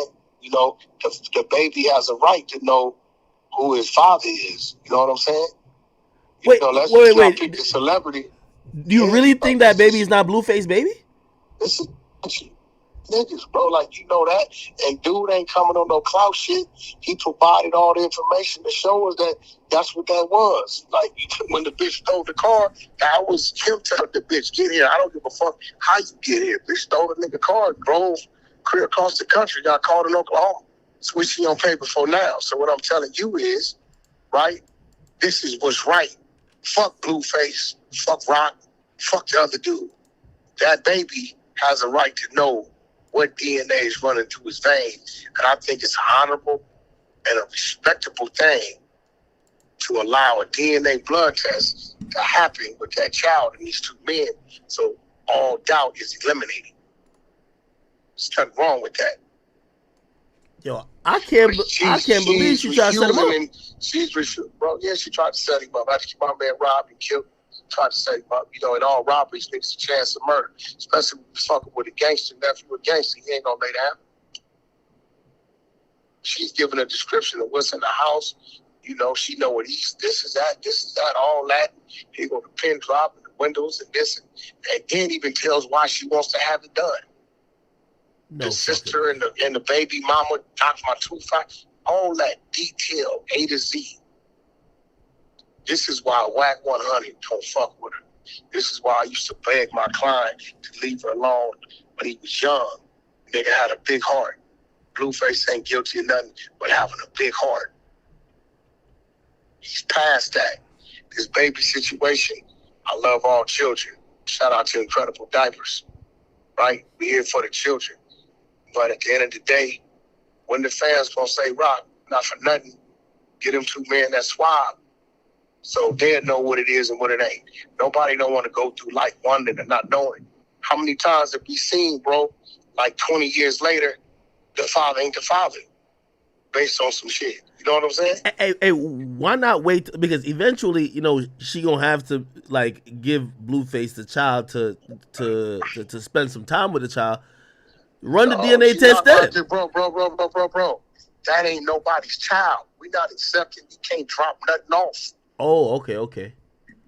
You know what I'm saying?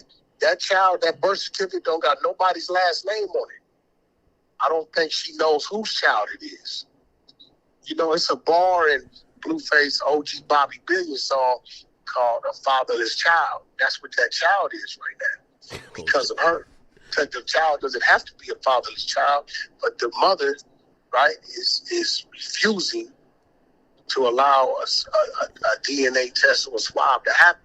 Hey, is it Blueface always said she been with 10 dudes. I thought he was exaggerating. No, was she really sexually active with other men? Yeah, this is a fact. Yeah, it's a fact. Now, bro, we found her in downtown homeless with no shoes on, bro. That's where she come from. You understand what I'm saying? So that's just what it is. Why would she cheat on Blueface though? Like that don't make no sense to me.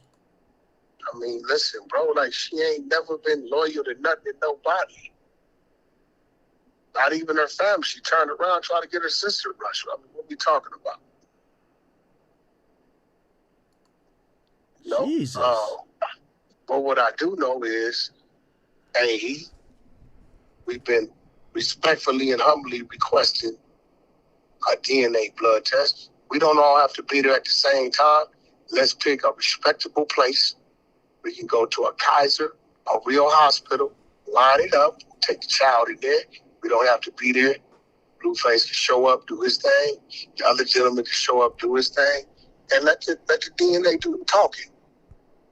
No adult, no mother, no father, right, will be against that. Especially if you know you was out there like that. There's some people in this world right now, who found out it was something else other than what they thought it was 15 years later, 20 years later. You know what you just cheated that child of not knowing who was real grandparents are and maybe what vacations could have went on or family reunions. Bro, everybody, think about it. How would you feel if 25 years later you figured out that your parents that you have now, right, was your real parents and you was with somebody else? You see the life your mother and father provided for you? You know what I'm saying? Yeah. You're pretty good with that, right? So what if, the same shit happened to you, you end up somewhere else, you find out 20 years later that the ones that actually raised you now was really that, and you missed out all the opportunity that they gave you that you know it could have been because you was really raised over there. You know what I'm saying? It's not cool.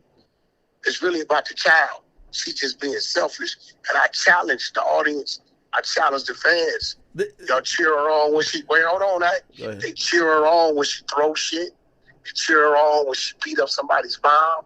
They cheer her on when she fights other women and shit. Okay, when y'all gonna say, hey, give those men that test so that child can know who his father is, whoever it may be. So the Zeus test, because Zeus did a test for an episode. We wasn't there, and they said they went through the navel. We wasn't there, bro. We wasn't there. And I had somebody inside tell me, whack not for nothing without saying too much. If the test would have said anything other than we needed it to say, we was in fear Blueface may walk off the set, fuck the bag up. So it was gonna say that regardless. So I can't hold it. That's reality TV. So what we're asking for is simple: the proper arrangement. You know what I'm saying? That's all we asking for, bro. No more, no less. We don't gotta be do on video. It don't gotta be televised. The proper arrangement with a respectable hospital, a medical facility. So these two young men can know if that's their child or not, bro. Yo, Wack, I'm gonna be honest with you. I think Blueface and her are about to get back together at some point. Like, it's one of those fatal love attraction. Listen, bro, Bobby and Whitney. This ain't even about that. Whether they get back together or don't get back together. Fuck them. What about the child? He has a right to know who his rightful father is, bro. Fuck what they gonna do. If that's what they do, that's their business. But I'm gonna expose to the world why I don't fuck with Rock. Yeah, no. That's a good reason right there. Anybody try to line anybody up, my client, anybody that's like family to me, that had them robbed and harmed for no reason, I'm never gonna like you. I'm never gonna fuck with you. Blue wasn't at the house though, right? So maybe she wasn't trying to line him up. She was trying to just been at that house. That's where he lived. That's where his woman and his children lived at the time. I know. I brought the house. I picked the house. I put the house in fucking escrow. My fucking wife did the fucking real estate side of the house. I know the fucking house. It's the first thing we arranged him to get once we signed him. It's in fact the same house that you claim to be in foreclosure. So you know the address is real because you got the motherfucker.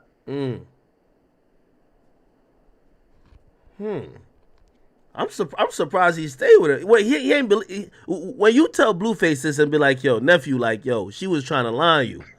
What does he say? He looked at me in my eyes and dropped his head and just asked me to let it go. I told him no. And he asked me, say, you love me as a nephew, right? Do it for me. I didn't want to honor it, but I gave him what he asked for. God damn. These are the worst type of women, yo. I'm gonna be honest with you. Once a woman is down to do some shit like this, she'll do anything. Bro, listen, all these people that's cheering it on a whole lot of evil, deceit, trickery. And that's cool. I just want the people to know what they're dealing with. I want the people to understand that Wack, they don't know shit just because. I love my people and I love hard. And I'm a protector. You know that. You know what I'm saying? I'm a protector. And when I see something like that, I can't erase it from my mind. So when she stole that G-Wagon, she was going to go see another nigga? Yeah, she was headed to Baltimore. She got caught 1,600 miles away from Cali, bro.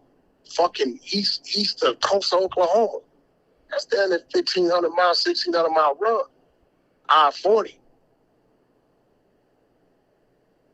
You put Chatsworth, California. That car was stolen from my house in Chatsworth, California. And you run to Tulsa, Oklahoma. That put she was 100 miles east of that with some work in the car. The nigga even told us, he said, I'm the one told the bitch to bring the work. That's why the bitch on probation. Oh, yeah, because I was wondering, I'm like, why she have so much... Working. She has so much stuff in the car. It was work in the car. We don't run work. So that dude like her pimp. $190,000 for that motherfucking car. It was a G63, close to 200 before the markup. That's a fact. The fuck we gonna put some fucking what the fuck we look like? That card is in his name. I thought she just had a drug habit. I was wondering what the hell, why she have all that? Yeah. But they hit her with a distribution charge, which means it had to be a lot. There it go. She was headed east, not west. We didn't even know the bitch had the car. We come out the car gone. We called around. I'm like, bro, ain't nobody supposed to have that. What the fuck? So I don't know if a nigga that stole it finna go kill somebody or put in some, some work. We had to report the motherfucker stolen. Yo, that is crazy. Oh, you little dumbass vet. Wrong one. Ain't these little stupid ass vets that pull up on. You ain't spent enough money, nigga. Yo, send me those messages. I'm gonna edit out any addresses or whatever. Hey, I'm busy, nigga. Yeah, you ain't spent enough money. You didn't spend enough money. You wanna go again? That's slow. Piece of shit. Yeah. Nigga trying to drag race me in a Corvette. I'm in a motherfucking red eye. Oh Shipped shit. up at 1,000 horses. Oh And this shit. motherfucker do 206. He does it. Put that little bullshit ass car somewhere. A $60,000 car. What's wrong with these little dudes? Yeah, now everybody running around with them Corvettes like they think they don't need for that speed. Corvette can't do a motherfucking thing with me. Nigga, this is not a regular Dodge. It's a red eye with a chip. 800 to 1,000. This bitch run. It's a red eye with a chip. It does 206. Does it? For real. Fuck out of here, little dude. Yeah. So yeah, that's what it is. I'm gonna get you the content. I'm gonna send it to you. Hey, by the way, I was listening to some shit on Clubhouse, man. Everything good over there? No jumping with you and Brick Baby, man? What I got to do with Brick Baby? I don't even know the nigga. What he got to be is them Crips that was on live from his neighborhood who told him to pull up, and he ain't from over here, and he owned 15,000. And if he don't come over there, they gonna go over there to Adam place of business and snatch Adam up. That's what he gonna fuck around and put Adam in a situation where it ain't gonna be good for him. That's what he better pay attention to. That's them niggas from rolling 60s on that line. You seen that, right? Yeah, then I seen it. I was like, yeah, that ain't got nothing to do with me. I'm from Paru. If worse come to worse, you gotta cover that 15 for him. No, I don't even know this nigga. I ain't never seen this nigga in my life. You gotta remember, these niggas be using my act. These niggas use my name for clout. I don't know this nigga. I ain't never seen this nigga. I ain't never been in the same building this nigga. I don't know this little nigga. This little nigga was born in 1989. I was already in jail gang baby. He a little bitty ass boy. By the time I went to the penitentiary and got out, he was 10 years old. Damn. That nigga was still wearing the duns, my nigga, and flooding and shit, riding a bike. Like he was 10 years old when I got out of the penitentiary. You understand what I'm saying? Damn. Nigga was 10 years old in 99. Like, man, get the fuck away from me, man. The nigga's like 5 years older than my son. Oh, this is a fact. My son born in 94.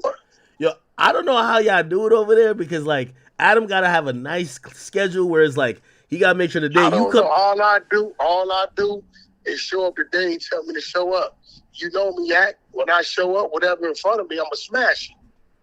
There ain't going to be no talking. Other than that, I'm going to walk in the building, go in there and do my job. Because something's in there that ain't supposed to be in there. We're going to get to it on the spot. Now, Brick Baby keep talking about, can we do an interview? And I'm kind of confused. Like, that's what let me know these niggas be clout chasing. If you talking the shit you talking, what you mean, can we do an interview? What the fuck are you?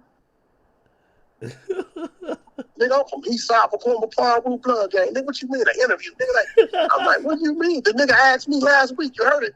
What, we enemies? You damn right. You called me a snitch with no paperwork.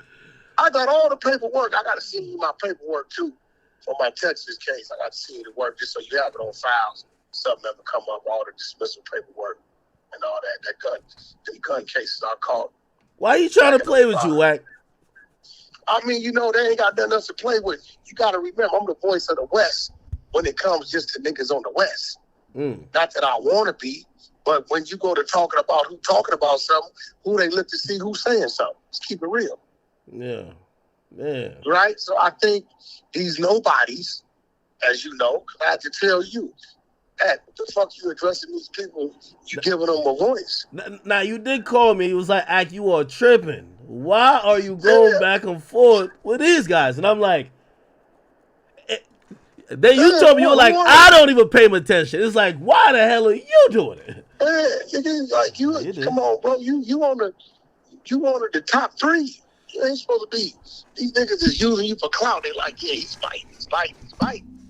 I ain't gonna lie.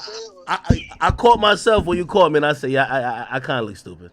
I mean, that's what we supposed to do. Like, them niggas got to earn their bones to have that with you. Joe Budden can have that with you. Yeah. You know what I'm saying? Certain people that have it, they earn it. What it is, levels to this shit. That's a fact. You know what I'm saying? It's levels to this shit. They can't just get to you. When a boxer come in fighting, he can't win one fight, and just say, I'm finna go fight the champ. Nigga, you gonna be around in 2 years, nigga, you gotta get at least 20-0. Or you could think about getting a match on the champ's undercard. Yeah, you know, you gotta act you are who the fuck you are, bro. And you earned that. You just can't. Nigga, some shit that then took you damn near a decade to do. Give it to a motherfucker who been over there on the independent podcast for 9 months, smoking weed, popping pills, and interrogating the gay dude asking if he got fucked on and jumped on. Wait, what? When this happened? Yeah, the gay Crip dude come on there and Brick Baby asked the dude, did you get fucked on or jumped on? He goes to Subway, we got you a 6-inch, did you want a bigger one? Man, don't no street niggas be playing like that, bro. Oh, man. Yeah, nobody street niggas be playing like that, bro. This is the type of questions they're asking? And on top of that, the nigga knew Big U was going to get arrested 3 weeks before he got arrested. He told his mans, I got that content too if you want it. I got all that. And I warned Big U. Even though I sent him the text. Your man told us 3 weeks ago when he got picked up on the gun case that the police told him they was going to book you. Why would the police tell a nigga that's from your hood they going to book you if he ain't working with them? Because he's supposed to tell you and you become a flight risk. And all these niggas weird. I ain't fuck with these niggas, man. Niggas is weird. They ain't got no money. You know what I'm saying? Yeah, well, I'll tell you what, your show over there, like, that's the shit I be tuning into. That should be entertaining as a motherfucker. Mean like iron sharpened iron. That's what I'm saying. Dude, ain't no, I don't even know the nigga, but I do know they own it. They really own it, dude. So, you know, he got some shit he got to tend to. You know, I really think my advice to him is he should tap into his alter ego, you know, as Brick Baby, and focus on that and stop straddling the train tracks, trying to play super duper Crip and then fake podcasts. You gotta be one or the other. You can't be both. And I challenge a nigga to do one interview sober. You know what I'm saying? Like, you zonked out your fucking mind. Every time you do an interview, you don't even remember what you interviewed about. Probably don't even know what you're saying. Yo, Wack, you gotta loan that $15K, man. No, they said that. You seen the live, right?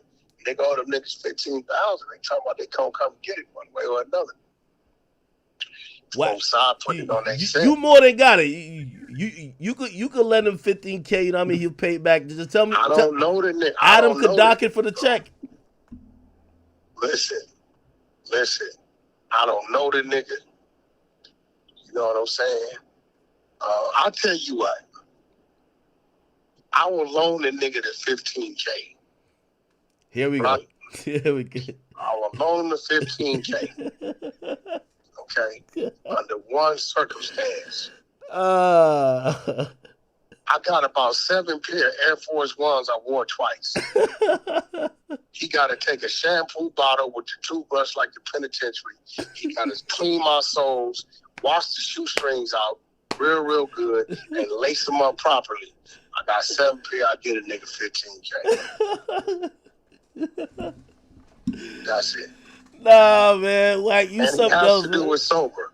He got to do it sober. Do it sober. Yo, chat. Listen, man.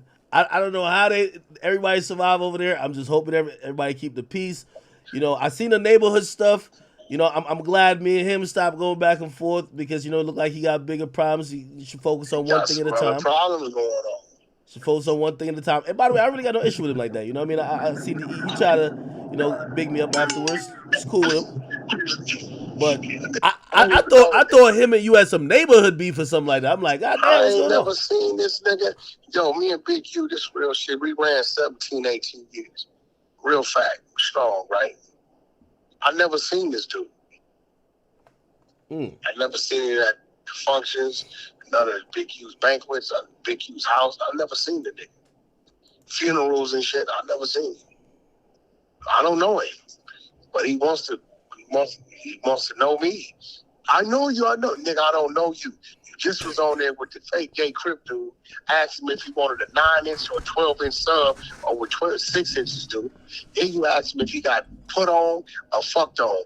And now, are you trying to say he was flirting? Now you want to forget, nigga. That is flirt.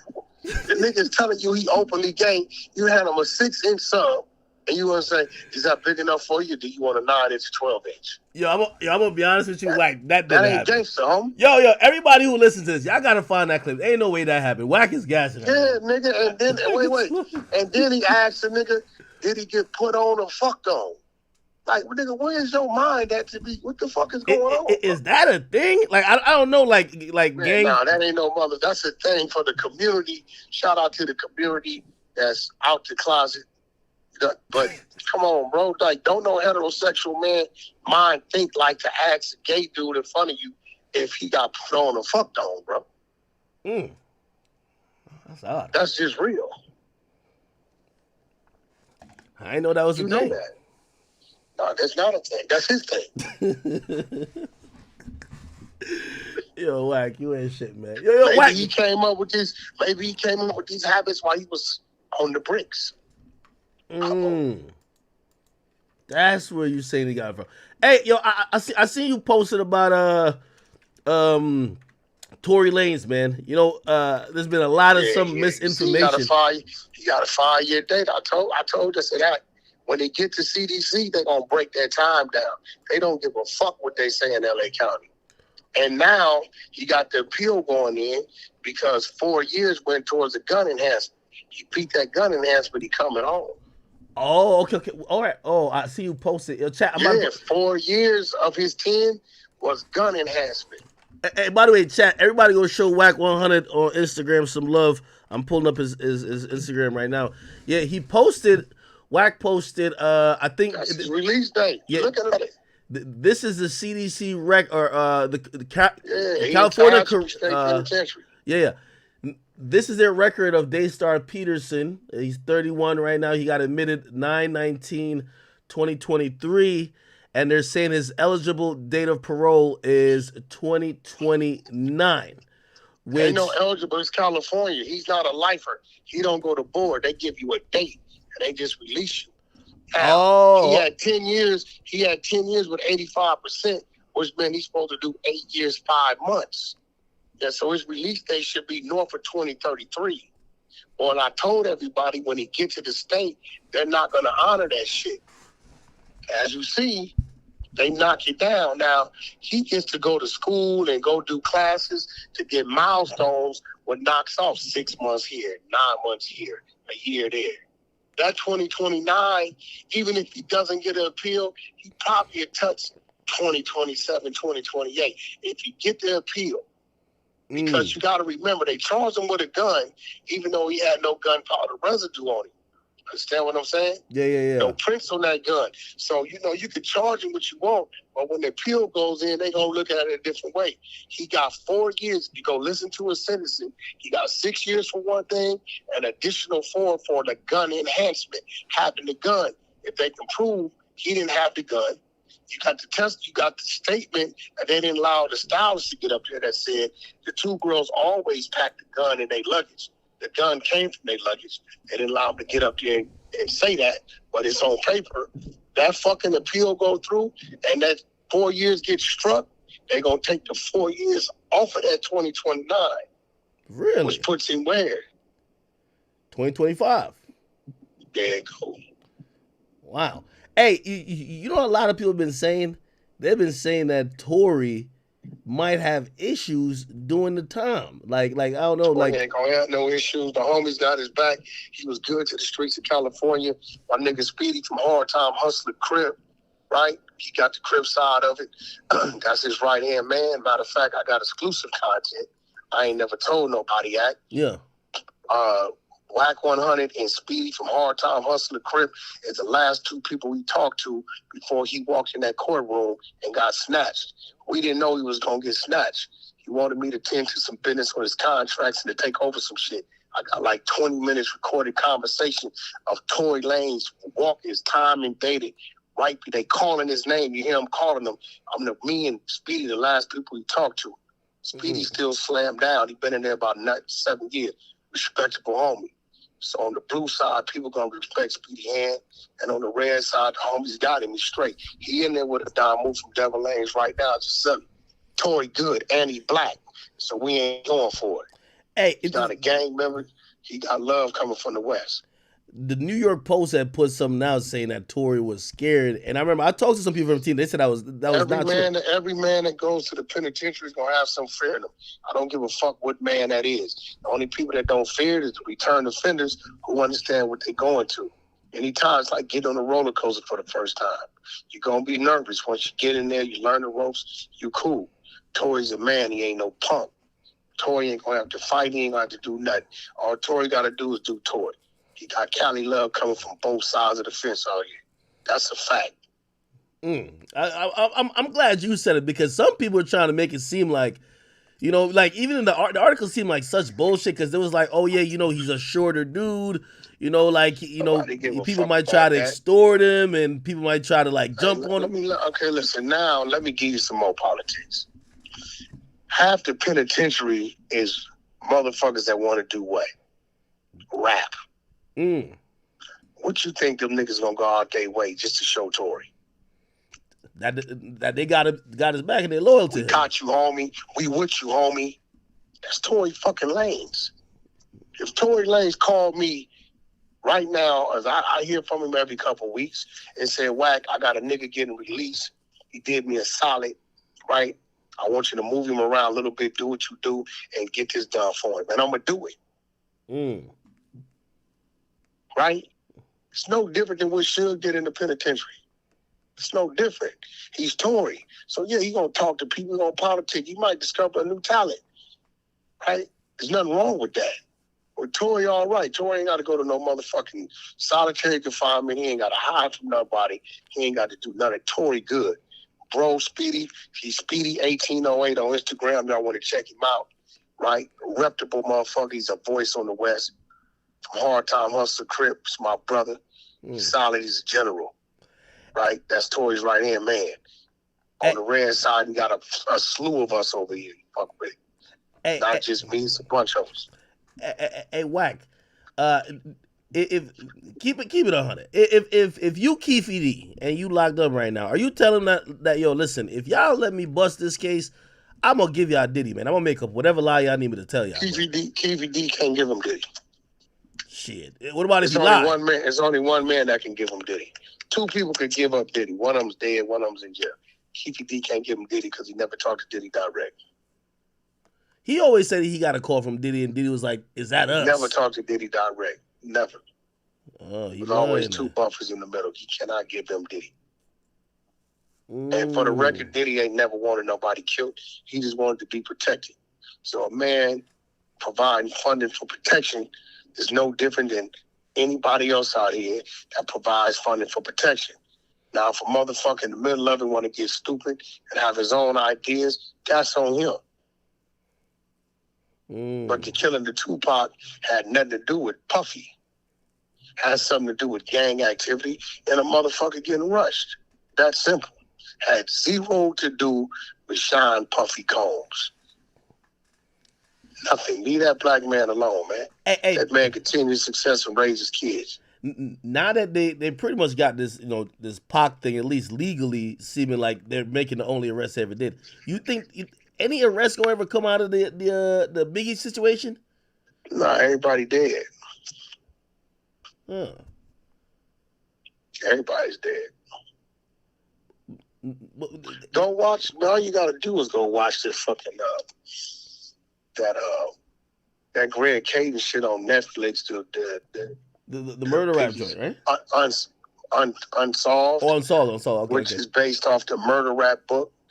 You know, Greg ain't lying. He's showing it everything in the motherfucker. Everything is there. The motherfucker that did that, you know, he got hit in the intersection on a motorcycle. He ain't here no more. But he's not here. The motherfucker that was, you know, on the other side of that, the New York guy, he ain't here no more. Holy shit. Nobody's here no more. Everybody gone. Suge had nothing to do with that. Suge didn't want nothing to happen to fucking Biggie. That was his bag. He needed Biggie. He was building a fake Tupac, a dude named Realist. You go look up Above the Rim soundtrack, you'll see a dude on there from Dallas go by the name Taninikin. He changed his name to Realist. I had him looking like Tupac. You go to your Google right now, pull in rapper Realist. You'll see a dude look like a fake Tupac. He was gearing up to do the diss music. Had another dude named like Top Dog, was like a fake Snoop Dogg dude. All these dudes was gearing up to diss Bad Boy and Biggie so they can respond. They kill Suge's money. You know what I'm saying? No, I feel. By the way, let's be real, man. Both them niggas was worth $300, $400, $500 million at the time, but they wanted each other dead. That would have happened. You know, niggas was playing, doing what they had to do. Wasn't what that was about. Hey, I seen you like I don't know if this is Dominican Republic or somewhere. You was over there with Troy I was Ave. in the DR. Well, no, I was in Troy Ave. I was in St. Thomas with Troy Ave. I ran into Troy. We had some business out there, and we supposed to did it the week prior. I couldn't make it. Made it that week, and we had a string of liquor stores we buying out there. We purchased one, 4 more out there, so to do 2 more in the month or so. And then I went over to the DR. I got a call from the Bodega Association.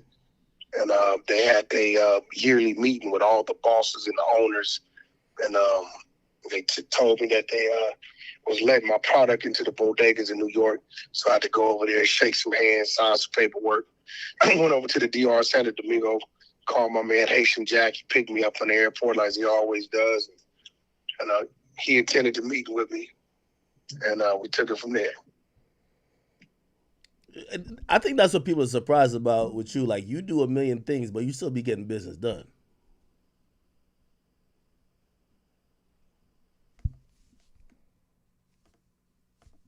Yo. What'd you say, I said that's what I think a lot of people are surprised with you, because you'll be doing a million things, but you still be attending to business constantly. Yeah, definitely going to attend to business. It's 3 people to me. Whack 100 is a social media entertainer. He was created by DJ K. Slay on Instagram 2012. Cass Jones is the man on the birth certificate. That's the guy I chose to give a chance once I got out the penitentiary. Lil Whack is the gangbanger, the gang member, and he's been deactivated for quite some time. He just protects Whack 100 and Cass Jones in the time of threat. So it all depends on who you're talking to and what I'm dealing with. I just had to go to my daughter's football game up in Oregon. She's a cheerleader. That's Cass Jones' business. Yeah, but you might have to turn. I go down there with Adam 22. That's Whack 100 business. Hey, your daughter goes to college, right? Like, I know you got to be on edge because it's a scary place out here for young women, man. What you mean? Shit, man. Like, all type of shit. Like, you know what I mean? Like, you come across like a protective father. Like, you know what I mean? Well, you know like, how I raised my daughter. I'm a daddy. I'm a dad. You know what I'm saying? So between me and her mother, we instilled everything we felt we needed to instill in her. My daughter is more like me than her mother when it comes to mentally. She got security up there, right? She don't live on campus. I brought her own spot up there. She good. She got her own vehicle up there. She know how to move and travel. She's been training with firearms since she's been 13 years old. You know what I mean? So she know how to move. You know what I mean? When it comes to her personal life, she has a boyfriend, young man, and shoots videos. I expect him one day you to get a young man a shot. I like him. He's not a gang member. So you got a young man. He shot Young Magnificent's last video, Gangbang. Did a great job on that. You know what I mean? So, her grades is holding. And she's studying kinesiology. You know what I mean? So, at the end of the day, you can't worry about life. Life gonna bring you what you bring you. You can just prepare yourself as best you can. Yeah, yo, I could imagine whoever your daughter bring home got to be scared of you. You ever seen that one scene in Bad Boys? I believe he was a little nervous. But once again, I'm gonna be real. Once upon a time, us fathers had this attitude. My girlfriend, my daughter better not come home with a boyfriend, right? But the way the world is going, the teachings of the world today, and some of them I don't agree with. Not to be disrespectful, but some I don't agree with. But it is what it is. Now, when your daughter come home with a boyfriend at a proper age, you're jumping for joy. It's a different mentality. Yeah. now, Okay, bro. I get you. If you go to prom now, if you go to prom these days, you see more females in fucking suits and tuxedos taking girls in dresses out than young men. So, these days it's just like a great. My daughter waited till she was 19, right? Yeah. I had my son at 17. You understand what I'm saying? My son's 29 years old, believe it or not. Yeah, no, you just made a great point. Everybody in the chat's like, yo, you're right. You're like, these days, if you got a daughter, you better hope they got a boyfriend. Shit, you better, if they're of age and everything, you hope that at least that's the mindset they're trying to go into. That's her mindset, because the longer you look up and your daughter 22, 23, and you ain't seen her with no young man, that's because she's hiding a young lady from you. It's a fact. Or she's sleeping with everybody in town. Yeah, could be doing that. So I presented the young man. I think he's a respectable guy. He came to me as he should, shook my hand, introduced himself, and I got to trust my daughter's judgment. Yeah. You know what I mean? I think people mind being the gutter, so they be thinking some crazy shit, but you got to understand, the only way I was able to have a beautiful daughter is because I had her mother. That's just the turn of life. Yeah. You know what I'm saying? That's just what it is. If I'm not going to get mad at my son introducing me to a girlfriend, I have a problem with my daughter introducing me to her boyfriend. True. That's what it is, bro. No, I feel you on that. For real. Yes, man. Shit, I was jumping for joy. Hi, Mr. Jones. How you doing? You young man. He came to the studio, pulled up on me. Oh. She wasn't even there. He did it on his own. That's what I respect. That's some scary shit. I'm pulling up on Whack 100. How you know my studio? That's what I'm thinking. You say the address. You say the address on Clubhouse all the time. I said, my daughter know you here. He said, no, sir. Did Jay Diggs ever make it to the studio? He ain't coming over there. I got some exclusive content. This morning, the dude called me 3 a.m. Some dude from the Romper Room gang told me Jay Diggs was never part of the Romper Room gang. They robbed 40-something banks. He wasn't there. He was part of one bank robbery, the last one, that nobody participated in, and he brought a snitch on a robbery. I got an hour and 10 minutes of the content.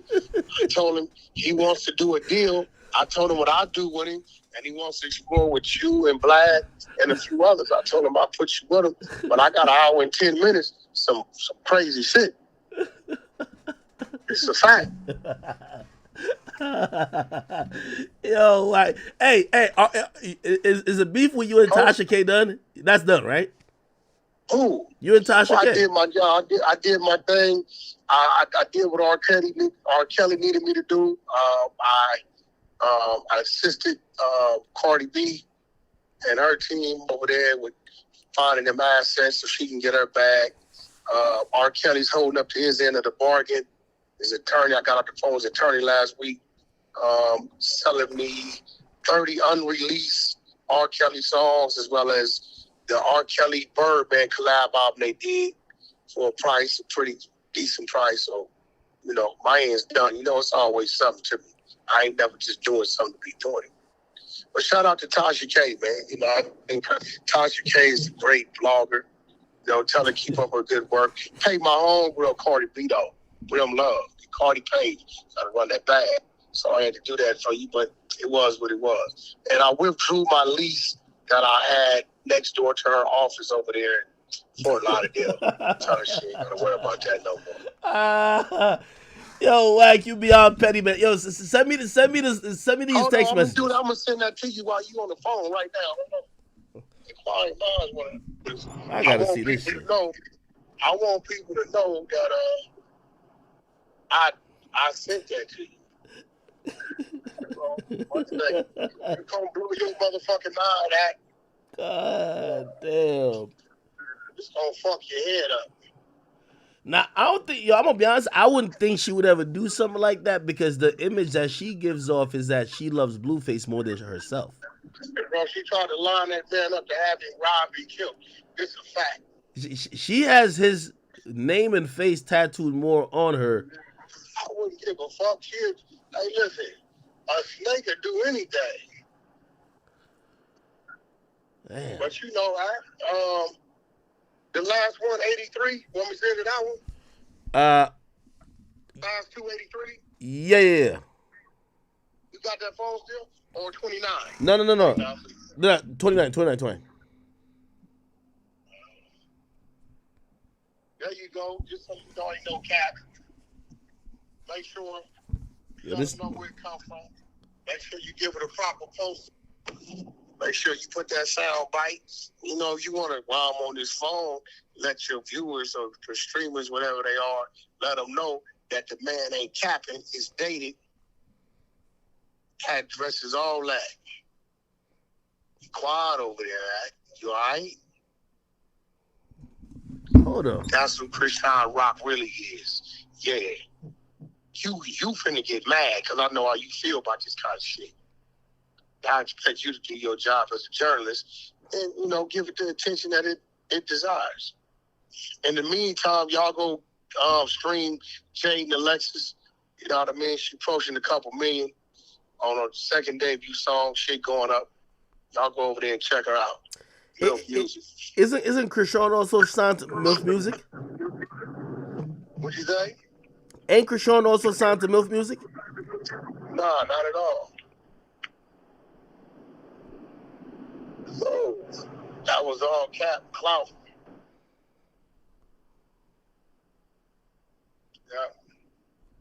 Yeah. Hey, so these messages are from the dude?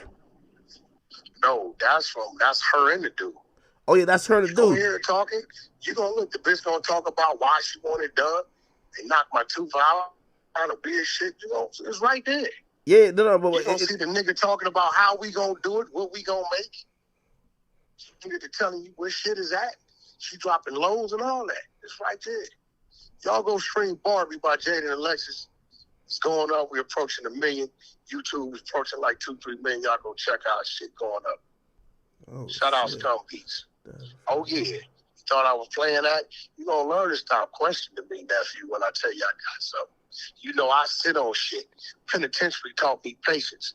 I've been sitting on that. What's the date on that act? What's the date? Time? What's the date stamped on that shit? Hold on. I'm looking for. I don't see the date. Yeah, it's right there. Let's see. Where's that?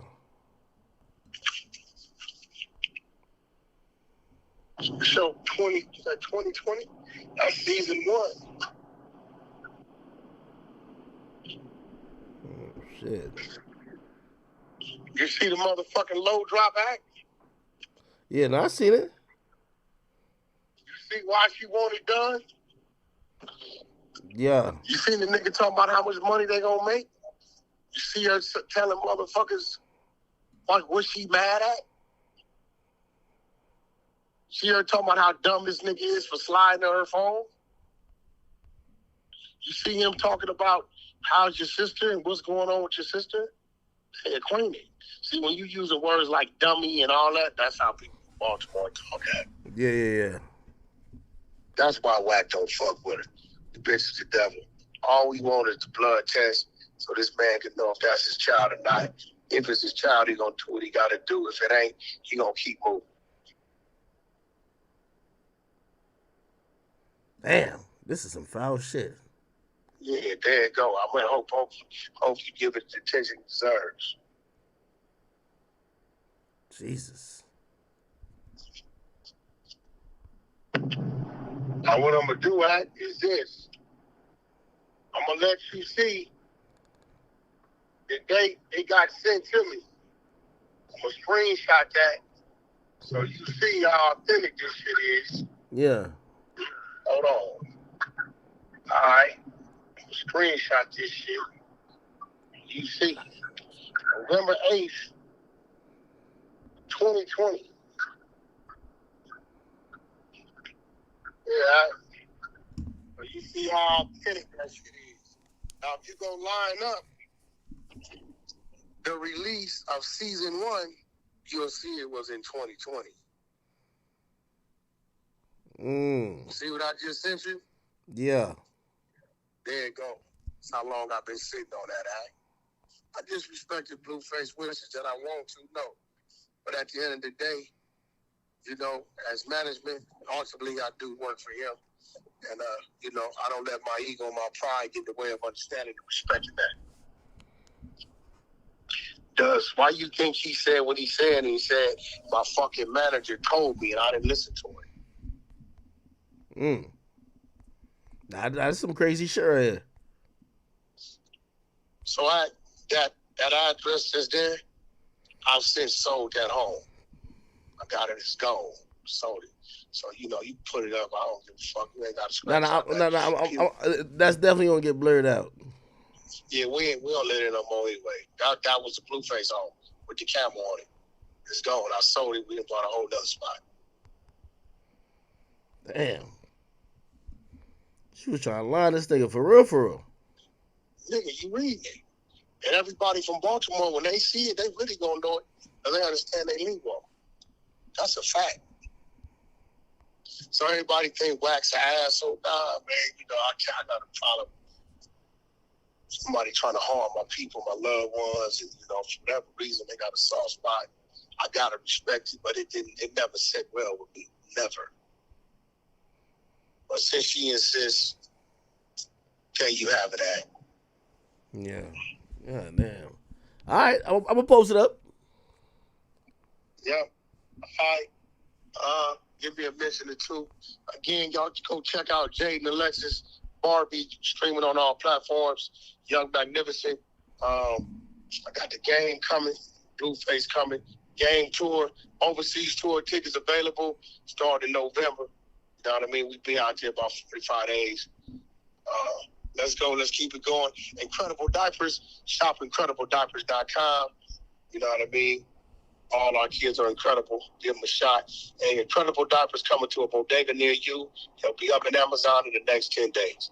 I appreciate you, Mac. You need to hit me. I'm here for you, nephew. All right. Got you. Well, damn. Holy. All right. Kind of crazy.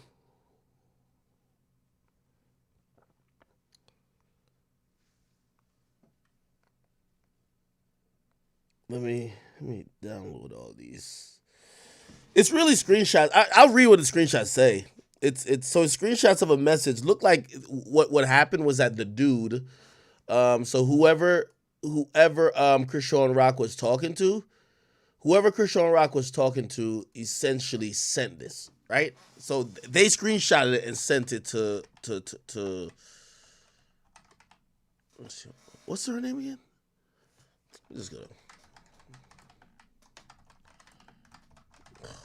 I don't know how to get to her shit. Anyway, the only thing confusing about the screenshot compared to what Wax said is that Wax said he found out when they went through her phone. Now, if you found out by going through her phone, you wouldn't even have to need to get these screenshots because these screenshots sounds like the nigga sent it to her. You know, sent it to them. You get what I mean? And so it's Krishan's on the left side, the guy's on the right side. And it starts off by saying, his BM, the reason why my tooth gone for real. I ain't even gonna tell you everything yet. Just wait till I do. Then the person says with the devil emoji, be more shit. You feel me? Let's do this. You be knowing where he at? Send that drop of his crib. I needs that. She then sends the address. And then she says, nah, I be knowing where heat. Oh, I guess not heat. He at, but it just put it together to say heat.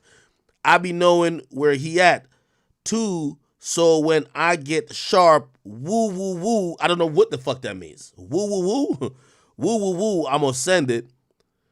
And then she said sometimes. When I get some time, woo woo woo. I'm gonna say I don't know what the fuck she's trying to say. My sister said she call you and you don't be answering. Call me tomorrow. And the dude says, that's a bet. Then I don't know if this message was before. This is the second screenshot. The second screenshot says, you can't let them get away with it. The dude says, yo, I always got you and your sister's back. You know that. Make sure you do what I said and it's up. It's LA. That ain't about nothing. I'ma hit you soon. I'd be safe. She with 300 emojis. Then the nigga says, where you get that drop? I guess he's asking about the address, like, yo, where'd you get it from? And she says, dummy, he gave me my phone in a crib. That's for real his address. He got another crib too. Then the dude says, hey, with the laughing emojis, he done fucked up. Aight, that's a bet. I hit you soon. Then she says, laughing emoji, that nigga sweet. Okay, cuz.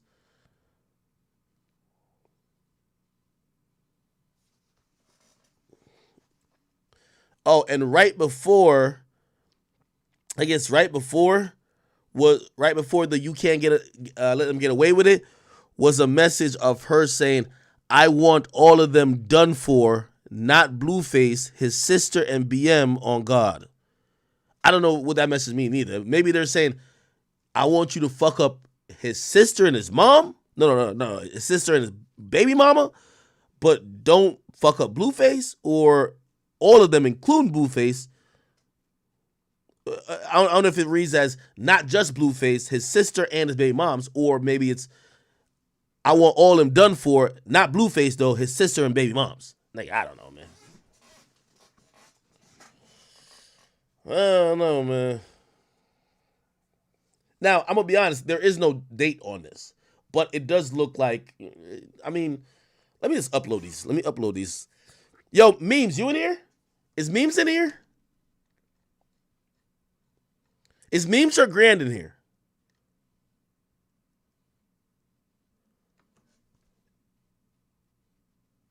If Memes or Grand is in here, let's see.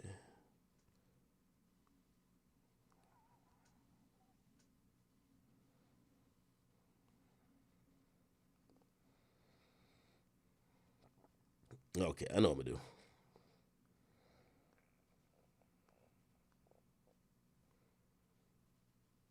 Nah, I don't think Grant. Oh yeah, Grant here. Yeah, Grant. I'm gonna send you these messages, like formatted good for me and shit. To post on the gram.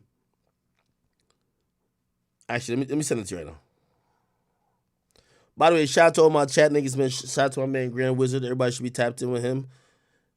My man Memes are contagious too. That's my guy right there. Actually, just all my chat niggas in general, man. Even chat nigga as well. Let me send this. All right, here we go. Dang. All right, those three. Just kind of format it like, I don't know. Just put it like, you know how to do shit though. All right, bet. Whoa, that was crazy.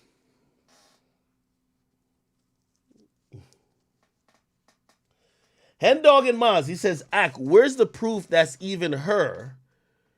You can't post that, Ack. You should have gave that shit to the Shade Room.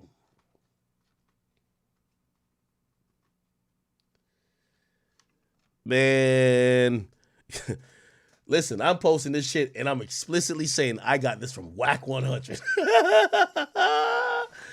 It's from Whack 100. You feel me?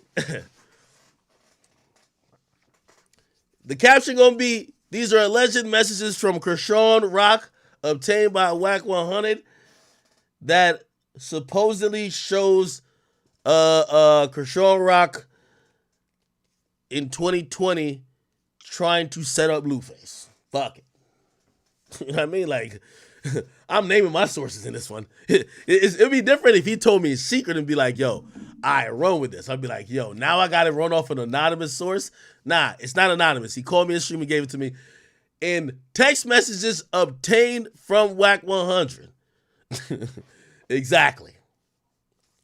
Somebody said, watch a new Kershawn Rock video with a Lil Mabu.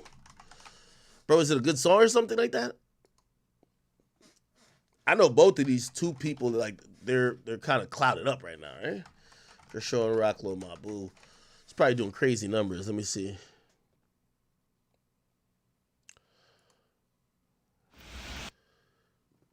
So Blueface dropped a song called Baby Mama Drama. Kershawn Rock drops a song called Baby Father Drama. I'm almost thinking they're in on this, bro. I kind of feel like they're in on this at this point. Lil Mob. Let me see. Maybe it's on his page. Oh yeah, it is. I ain't gonna lie. Crazy views. 217K in 2 hours. That's some good views.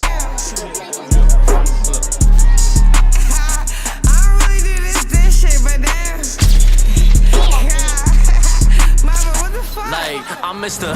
Take your bitch, take her for a trip, fly her to New York, sign my name all on her tits. Yes, I took his lady. I like blue faces, so I took his baby. Oh shit, he did some Blueface? He be like trolling though, right?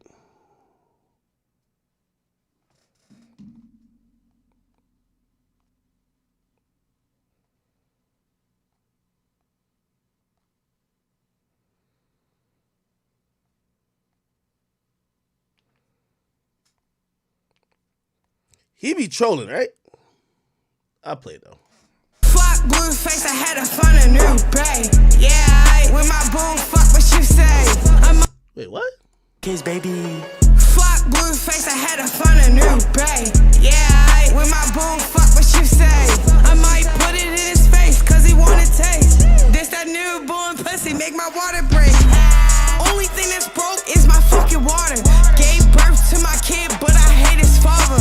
I used to fuck with blues, now I fuck with ones. Only fuck with white boys that be toting I'm Mr. guns. Take your bitch, take her for a trip, fly her to New York, sign my name all on her tits.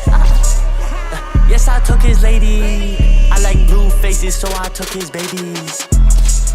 And no, that's not a diss, but I know Whack 100 ain't gon' like this, cause he fuck with snitches and I don't like kids. And he probably racist and don't like white kids. Hit him in the face with the Drake.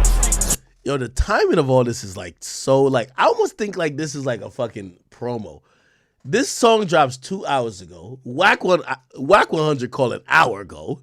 He gives me some information about Krishan. On the song, Krishan is dissing Blueface. Lil Mabu is dissing Whack. This kind of feel like it's scripted, dog. I'm gonna keep it a bean. Leave him, show him I take money to the grave, no breathing. Crody 6 deep, now I'm 6 deep in his chick. I might take your whole flow and then take your bitch. I'm Mr. Take your bitch, take her for a trip, fly her to New York, sign my name all on her tits. I ain't gonna lie, this little Mabu nigga will be going up, bro. I ain't gonna hold you, dog. Like, to be honest, I think he has a good voice for rapping. And I think he trolls enough where like he could rap hard shit and nobody expects shit from him. All right.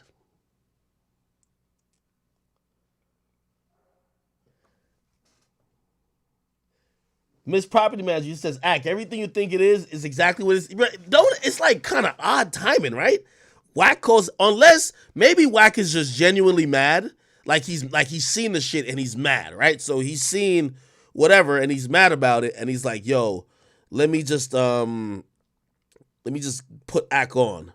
You can't let them get away with it. Let me see. Give me 1 second, Tam. I'm just making sure I get all this shit.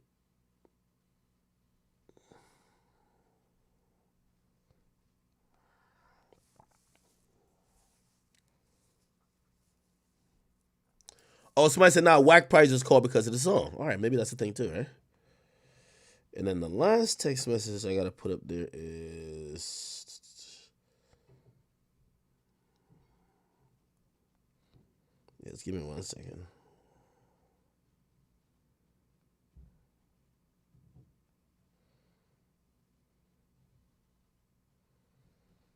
Oh, I gotta blur out the fucking address. And I ain't gonna lie, I noticed the address because that's the address. Remember I told you I was gonna try to copy the nigga's crib? Okay, give me a second. All right, tooth gone.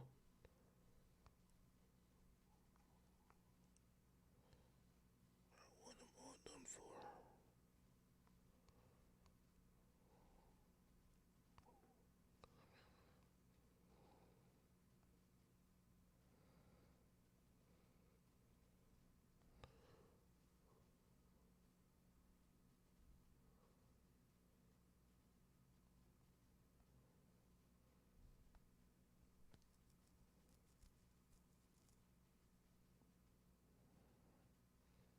What am I doing? All right, give me 1 second. I'm just posting Instagram. It's like signing like a contract with the devil when Wack calls and says, "Nephew, if I'm about to give you the content, you got to put it out." Because I look at this and I'm like, I do have some questions about it. The question I have is, if you found this on her phone, right? If you found this on her phone when y'all went through her phone, I would have took screenshots on her phone or just took a picture of the phone or a video of the phone, right? I wouldn't have waited till the nigga later on or the nigga sends me his version of the conversation or his side, because you have her phone, so you have her side of the conversation. But in the screenshots I have, it's the dude side of the conversation, which means the dude had to send it, because if it's her phone, you can't see his side of the conversation. You get what I mean? I don't know, nigga. Nigga, this might be some Zeus plot. I'm probably helping Wack, Blueface, and Krishan make another $5 million. I have no idea, bro. I really just have no idea. Okay. All right. About 30 more seconds and I'm done.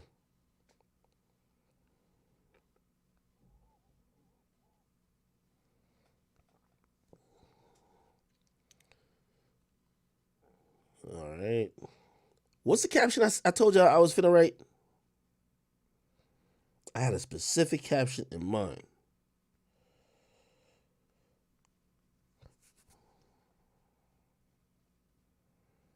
Oh, I gotta edit out this goddamn. Right here. Let me edit out this address.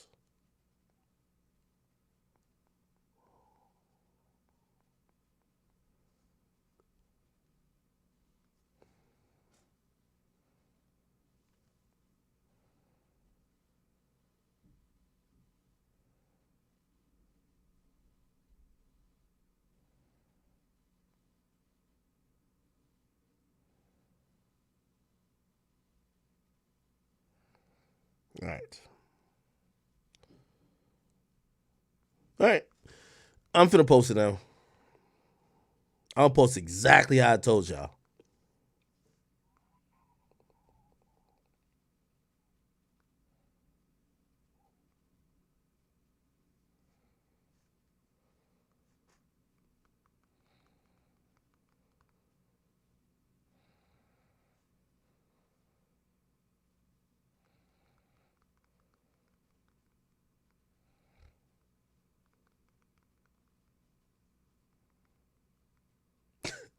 Chat, what should my caption be? Y'all help me out with Yo, y'all go help me out with my damn caption. Somebody says, DDG got Halle pregnant? No way. Nigga, that might be the biggest win all year for the niggas. Tell me he did that. Tell me he did that. Oh, that's all.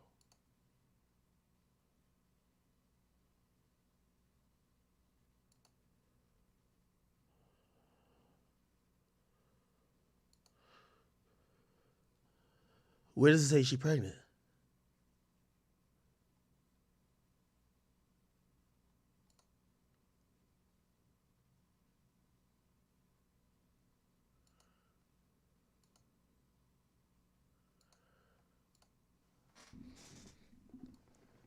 Is she pregnant? Nah.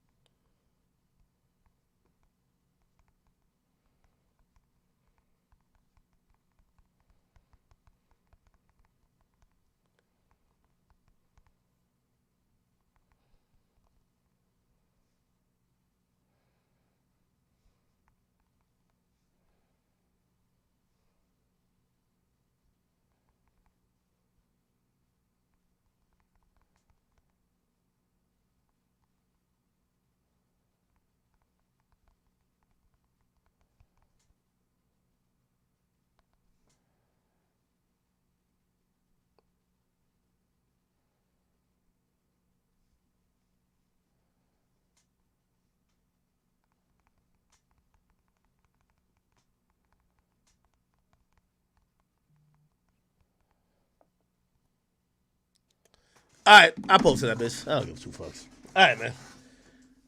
Wait, is she pregnant? Yeah, DDG. Good job, nigga. Good job. This is the biggest win I'm going to say DDG caught. Like, think about it. Getting Ruby Rose pregnant? Like, yeah, she looked good, but getting Halle Bailey pregnant.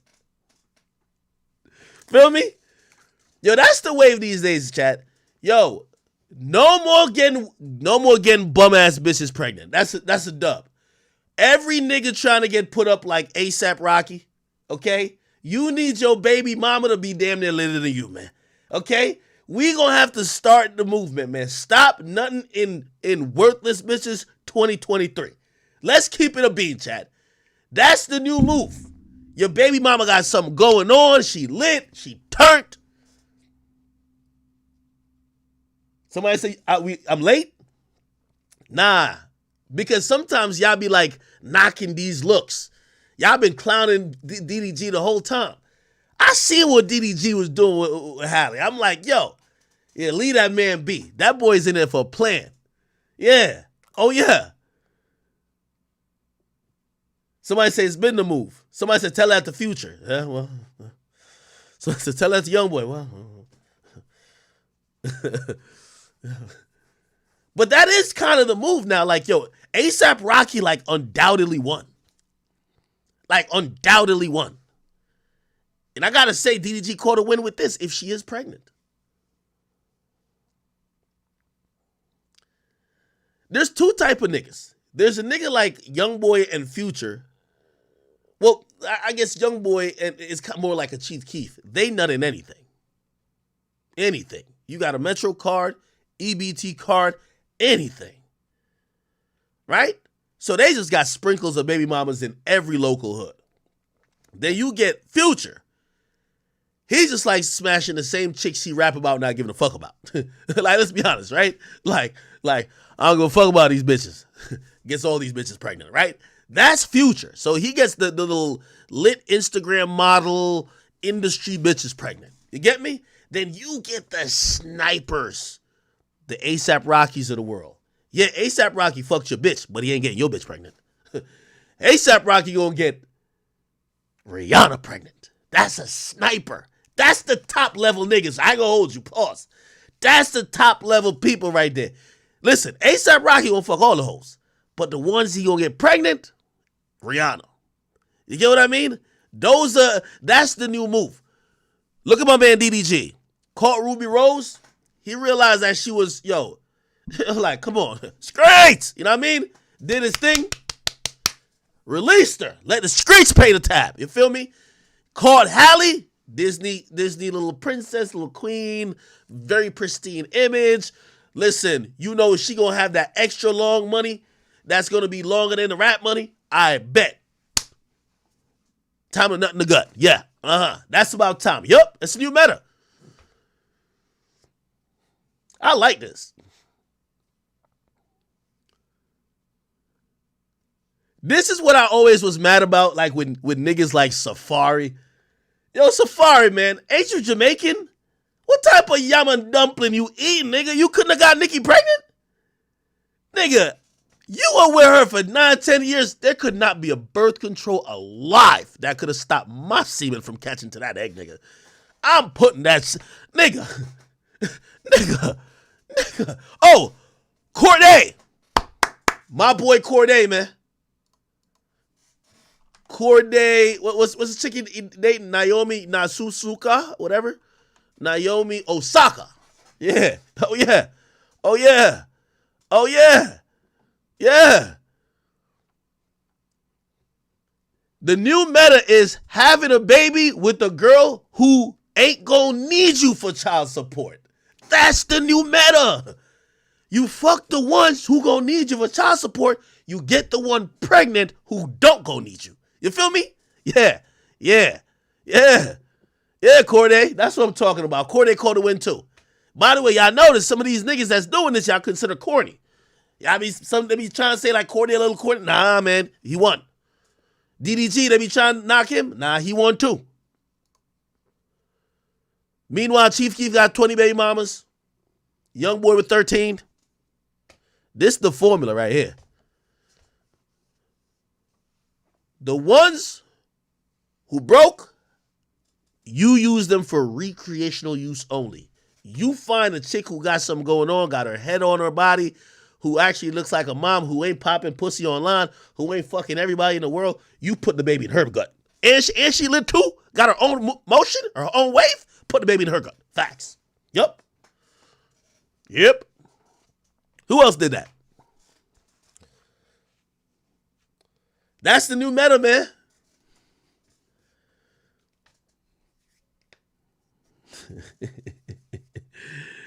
Oh, man. Somebody said, do we got to give Nicki husband his props too? We do. I'm sorry. Yo, we got to give him props because he did something that Safari couldn't do. Safari was breakdancing and all of this shit like too much. He should have been piping. He should have been nutted. Like, what was that nigga doing, man? That nigga fumbled, nigga. Ain't no way you was in Nicki Minaj Raw for 10 years and you couldn't get her pregnant. Nigga, what the fuck was you here for? Salute to Big Sue. I know you want to kill me, but salute to that man. That nigga got in there, nigga. He threw up 2 gang signs, nigga, and got Nicki pregnant in 5 minutes. Fuck all that. Fuck all that shit, man. Yeah, nigga. Yeah, you can't get rid of me now. I'm here. Yeah. So what? I'm going to be a stay-at-home dad. And what? Yeah. That's what I'm talking about. Talking about you think I'm about to go back to the hood. Go back to what hood, nigga? Go back to what hood? I ain't go back to the hood unless I'm looking for Offset, nigga. I'm here now. That's a win. I ain't gonna lie, it's a win. I like when I see dudes fucking up. Women do it all the time. I like seeing dudes fucking up. I'm like, oh yes, finally. Yo, you ever see one of those stories where it's like, yo, hey, this dude, like, I think we seen it with Halle Berry or something like that, and somebody else, like Halle Berry, like the actual, older actress. She had to pay like spousal support or some dumb shit for like the person she was with because she was way more litter, right? Bruh, when we see that, like, yo, the dude is collecting child support or alimony from the woman, don't you be like, yes? And it's not like you don't like the chick. It's like, bro, you just like equality and fairness, right? Like, it's like, dog, you hear our Tyrese, he's crying and whining like a girl because he says he's getting taken advantage. Most dudes usually get taken advantage when it comes to child support, alimony, all that type of shit. You want to see a little bit of fairness. So when you see one dude be like, oh yeah, she got to pay him $10,000 a month, you're like, yes. When I see a nigga fuck up, I'm like, yes. That's what I'm talking about, man. Somebody said Nick Cannon? Yeah, when Nick Cannon got with Mariah, yeah. Nick Cannon got, but he should have stayed there, though. Should have stayed there, though.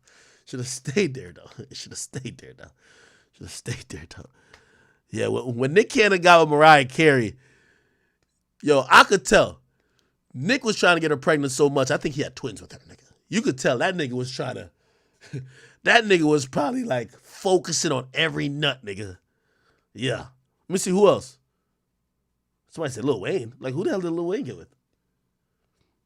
Name me some dudes who like married up or impregnated up. Give me some more names. Somebody said Big Sean. Only reason I'm not going to really just take y'all for Big Sean right now, because if anything, Big Sean kind of married, like, do y'all think Jhené Aiko was ever litter than Big Sean at his peak? So Big Sean didn't marry up. I think Big Sean married down or possibly equal. But the reason why I can't give him credit is that ever since he got married, and does he have kids?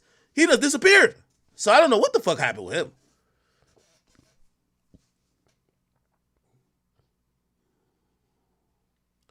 Somebody said Nipsey got Lauren London. With all due respect, Nipsey was a true star there. No disrespect to Lauren London, but Lauren London, like, her acting, I only know her for ATL, bro. Relax. Like, you know what I mean? I don't think Nipsey married up. And also, you got to remember, she already had a child, I believe, with Lil Wayne, right? Doesn't Lauren London have a child with Lil Wayne? Unless I'm tripping.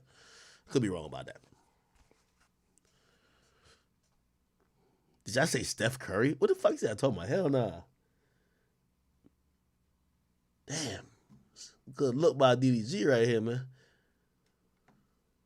like, I think that the new style is everybody wearing baggy clothes, though. Maybe this is just like a baggy clothes weather. Like, they're in, I think this is LA.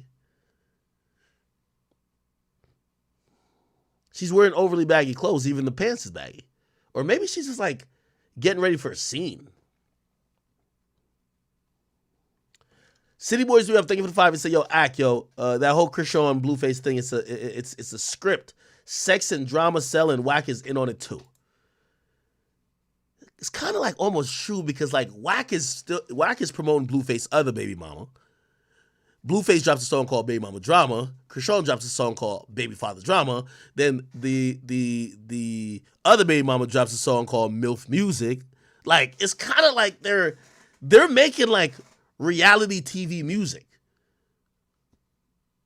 which means it's in real time and talking about actual shit that's happening on the timeline.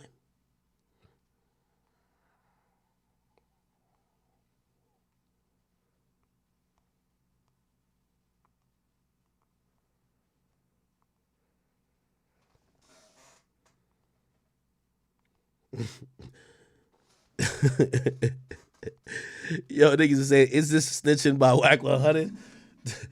Is this snitching letting the world know that somebody trying to backdoor you? That's not snitching, is it? Like, yo, come on. All right, Trucking for Show, he says, Ack, you got to go check out Aiden using the N-word to perform at Chief Keef. Yeah, let me go look at that real quick. Aiden Ross, he had his birthday party recently. Happy birthday, Aiden. And Chief Keef performed there, and apparently he was on stage with Aiden. And here's the thing. You know that song? Oh, no, we about to vibe. Bitch, we can't spell sober. Fall out. Hey, ball. When we roll up. On the whole that little drag. Oh, you forget the lyrics? Nah, he forgetting his lyrics. Sosa forgetting his lyrics? Hey, ball. When we roll up. On the whole that little drag. Can't spell sober for no reason. We can't spell sober. You know us. We so strong. Watch me roll up and I can't spell sober. On my tour bus, we get dumb high. Use a for radar gas. He toting the Cobra. That's right. He was shooting shit. Dog. Recent roll and potato gallows on Molly. Chief sauce and ball out. I ride Rari. My bitches not drinking. Some not smoking. I let my alcoholic bitch get the doses on choke. Call up D-Money. Now we going money on. Bitches off the shit. Walking around like a call up D-Money. We going money. I go crazy. Off the shit. Walking around. Yeah, my hey. Nah, Aiden's goated for having this like even like live, bruh. Like, you know, I always wanted to go to a Chief Keef concert, but like Chief Keef like basically stopped even really doing shows at that point, like individual shows. He just started doing festivals because remember Chief Keef shows was like a mess, but it always looked turned. I'm a smoker. They don't want drink. They don't want. But we can't spend.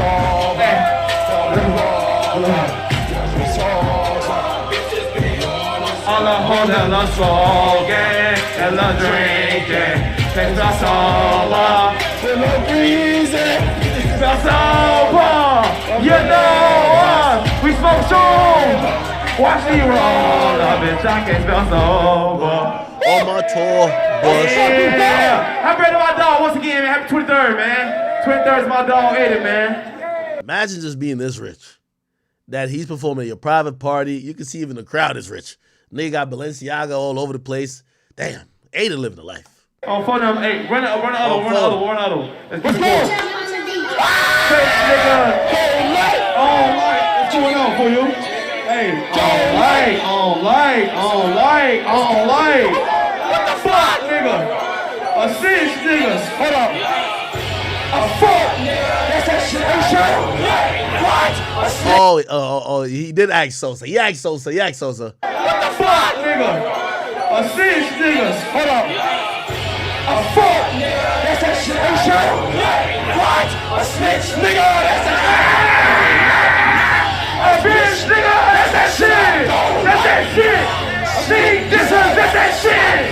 That's that shit. Don't. Y'all better not be mad at Aiden. Sosa gave him the pass. It's over. It's over. Nah, I thought he just did it on like whatever, which I was gonna be like, well, he's doing the song. But Sosa, he asked Sosa. Sosa said, yes, it's lit. Nah, this is fair. This is fair. I'm sorry. A snitch nigga, that's that shit I do. That's that shit I do. That's that shit I do. That's that shit I do. Hey. Pop bitch, that's that shit I don't like. I got a bad bitch. Okay, we smoked up all night, and we smoked. That's that shit I don't like. Nah, it's going crazy. Hey, see, this is that.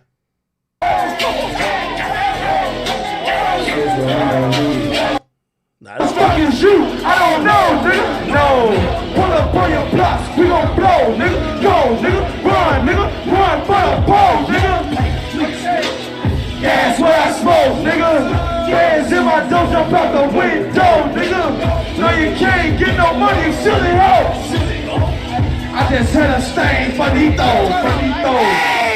Hey, finito. Taking out his neck, pistol to his throat. If we blow this motherfucker, he gon' choke. He gon' be up on the ground, up on the floor. Yeah. Someone pick him up. Take him to the mall. Hey, I'm riding through New York. Hey, Finna going. Shoot New Jersey up. That nigga tryna take my chain. I ain't going. Goddamn, we gon' come and blow New Jersey up. Son, hurry up.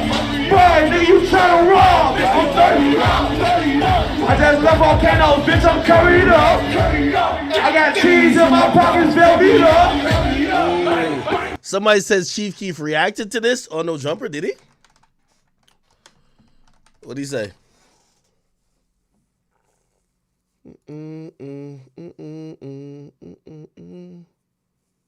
Let's see. Where is it at? Where is it? Chief Keef. All right, I don't know what you're talking about. I hate that New Jersey part. That New Jersey part go the hardest. In Jersey. I kid you not. Anyway, all right, that's cool. Yo, real quick update. We're about to get back to matter of fact, let me get in Discord real quick. Yo, 6ix9ine update. We do have another quick update. Let me see. Hey, if I could get my little Trinitario translator, we do have something to translate. Tekashi 6ix9ine's lawyer has now came out to speak. By the way, even in jail, I guess this is this in the jail? He's still posing for pictures with fans. This is kind of crazy. This is, I don't know. What is that? All right. Anyway, this is him.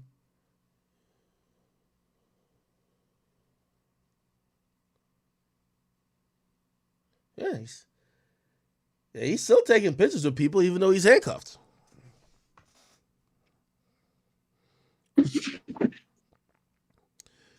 Do you got my translator man's in here or no? He about to come right now. I just added him. Right.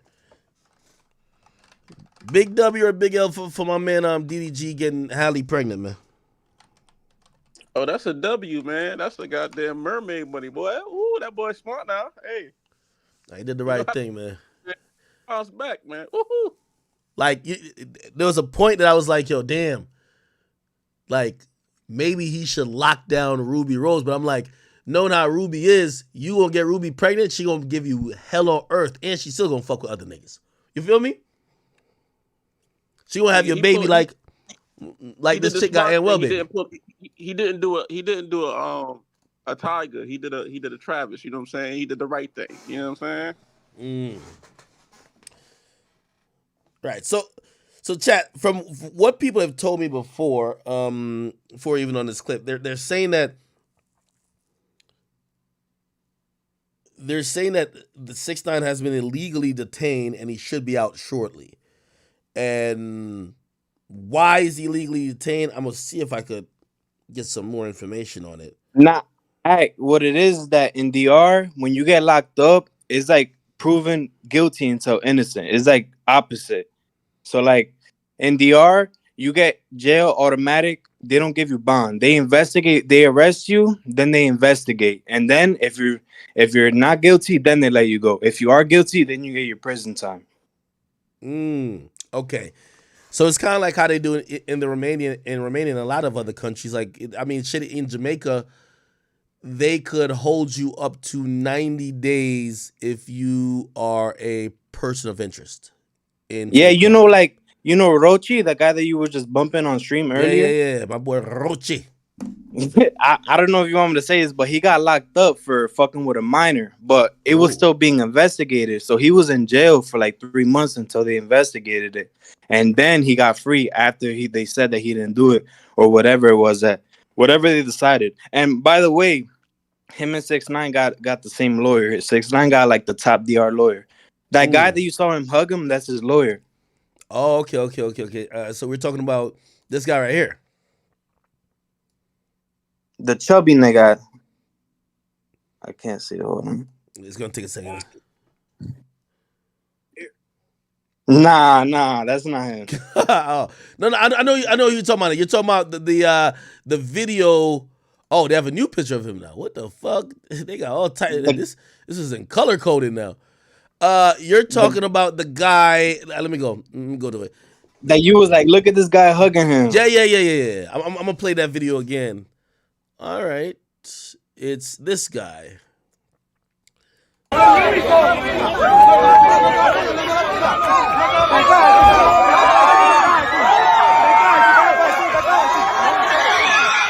este preciso momento.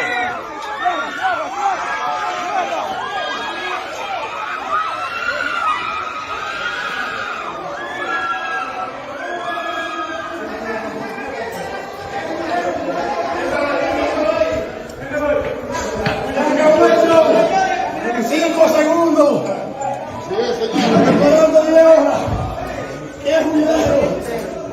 Wow. That guy with a backpack, right?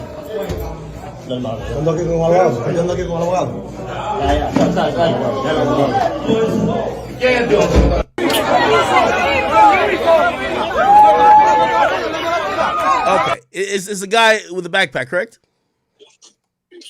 Yo. Is that guy with a backpack? I don't know if you watched it. Yeah, the guy with the backpack with the suit on. Yeah. Okay. All right. I think I don't know if this is him here, but apparently they're saying this is a lawyer that's talking about it. Just help me understand what he's saying. I'll play it and then you can kind of translate it. I got you. De ello, el acta de allanamiento, la orden de allanamiento fue muy específicamente a nombre de, y se lo voy a hacer constar aquí, de la magistrada, perdón. Como designación especial. Licenciada Jenny M. Núñez Marmolejos, y que es una procuradora fiscal de la provincia. Say again? Why is that? He ain't no admin. Yeah, so well, you didn't finish what he was saying. I don't know if you want to continue. I'll continue. De La Vega, y quienes ejecutan esa orden de allanamiento, fiscales ajenos a esta demarcación. Por vía de consecuencia, hay un acto de irregularidad, y para que ustedes tengan conocimiento de causa, existe un mandamiento de habeas corpus para poner en las próximas horas en libertad a Daniel Hernández por la violación fundamental y constitucional que establece nuestra Constitución de la República. ¿A qué hora lo van a dejar libre? A las 2 de la tarde de mañana, día. Independientemente de ello, el acta de allanamiento, la orden de allanamiento. All right. So pretty much he's saying that the nigga that 6ix9ine beat up, he has a case against him, and that his plans are that 6ix9ine should be free by tomorrow. But he's saying that's what he thinks should happen, but doesn't mean that it will happen. I guess that's part of the lawyer's team.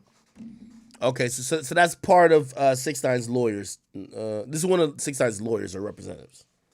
Yeah, from what it looks like. Honestly, the guy that I told you that he hugged him, that's like the main guy that helps all the famous artists in DR. You know, in DR, the thing is too, there's a lot of people that come up and start talking just to get vid talk. You get what I'm saying? But the main guy that you're gonna hear, maybe he just doesn't want to talk. But what 6ix9ine's lawyer said, his actual lawyer, he told him that 6ix9ine was defending himself. That the guy that 6ix9ine came in there on like some regular shit, and then the guy came at him like aggressive, and 6ix9ine just defended himself, and then he put the beats on him. That's what 6ix9ine's official lawyer said. Interesting. By the way, somebody else, and by the way, her name is Lydia. She's been sending me a lot of stuff via the gram. She says his lawyers were saying that he'll probably be released tomorrow because whoever put out the warrant wasn't the district or the county where it happened at. So basically they're saying that whoever put out the warrant to arrest him didn't have jurisdiction over where the incident actually happened. So it's some other place that put out the warrant. And so it's some irregulations of that might get him out of jail, and he still have the case, but he'll probably be out on bond and whatever. Okay. I think that also could help. The reason is that they never had somebody so high profile go to jail too. Even Rochi, that was probably the biggest one, and he stood time in jail. Maybe I don't think 6ix9ine could even be in a jail over there, because over there is the way it works is like, yo, I'm telling you, they on some weird shit over there. If you don't pay, bro, it's like the same shit in this jail. If you don't pay up, bro, like you're gonna have to do. I don't even want to say like some gay shit like.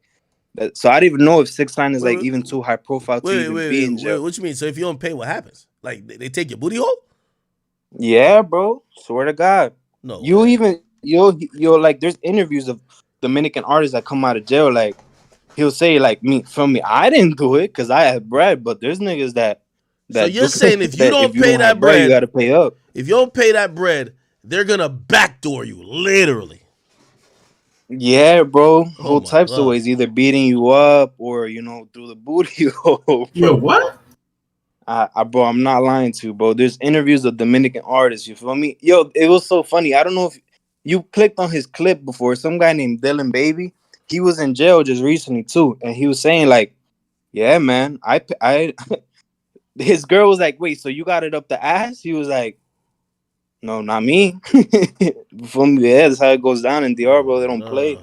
That's why I don't think 6ix9ine's too high profile to be in jail. But who knows, honestly, because the thing is with Dominican media, they're like fire. Like once they get on you, bro, they don't stop talking about it. So it really depends on how the public views you too. So that's really gonna depend if he's free or not. Like at least bond wise. Wow. I mean, yeah. Here's the thing: they might have to make like special accommodations for him because he's high profile. They've never dealt with any high profile people before. They like obviously like in American jails, they would have like some type of protective custody, or they would move you to a bigger jail or a different county, or maybe a whatever it is. Like, but I don't know how jails are in the Dominican Republic. They don't have that in DR. Rochi was in like with the thug niggas. He was with the gangsters. Like they don't have that in DR.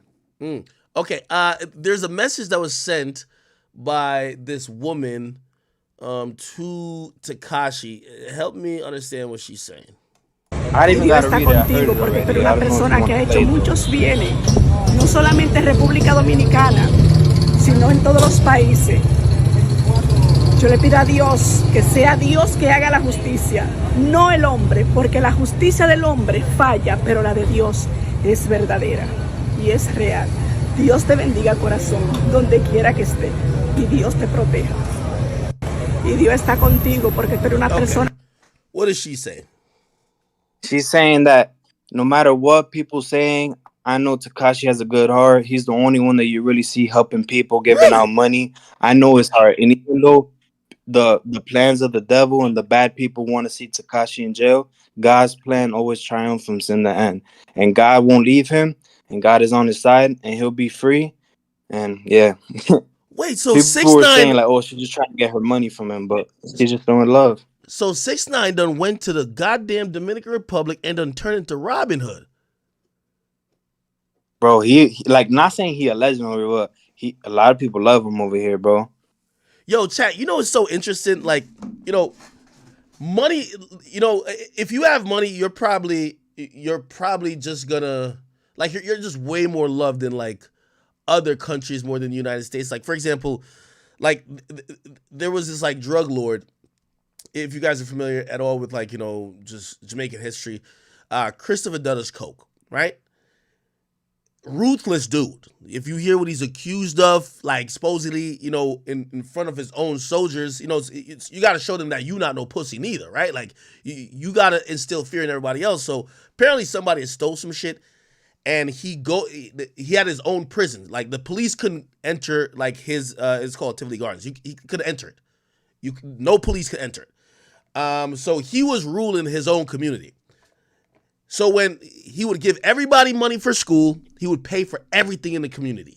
That's why no matter what they would hear that he did bad, they would just be like, yo, this guy is like Jesus to them. They were like this. People were giving up their own life that when the police was trying to come get him eventually to extradite him to the United States. But in countries like that, where like, you know what I mean, they don't get a lot from the government, when somebody comes in and they start being generous, they almost look at that person like almost like bigger than whatever. And just even hearing now this older lady's talking about 6ix9ine, I'm like, damn, 6ix9ine's seeming like Robin Hood, like some really divine figure. Because she's basically saying, and she probably knows nothing about him, she's saying anything they're saying about him ain't true. He's generous. He's good. Shit, man. And you know, another thing is the reason that they love Tekashi so much is that like Dominicans, they take care of their people. So like they saw how much Yailin was going through with Anuel. So they think as Tekashi's like, wow, we need a Tekashi in our lives. Like if you go to all the Dominican Blanche pages, all the women like, damn, we need a Tekashi, because they see him as like, damn, he took Shorty out of a bad situation. He got her bread up. He got her deals. She's happy. He's taking care of the kid. He's a good stepdad. So, like, that's another reason why Dominican people love him over there. Interesting. Oh, by the way, wait, he's a good stepdad, but he's not taking care of his own kids? Well, you got to realize, probably in the DR, they don't care about his kids over here. They only care about the people they care about and what they see. They see Yailin, who's a beloved figure there. He's treating her amazing. So they're going to be like, he's the good guy. Because remember, it's like how, well, I want to compare it to like Russell Wilson. It's like, imagine a woman, like whoever, if Krishan Rock finds a guy who seemingly on the surface publicly is just a really nice guy to them, people are going to be like, oh, I want me a whoever. Just like they say about Russell Wilson, even though I think he's just genuinely a good guy.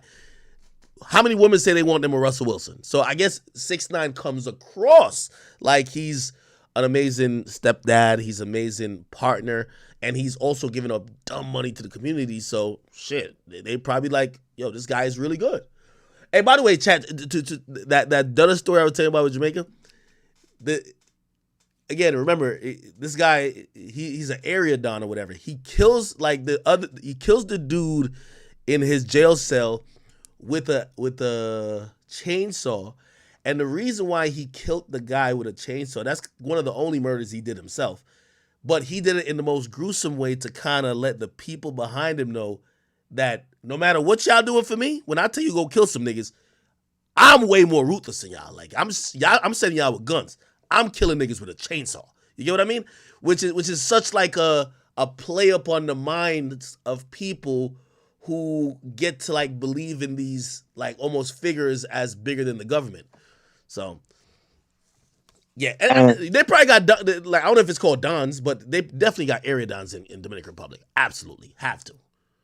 And another thing is that like when she left Anuel, she was very public saying that like, oh, Anuel left me with nothing. All the stuff he gave me, he took away. He took the belly bag that he gave her. He took everything. So she was pretty much broke. She said that like he didn't even come. He still hasn't come seen the baby. She said that he hasn't even tried. That the only But time come that she on, saw the bro. Hold on, baby. Dash. If you buy a girl a Birkin and you break up, you gotta take it back, bro. Come on. Hey, I'm just telling you what she said. But yeah, whatever she said and whatever. So she was broke. She didn't have none. When she had the baby, she said that's the last time Manuel seen the baby when it was born. That he hasn't seen the baby, so I don't know why he's getting mad about 6ix9ine being a stepdaddy when he's not even trying to be a dad. You get what I'm saying?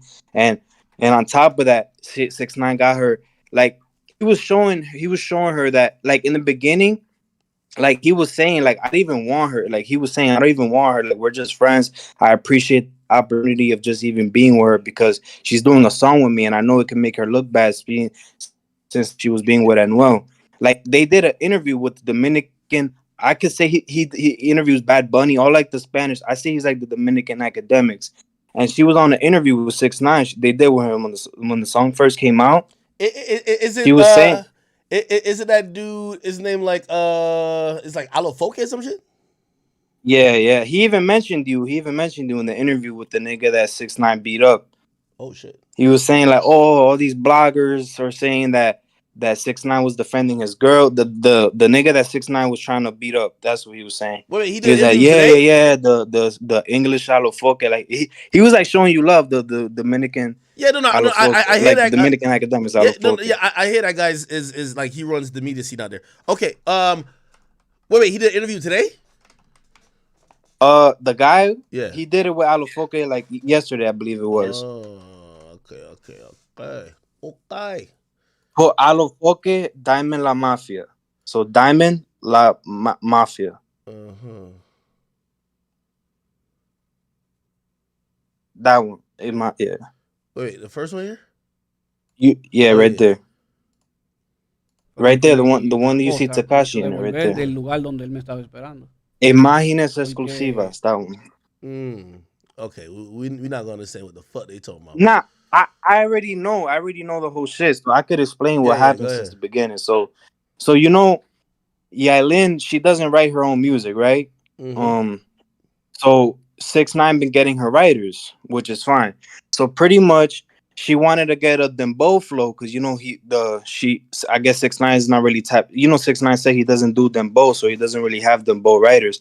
So she hit up that guy, but I'm confused because he's not even a lit nigga. He been fell off. But anyway, she hits him up. She hits him up. She said like, "Hey, can we do some songs? Can you write me some songs?" He said, "Cool." So in the meantime, they were talking back and forth. Then 6ix9ine starts taking over the discussions because 6ix9ine was already doing that for her. So like talking to writers and stuff and doing all the songs. Like even the song she recently dropped is 6ix9ine putting it all together and shit. So he's saying like, oh, everything was cool. Then all of a sudden 6ix9ine got jealous. He blocked me off everything one day. And then so the communication stopped. Then one day 6ix9ine and her got into an argument. He left the house and then she said, "I'm leaving to DR." He said he didn't believe that she was gonna leave. So when he came back to the crib, she was gone. You know, DR's right there. There's like I don't know, like an hour or two flight. So by the same day, she was already in DR.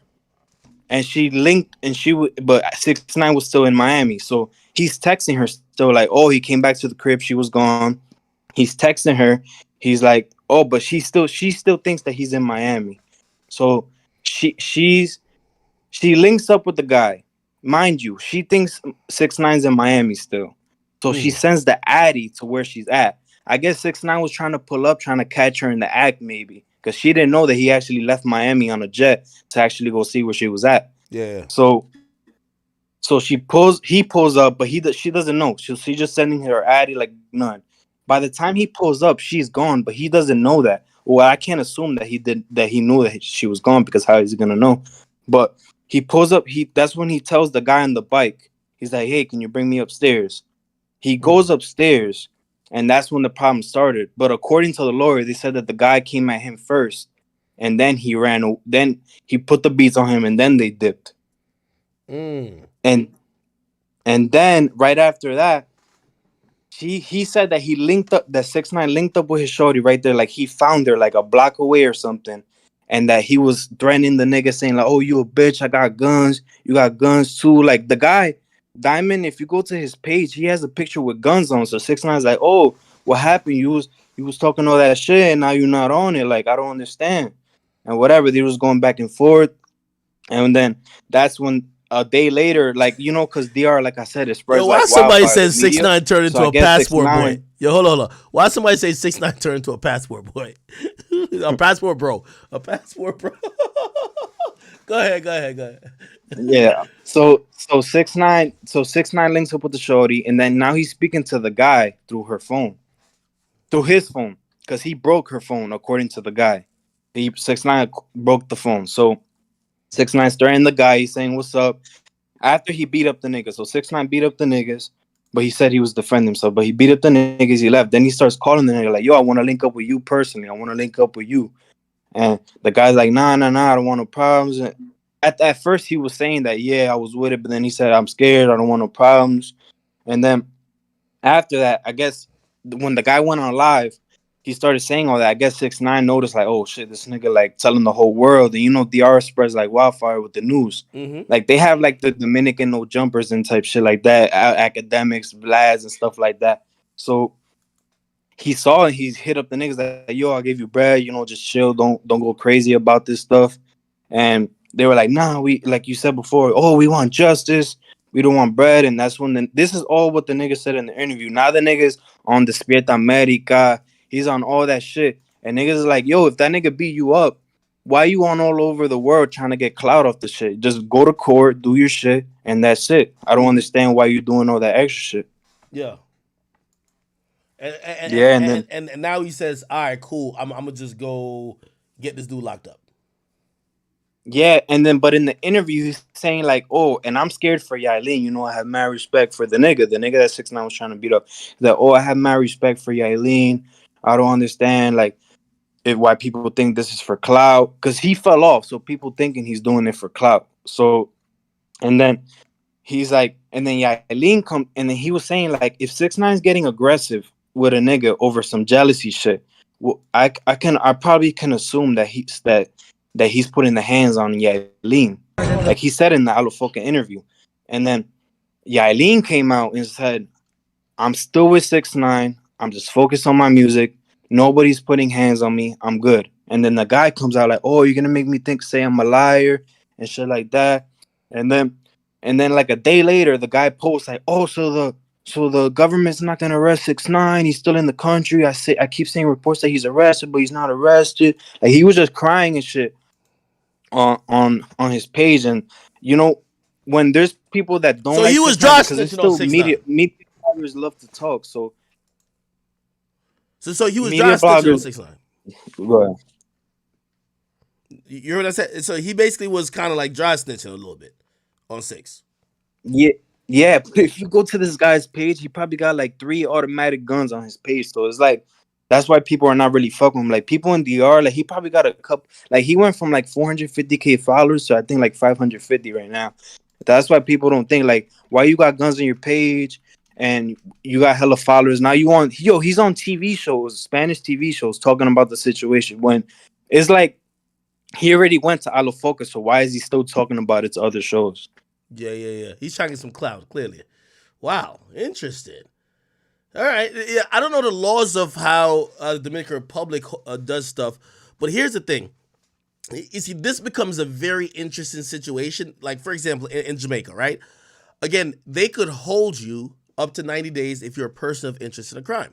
However, if you are an American citizen, this is what I was saying yesterday, a lot of people, a lot of Americans, I don't know if y'all know y'all privileged or not, but y'all go to most of these countries, you got to use that goddamn passport to wave around and let niggas know, hey, you know which country I'm from. I'll tell you what that matters. For example, Jamaica holds you for a crime. Now, if you kill somebody, like, come on, bro, like, America can't help you out.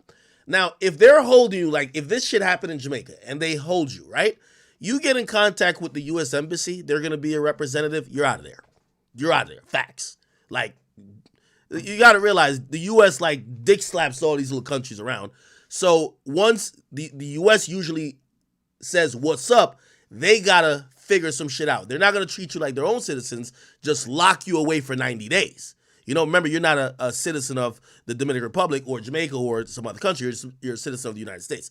So I'm pretty sure his lawyers he's probably have multiple lawyers that's probably going to deal with the actual case, lawyers that's probably going to be working with immigration, right? And trying to like leverage whatever to get him out of jail quickly. That's just the reality of it, right? So we will see what actually ends up happening. If he stays in custody longer than a week, I think his lawyer says tomorrow. I don't know about tomorrow. I think the end of this week he should be out. And I'm not saying out like this case or this situation doesn't matter anymore, but he should be at least, even if he has to stay countryside, he should be out of detention where he's getting handcuffed and dragged all over the place like cattle. You know what I mean? What do you think about that? Not yet, and right now he's in interrogation. So right now he's separated. They're just trying to figure out what's going on, like what actually happened of the story. Like they're bringing, you saw the accused guy acting like, because I can't find the video of what they originally posted, but the guy, you've seen the picture where he's bloody, right? Mm-hmm. So now why does he have a neck brace on and all that? But you just want justice, like you were saying earlier. So now it's like he's trying to make it a worse case than what it is. So right now they're just really investigating. He's arrested, but they're just investigating right now. So really the magistrate said that she's gonna be serious about this because she doesn't take assault like as a game. Like there was a lawyer on Alofoque saying that he could get 3 to 10 years, but that's if he's found guilty on something like that. Like Alofoque brought like a Dominican lawyer on, and he said that. Yeah. So, and by the way, I seen someone in like my chat, and salute to the Academy YouTube channel. Who said that? Let me see if I can shout your name out. JMJ92 said, "Yo, Act telling us about how jail works as well." So I'm not really saying about how jail works. I'm just telling you how usually the legal system maneuvers itself. We've seen these situations already. Like tourists, like unfortunately, go to countries. And they usually get slapped on the wrist for something that a local would get harder time for, to be honest. And especially if you have money and fame, you kind of get out of a lot more shit. For example, like, you know what I mean? I've showed you this example. If you get caught with a goddamn gun in Jamaica, like guns aren't legal in Jamaica. You get what I mean? They catch you hook, line, and sinker. You know what I mean? Plus, they catch you at the airport with a gun. Like, brother, like, come on, you know you're going to jail. Like, you're going to jail for a while. They caught Lil Baby's girlfriend. They just deported her and just sent her back to the United States and said, don't come back here for like a year or so. You know what I mean? So no more vacations for a year, but you're not doing no real jail time.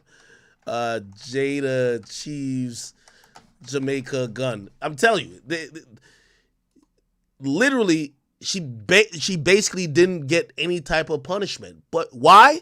It's because she's a U.S. citizen. Like, well, if this was a local that got caught with 2 9mm pistols and 15 ammunition, no, like you're gonna be in jail. So again, you have to realize sometimes the privilege that comes with not only being a United States citizen, but also sometimes just not being a local of the area, because those usually, especially if you're high profile, that government or that arresting body has to think about the place that the passport that you hold.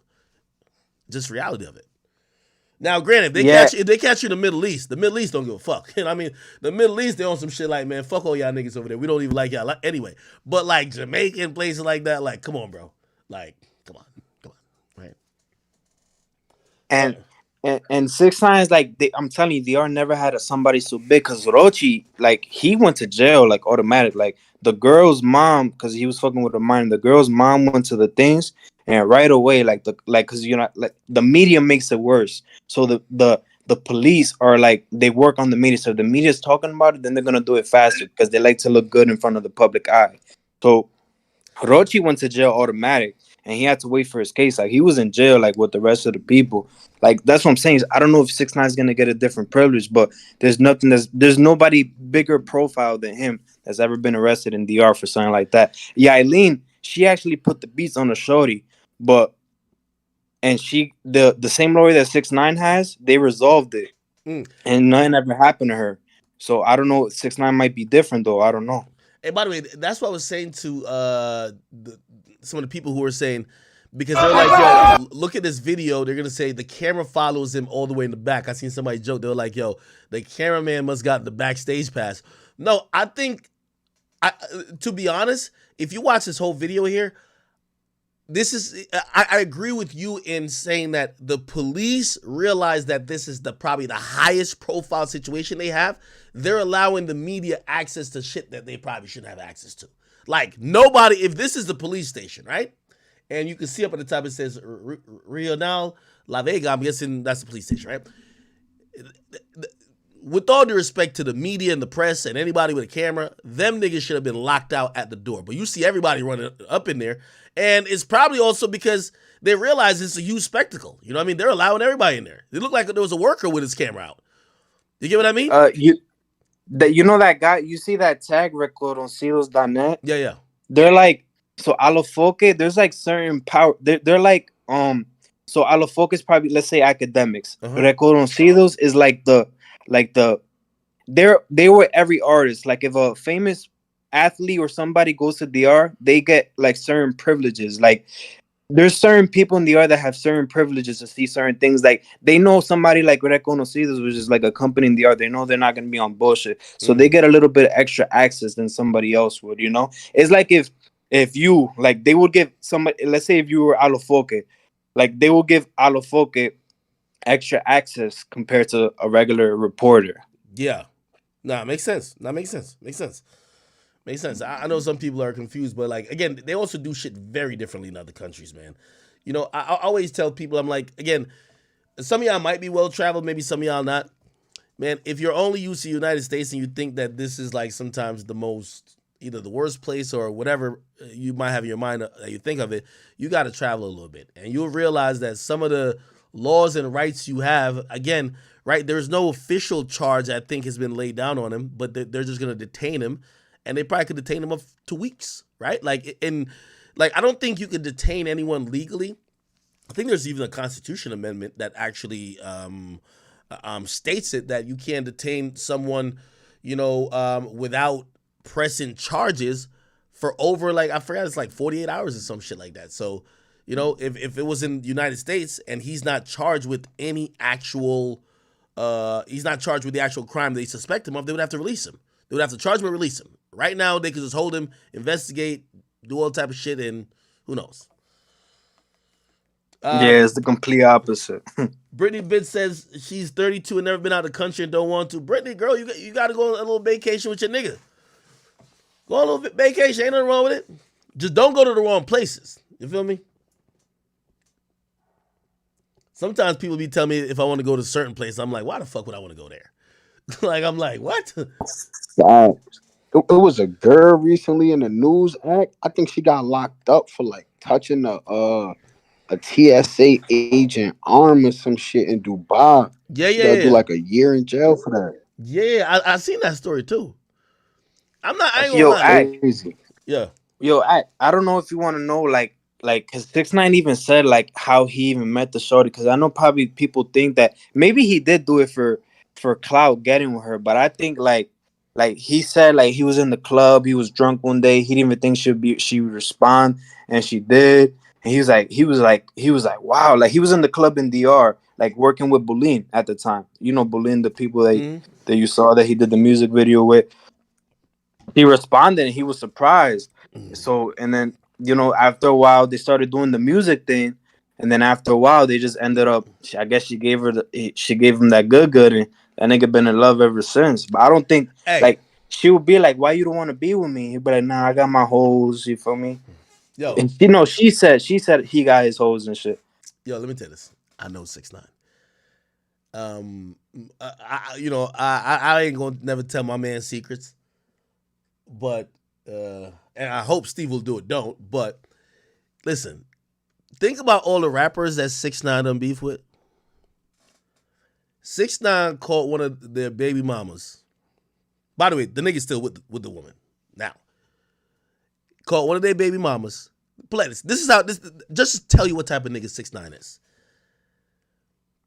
Granted, everybody has an angle here. I think the girl is mad at her baby daddy, right? She's mad at her nigga and her baby daddy. That's why she's even giving 6ix9ine attention. 6ix9ine leverages the money to like, you know what I mean, like he'll be like, he was trying to buy her gifts, you know what I mean, just to get her attention. I don't even think he fucked. Maybe he did, I don't know. But for him, the mere fact that he had a nigga who he wasn't seeing eye to eye baby mom, like, that's what I'm saying. He'll go out of his way. You know what I mean? Like, bro, who the fuck got time to talk to your ops baby moms, bro? Like, yo, you know what I mean? Or your ops girlfriend. Like, yo, who the fuck got time for that? He do. So that's what I'm saying. When you say he's just in the club, 6ix9ine is in the club for her. And if she had not responded to that nigga then, he was going to show up to somewhere else he was going to be at. That's 6ix9ine, I'm telling you. Nah, I know, but like, he's a horrible nigga to have beef with, man. A vape deal and all of that, like, damn, nah. I think he in love, bro. He got her a vape deal, got her a Rolls Royce. Like, I feel like after a while, it gets to the point, like, all right, I think she gave him the shit. I think at first it was, but she gave him the shit, and he got trapped and fell in love. He spent $1 million on girls and starlets. I mean, he fucked like 80% of them. The same rapper I'm telling you about, he sent her $70,000 for her birthday. It's a rapper's girl. Y'all know the girl. He sent her $70,000 for her birthday, bro. Like, it's not 6ix9ine's girl. That's what I'm trying to tell you. But, and I ain't gonna lie, if that story get public, that rapper might look bad. But also, I don't think 6ix9ine looks good either. Nigga, you just send somebody money. Like, why? You're like, why? You know what I mean? Like, why the fuck? Like, I'm sorry, I don't hate no nigga like that. I don't hate no nigga like that to go spoil your girl. You feel me? Nah, I'm not gonna drop the name, never.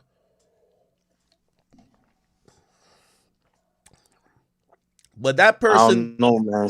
No, yeah, I can't give them more hints. Y'all will get it.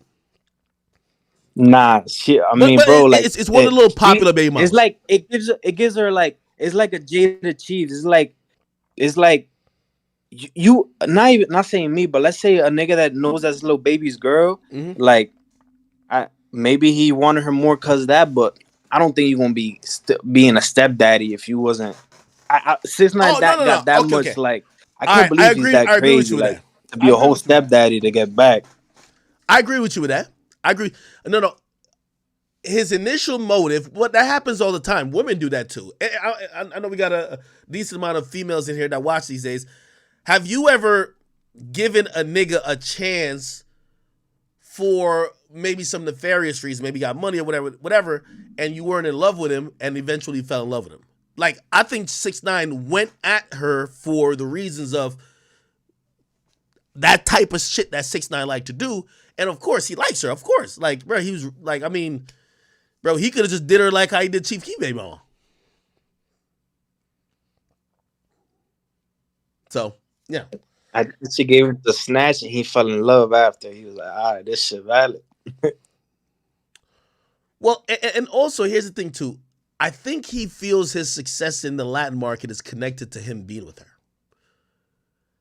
He hit a new stride and attention in that Latin market the moment he got with her. And it's crazy too because they both benefited. Because like before Anuel, she had 1 million followers, right?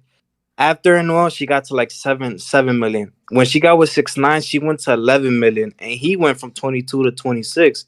So it was definitely like they both benefited. 6ix9ine was losing about 100 or 200,000 followers a month because not only was he inactive, wasn't doing much. Ever since he got with Yailin, there have been nonstop news in the Latin world, and he's been gaining followers nonstop. Yes, so I think they both benefit each other. I don't need to know the inner workings of what's going on, but I do think he loves it all. You know what I mean? And also, he probably is like shit.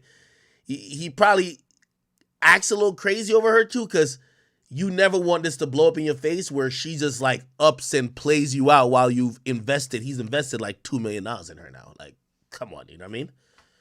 You just kind of got to do it, right? And before, when you were talking about this, the other translator, like a long time ago, like when him and Anuel was beefing, she posted a video saying Anuel put the beats on her. And that's why 6ix9ine wanted to fight him, like saying like, oh, you think you tough putting hands on a girl? Yeah. And there was she posted a screenshot saying that Anuel said he want to do a Bebe part 2 just so she don't post the shit. just so she don't post the shit of her getting beat. That's what she posted on her story. Damn. Wait. You aren't the dude that was a Trinitarian dude from last night, right? No, right? Nah. That was me, Trinitario, Patria Tramuita. People, everybody's saying that they say you know the real plug, you know the real tea that's going on right now. Nah, yeah. Wait, me or the other guy? No, they say you know exactly what's Yeah, going on. You've I'm broken it Dominican, down pretty so well. this is like my not saying my shit, bro, but like I love like the same thing how I've been watching you for a long time. I've been watching Alafoque for a long time, so I really know what's going on with that thing. I've been watching. Yeah, Eileen used to be a dancer, like in the clubs. Like the way the art works is that you get one hit song and you get to start making money in clubs right away. You get to perform for like $1,000, $2,000 every night. So she will be a dancer for those artists, and that's how she started. But she was a baddie. She looked good, and niggas started following her because of that. And then she got with Anuel, and now with 6ix9ine. Now we here. Damn, it's interesting. Is there any other relevant stories happening like in the Latin world? Obviously I'm a little biased because obviously I know 6ix9ine and like the hip hop world knows 6ix9ine, but like is this like the main thing being just kind of covered in just like 1,000%. Like other than Carol G and like a guy named Fade, and it's funny because it has to do with Anuel's exes. Because like Anuel, he'll be posting like, "Oh, I want to be with Carol G. I miss you," but then she'll post a picture with Fade. I don't know if you know who that is. That's a Spanish artist. So she'll be ducking Anuel, and then Anuel would also be like trying to get a Yailin, and Yailin posted up with 6ix9ine. So now people are laughing at Anuel. They be saying like, "Yo, Anuel's in the hospital. That nigga need an IV." Like it's it's either 6ix9ine and Yailin or Fade and Carol G. That's what they talking about right now. I don't really see nothing else that's being talked about. Didn't Bad Bunny diss J Balvin and shit? And J Balvin said like, "Hey, I mean, me and Bad Bunny did some great music together. We made that collab album together. I have no problems with him. If he feels away, I have love for him. You know, he just took like the chill route." Oh, that's another thing. So Arcangel and Anuel don't get along. Really? So when Yailin posted the video, because when Anuel and Yailin were together, right? Yeah. She recorded him saying, "Fuck Arcangel, fuck Rochi, fuck El Alfa, fuck all them niggas. I don't want to see you with none of them niggas. If I see all them niggas, I'll kill them and kill you." Oh like shit! She posted a video, and she posted of him and her in the car, and she recorded it. I guess he didn't know. And Arcangel, he saw it. He was like, "Honestly, I don't know why Anuel talking about me. That nigga knows I don't fuck with him. That nigga's a bitch. Honestly, I don't fuck with 6ix9ine either. But if I had to choose between two bitches, I'ma fuck with Anuel just because he's from PR, and at the end of the day, that's his kid. You feel me? Like he playing with his kid, but like I kinda hates Anuel. That's why like Bad Bunny. There's like groups. Like it's Bad Bunny and Anuel's like really on his own. He still collabs, but like that's why you haven't seen Anuel with Arcangel. You would be surprised, like two big Puerto Rican artists, but they don't fuck with each other. Like there's hella Spanish beats in between each other, and Arcangel was saying like on top of that, like that's like he was because he don't fuck with 6ix9ine either, so he was saying, "Oh, like fuck Anuel too," because the conversation came up because Anuel said "fuck you" and shit. Hey, chat. All I know about Anuel is that if y'all think these U.S. artists making money, fuck all. Oh, by the way, he wasn't in the hospital. Did he get IV for real? What the fuck? No, they were saying before that. Now he just got a surgery because they said he needed an emergency surgery. Oh, is he good? He hasn't posted nothing else about that, but he just said that he needed emergency surgery, and thank God that he's fine. If you scroll, you see that picture right there that he's smiling on the boat. Look, scroll down right there. You're looking right at it. He's on the boat right there with the brown shirt. Yeah. Nah, you just had it. The brown shirt. If you see what he says in the caption, he says like, "Oh, when the video dropped of him and Yailin, with Yailin holding with Tekashi holding the baby, he posted in the caption. It says like, "Oh, I'm not into that beef shit. My baby looks beautiful. I was gonna drop a song, but let's enjoy how beautiful my daughter looks." My daughter left me speechless. Nah, that nigga want to kill 6ix9ine. I ain't gonna hold you. You want to kill 6ix9ine? Trust me. You ain't gotta. Like, you want to kill 6ix9ine? I ain't gonna hold you.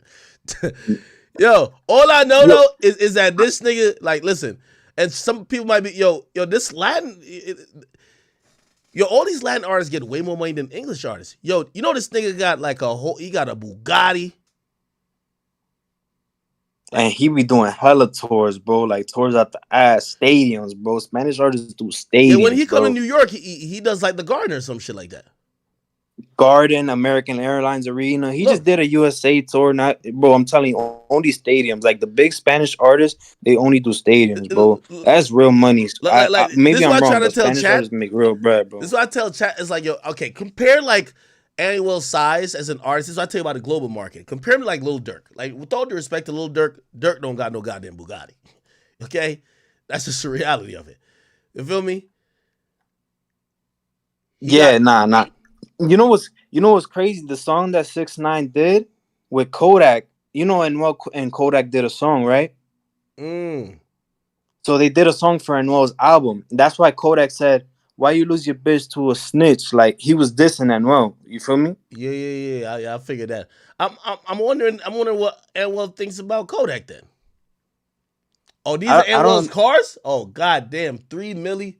Is that the Aventador? That's probably $500,000 right there, and then that's a Urus, right? Oh, the other side. That's 300. So that's probably. Depending on what year that Bugatti is. Yeah, depending on that, that's probably like $4 million in car right here. If the Bugatti's like 3, but if the Bugatti's 2, it would be 3 million cars. Damn, fire! This nigga's rich as shit. I know he owns.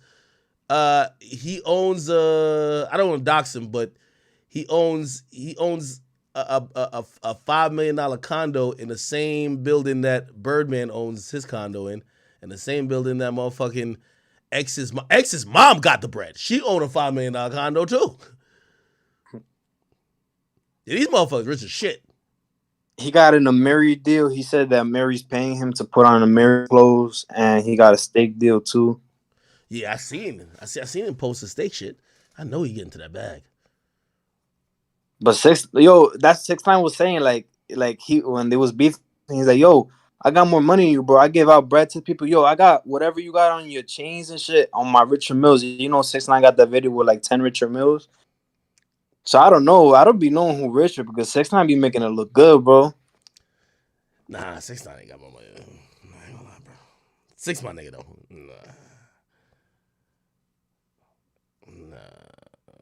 Let me think. Here's the problem. Here's what. So like, I know y'all. If I'm saying who got more money, the problem with 6ix9ine is he spends so much money. Like, bro, Anuel is not spending $1 million on strippers in starlets. Like, you know, 6ix9ine was renting out entire strip clubs and just throwing like 100,000 just to fuck with the bitches for the night, right? Like, it'd be like 5. He just pick 5 bitches and don't want to fuck with them for the night. Go in there, throw 100,000 and fuck the bitches. Like, brother, like that's like not normal. You know what I mean? People don't waste money like that. You get what I mean? So 6 do got a lot of money, but he wastes it. You get what I mean? Like, I don't see Anuel wasting the money. So who's made more money? 6ix9ine. I would say 6ix9ine made more money. But who has more money? I would say Anuel. Because I think Anuel at least doesn't waste it.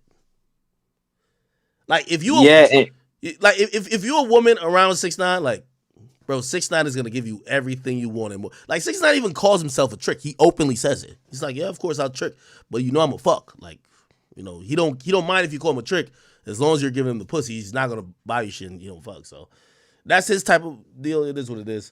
Yo, Hemi, what up with you, boy? Thank you for the donation. Thank you for the 10. Actually, thank you for the 20. Nah, it's all good, man. It's all good.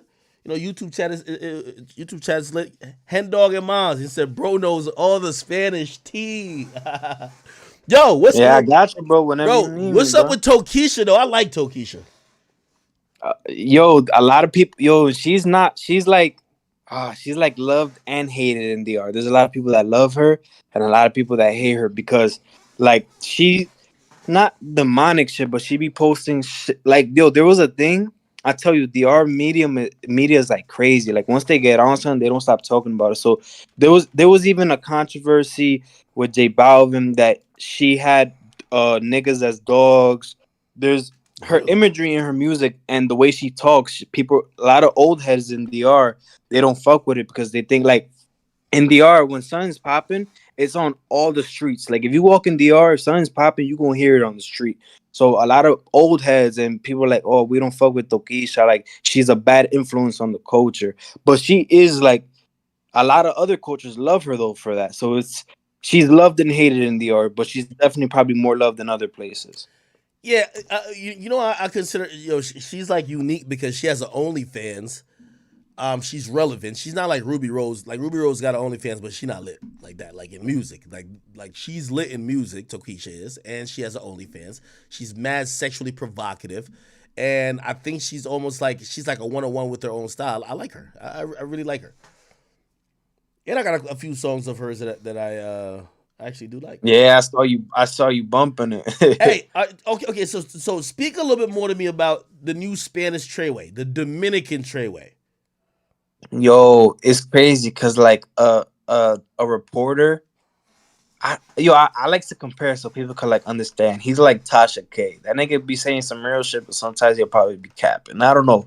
I assume that's how Tasha K is, but he said like, oh, 6ix9ine got a band of gangs beating up people that whoever worked with Yailin, but that's not really credible because even the guy that 6ix9ine tried to beat up, he was like, damn, I didn't even know that.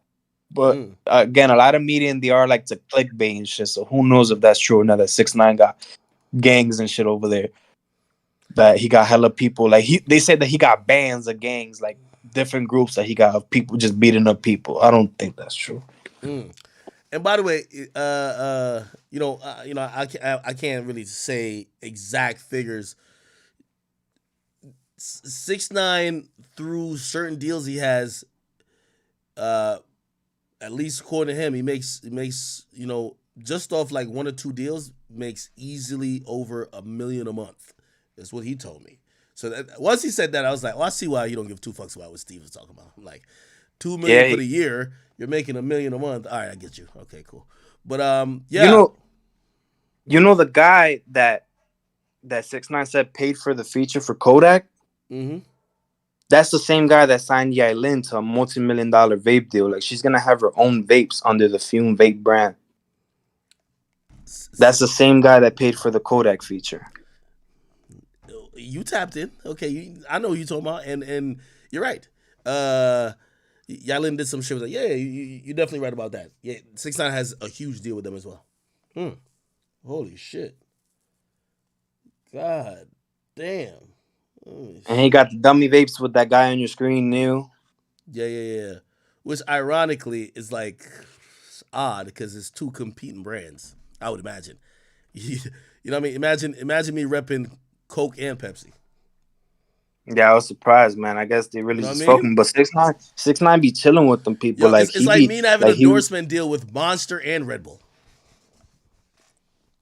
They close, bro. Like Yailin be chilling with the nigga's wife and shit. Like they be mad close with these people. I guess they just love each other. I guess that they don't care. Fresh Up Out the Bank says, yo, Ack, you gotta bring homie on for every Spanish topic. He really know what's going on. Let me know, brother. I got you. I was the guy that told you that I pumped your gas in 2016. You had a blue Audi coupe, bro. Really? Where? Wawa, Woodbridge. Woodbridge? Really? Yeah, Woodbridge, Wawa. It's not like on the highway. Yeah. You work there? Yeah, I pumped your gas one day. It was my first day in 2016. You had a blue Audi coupe. I remember selling. I was like, I told this lady, he's like, this guy's famous. She's like, really? I don't know him, but I guess I don't remember how many followers you had at that time, but nobody knew what I was talking about. But I'm sure now if I say it, they'll know. Small world we live in. That Wawa in Woodbridge in 2017, I lived across the street. I don't know if you knew that. Really? That's crazy, bro. Yeah, when I started doing everyday show, that's where they would send the car to come get me. What, there's like a complex there? Yeah. There's a Home Depot right there too, my nigga. You know, yeah, bro, that's crazy. There's a Home Depot. Now they built up across the street. I mean, obviously I don't live there anymore. They built up across the street. They have a Chick-fil-A. They have Wingstop. They have motherfucking Panda Express. There's a Walmart over there. McDonald's, everything. Yeah. Damn, that's crazy. You was a block away from me. That's crazy. Man. I like Woodbridge. That's my joint. Somebody says, yeah, man. Somebody said that was axe based. Yeah, that was the 2017 streams was from that apartment, chat. Yeah. Feel me? So niggas know, you gotta let niggas know where you came from too, bro. You wasn't all rich before too. Not saying the Audi's not good, but from where you are now, I'm sure that's way less than what you got now. I still have Audis. That was my but I'm saying from the one that you had. No. I love that Audi, by the way. My little blue, it was a coupe. It was an S5. I never liked coupes before, but it was an S5. That shit was going. Yo, Ack, you didn't tip me though, bro. You supposed to tip the gas drivers, man. You supposed to tip the gas niggas? Yeah, bro. You're lying. Niggas in hell in fumes all day. I don't do that shit no more, but when I go, I tip them $1. They tip the gas attendants? Nigga, that's their problem. Them niggas supposed to tell you to pick that job. Yo, it's a service. It's a service. Yo. So in Jersey, it's illegal to pump your own gas. So there's always a gas attendant that got to pump your gas. I never knew they tipped you, like you tipped them though. I never knew that. I'm gonna be honest. Yeah, man. Gas, give them $1, $4. I usually pay with a card. Now that I know that you could tip them, like I'll definitely start. When I start tipping the gas attendant, it's because of you. Yeah, you already know. Shout out my gas niggas. You're welcome. Yo, So this was a video, I think, where 6ix9ine was supposed to have bought like this G-Wagon for Yailin. I don't think it was for Yailin though. I think it was for him. Nah, the G-Wagon, she was... No, not G-Wagon. I mean, the Cullinan. Nah, she got a G-Wagon though for like, the people that gave her the vape deal. Yeah. She was linking with them, right? And she's like, wow, I like this G-Wagon. 6ix9ine told the guy, and he gave her the G-Wagon. This is like separate from the Cullinan that he got her. So she got a G-Wagon and the Cullinan that he got her. Would you, if you're I got a quick question. Go ahead. Hey, so I'm in Jersey right now. Do I supposed to tip the niggas at the toll? Like, this shit new to me. Nah. You I don't tipping know the toll booth? that. Oh, nah, you niggas is wildin'. I'm at the toll right now. Like, I'm in Jersey. Like, those tip niggas. I just treat them nice. Like, thank you for doing your job, because that shit is a hard job. Just standing there all day, fucking handing out quarters and shit. Nigga, ain't nobody tell you to pick that job, bro. The fuck? Nah. I know about gas. I don't know about nothing else. Yo, I ain't gonna lie, bro. This shit weird. Like, not pumping your own gas, bro. Like, come on, guys. Feel me? That's a service, dog. They doing you that favor. You don't gotta get out the car. You got a little $1 ain't gonna hurt. How you doing? What the fuck is this?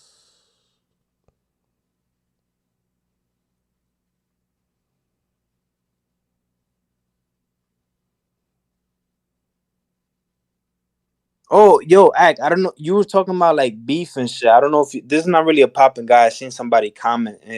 There's a guy that works for Alafoque. His son got locked up for like murdering a nigga or conspiring into murder. I don't know if you want to. That's not really. He's not really a famous nigga. He's like a media guy in DR. Man, I ain't gonna lie. Like, they send me all these videos from these Hispanic pages now, and DR look like some shit you would see on anybody ever watch Narcos? Like, niggas is riding up on bikes with guns and shit like that, robbing niggas. Hilarious. Like, this is crazy. Yeah, shit dangerous, bro. For me, if you good over there, you'll be good. But it's dangerous everywhere. But there's definitely like niggas be robbing women, kids. Like, they don't be giving a fuck. You gotta be on 50 out there. It's like, I'd say it's like kind of like California, as if like on Melrose type stuff. Like, you gotta be on point. Holy shit. All right. Chat, what else is going on, man? People put me on game. Somebody said I thought it was against the law to pump your own gas. Yes, in Jersey, it's against the law. That's it. It's only in Jersey. I think it's only Jersey and one other state. In other states, certain places, you can't pump your own gas, but it's never a state law. In Jersey, it's a state law. You can't pump your own gas. So, for example, any gas station without an attendant can never be open. So, like, that's like one of the essential jobs, because of that law out here. What the fuck? This is them rapping 6ix9ine's Lambo. I've never got a car rap before. Yo, Ak, you know what's crazy, man? Steve even spoke about it, that 6ix9ine has a deal with Dummy Vapes with Neil, but then Steve is close with Neil. So it's like, how does that work with type business stuff? Yeah, well, 6ix9ine is clout. You know what I mean? Again, from what I hear, 6ix9ine helps move a lot of Oh, this is how they painted the car? No fucking way. This is how they painted. 6ix9ine helps move a lot of vapes. Like, from what I'm hearing, it's like 20 of it. I forgot what the like. I did the math with someone, and they said 6ix9ine just even posted on his story sells a lot of that shit. So it's like, yeah, he might not be cool with Steve, but he's like an international celebrity when you need a product to be internationally marketed. And yeah, like, they kind of just match it around his brand, and apparently sells a lot. I don't know. Nah, he def do. A lot of people in DR be like in the comments of Dummy Vapes, you'll see like, yo, we need them in DR, or DR media. They'd be like, we need the vapes of 6ix9ine here. There'd be a lot of Dominicans vaping that shit. They don't care about what 6ix9ine done over here, bro. That shit like irrelevant to them. Wait, do you live in the DR or do you live in the United States?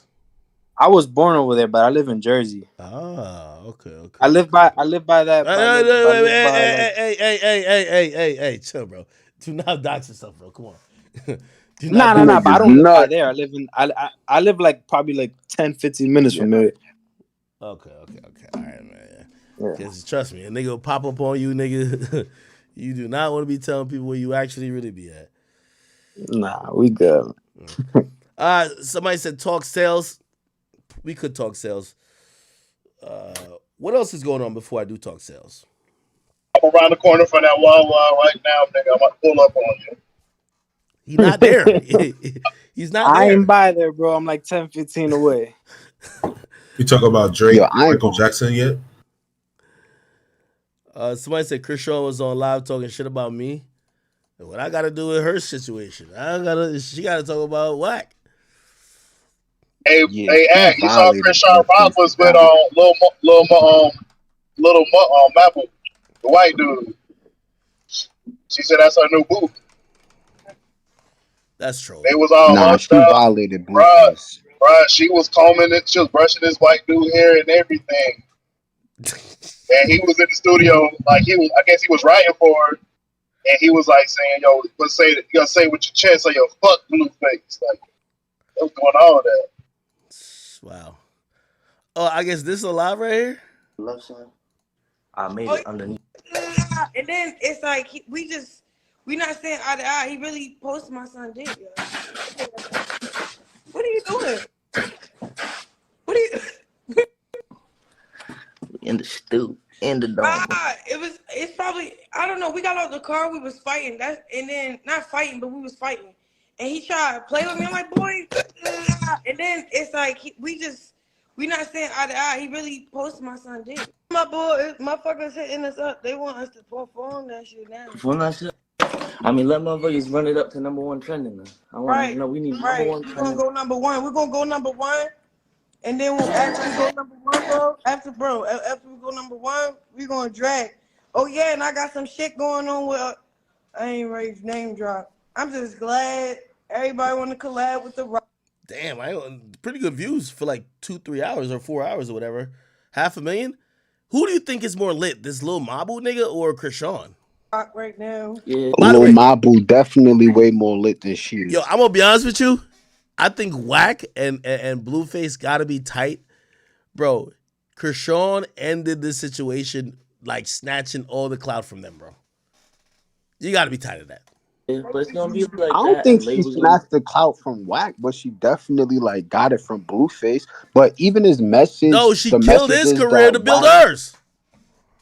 You said what? She killed his career to build hers. Bro, when she goes on live now, it's 50,000 people on her live. Yeah, I agree. But you right? But like, bro, like she tried to set the nigga up and get him smoked, bro. I need Blueface to speak on that though. I'm gonna be honest. Yeah, that's fucked up. Like that's crazy. Like no matter what anybody did, like you trying to get this man smoked is wild, and she's still gonna get supported from all the girls.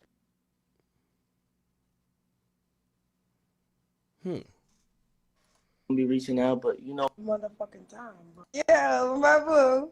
You gonna get me in trouble because I actually talked to a nigga that I really like. Not my ex. Yeah. Anyway, stream. Okay. Okay, what the fuck did she say? I don't think she said nothing. A lot of people said she was talking about me.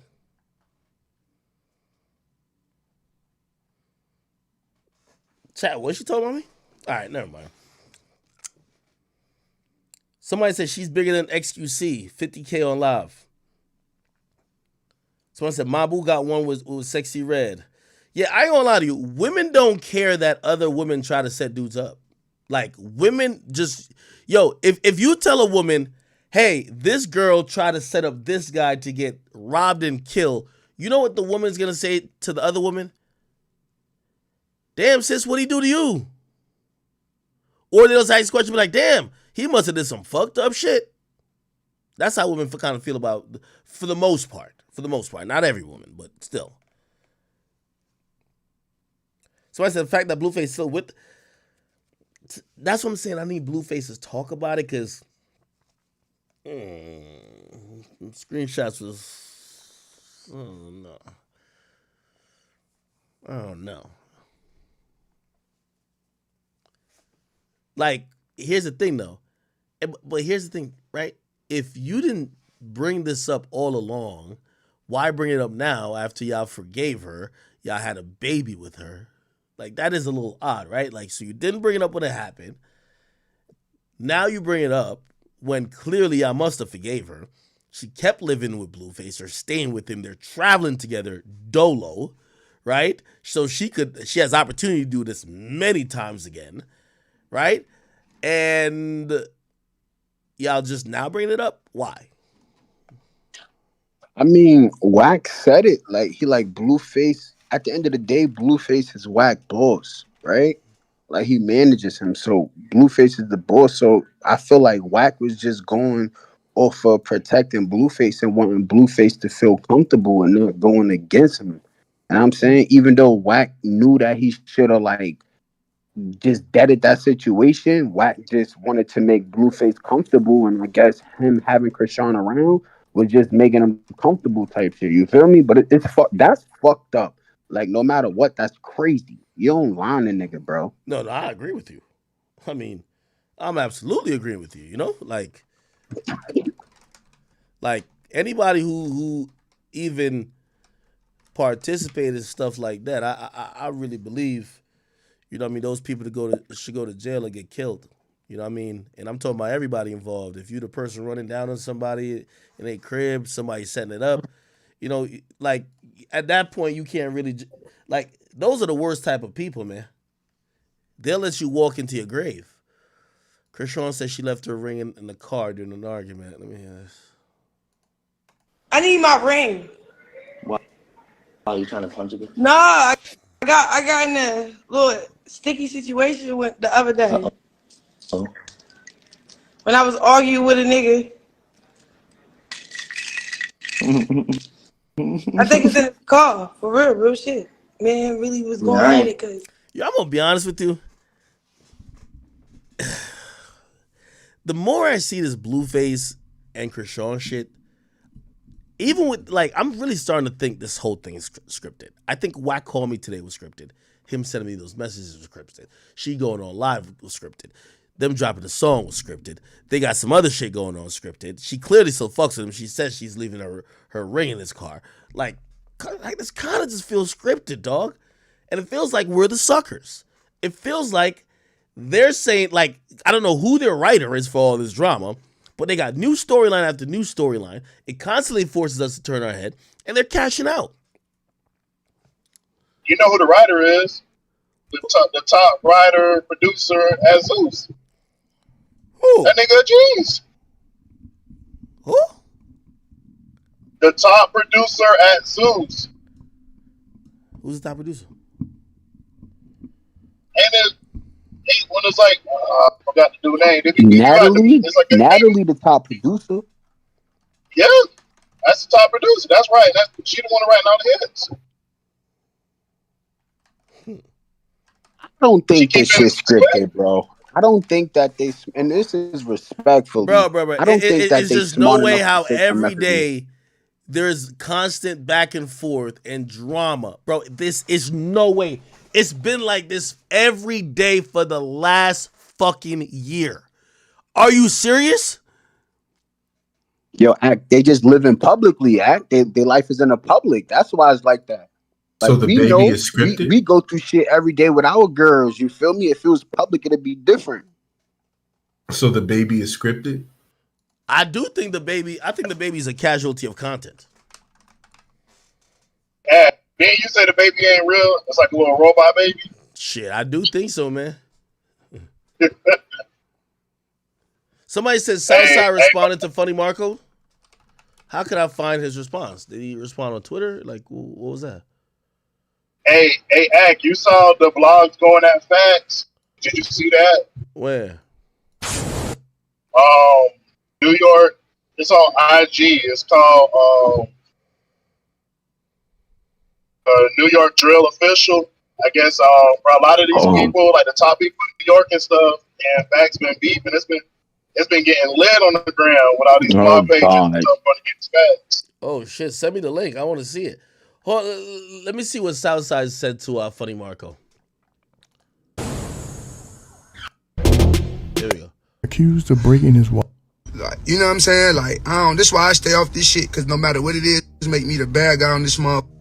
When it come to whatever, when it come to bitches, when it come to this, when it come to, you feel me? Like, whatever it come to, they make me the bad guy. Y'all stop being stop throwing rock in high y'all hands, bro. That go for rap niggas, that go for comedians, that go for moguls, that go for whoever. I'm on his ass, bro. I don't want to hear that shit. I done let a lot of shit go. I just let shit go. Like, you know, I don't even get in the middle of shit no more. Like, and I'm still sitting here laughing right now. If you a bitch ass, just stay the from around me. Like, I got enough bitches.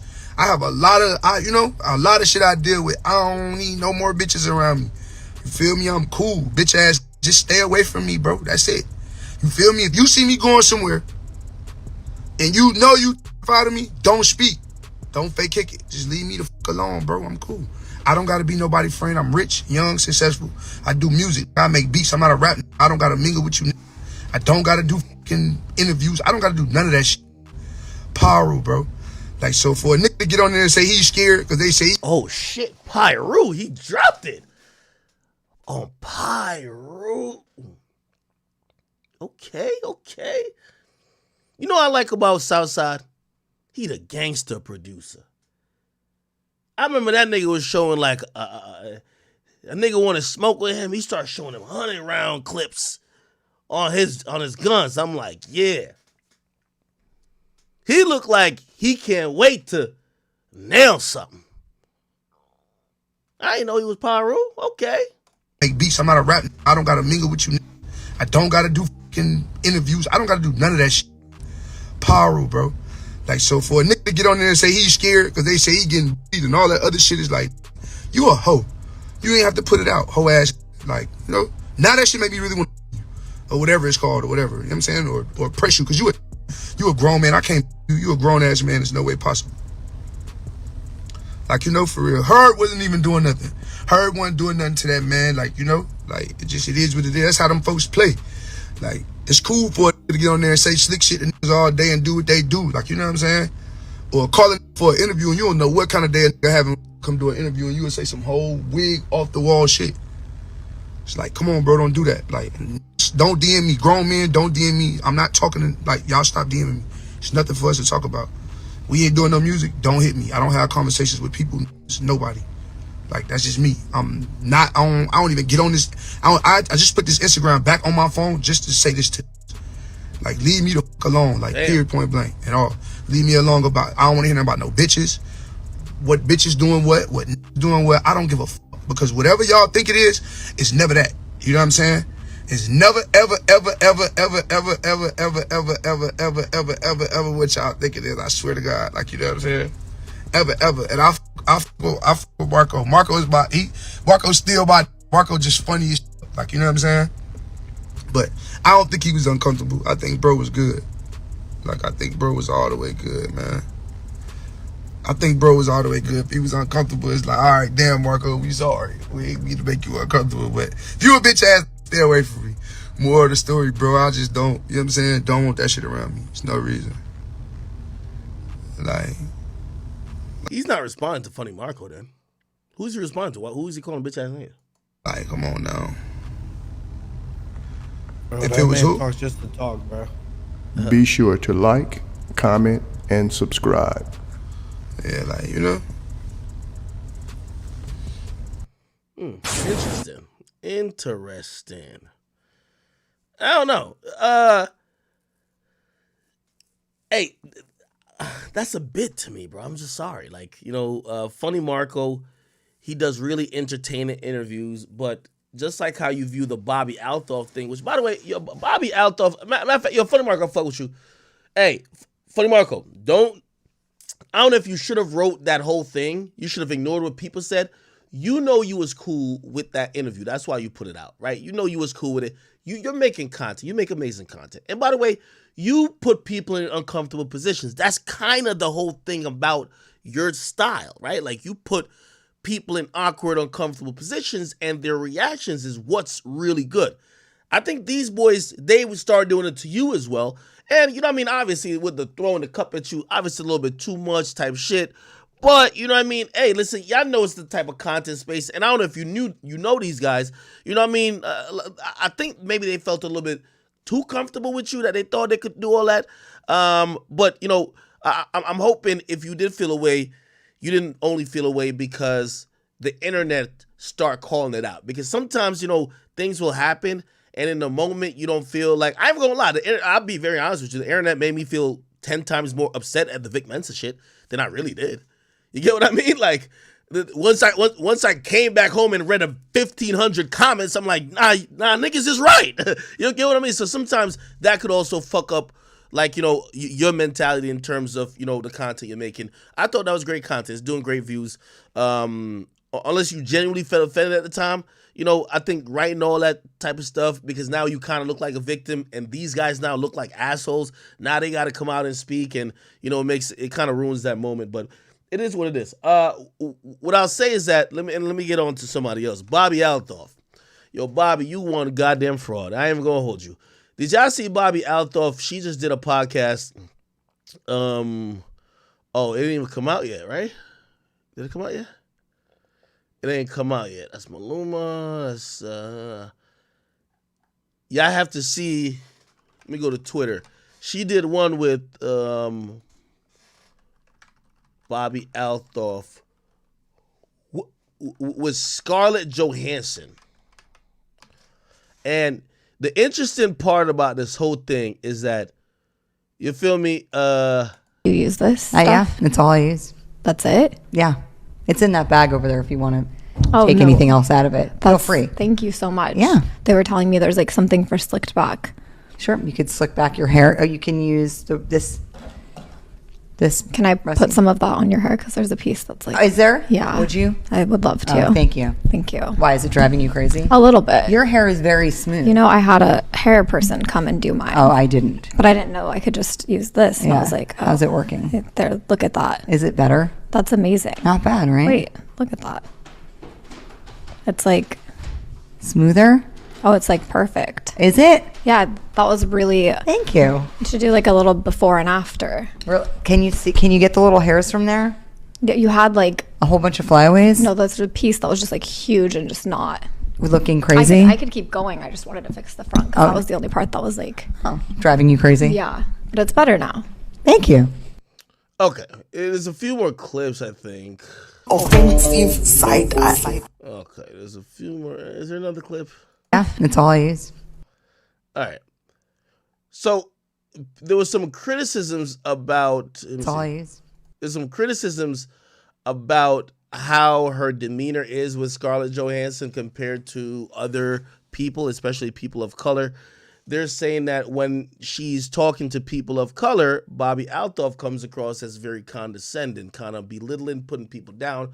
I don't know who you are, even saying it to Drake, like, yeah, what song do you have? You know what I mean? Pretty much even trying to tell Offset, like, damn, you know, like, I'm doing you a favor. But in this clip, it kind of comes off as different. It kind of comes off as, you know, a little bit more respectful. It comes across like, you know, she's probably a fan of this person.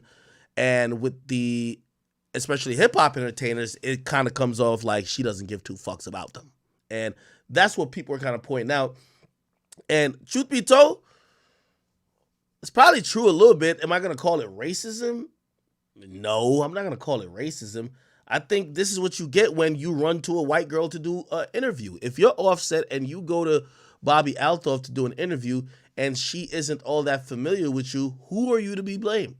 Like, okay, great. She wants to interview anybody hot, but she probably doesn't give a fuck about you and the Migos as much as she cares about her white fucking Puritan queen, which is goddamn Scarlett Johansson. She's going to talk to her in reverence. She's going to talk to her with much more care and respect. And if you go to a place, and I'm just like, I'm not here to defend none of these artists. If y'all feel like y'all getting talked to condescending by this little white girl and y'all continually go there, it's your fault. If you go where you're not celebrated and you expect to be getting the same type of treatment that you would get other ways, bro, we're not about to ride for y'all. So I'm not even mad at this white girl. You know what I mean? In reality, look at her. She looks like she has much more in common with Scarlett Johansson than Offset. Yes, she probably doesn't care about Offset that much. She probably is talking to Offset hey, we're going to get some clicks for this, but that's all about it. With Scarlett Johansson, she'd probably be like, hey, I probably looked up to you. Oh, yeah, you're beautiful, blah, blah, blah. I'm a white girl. You're a white girl. We kind of have the same hair. This is kind of good. She probably has a little bit more in common. Drake, you want to go lay down on the bed with Shorty and talk about a bunch of nothing? Yeah, I know you're the most poppin' rapper in the world and we love you, but in her world, she might just be a Taylor Swift fan, okay? I guarantee the way she was talking to Drake, put Taylor Swift in that motherfucking bed, she's going to be in reverence and be singing her goddamn songs. Again, these artists are going to places and going to sit with people who don't even give a fuck about him. Why? It's all in the name of clout. People who never respected the game of streaming, never liked Twitch. If they could get a couple of viewers, couple extra eyeballs, ears, attention, hopefully on their music, they're going to go run to go sit down with a streamer, okay? They're going to do things, and this is an indictment on the artists themselves. Don't try to bring us into it now to be like, oh, let's call out racism. How is she racist? She's sitting with the niggas and the white people. Oh, because she's not into the nigga shit as much as she's into shit that you could clearly tell. Why did you think she was into nigga shit? Why did you think that she's ever bumping Amigos? Why did you think she's ever bumping Drake? It looks like she's watched all the Scarlett Johansson movies. Looks like she watches The Office all day. It looks like she has a type of particular interest that I do interviews myself. When I interview somebody who I really like, I'm pepped up and perked up, pause, and just happy to engage with that person, as opposed to somebody who I don't know too much about, don't really care, but I know it makes some good numbers, but I'll sit there and do it because it's a chore. Yes, you niggas run into Bobby, you're a chore. Surprise. She don't like y'all. It's not that she's racist. Y'all are not what she's into, but you need her and she needs y'all. It's a symbiotic relationship. It's the longest ongoing thing where the media and also entertainers sometimes, look, Donald Trump don't like Tucker Carlson, but Tucker Carlson got the audience. Donald Trump needs the votes and eyes and attention. Y'all gonna sit down. It is what it is. She's not motherfucking racist, okay? If y'all don't like how she talks to y'all, don't go there. She doesn't like your music. She ain't into you. She barely knows anything about you, and she's gonna be condescending the whole time. She's not racist. You're just dumb, okay? I'm gonna leave it at that.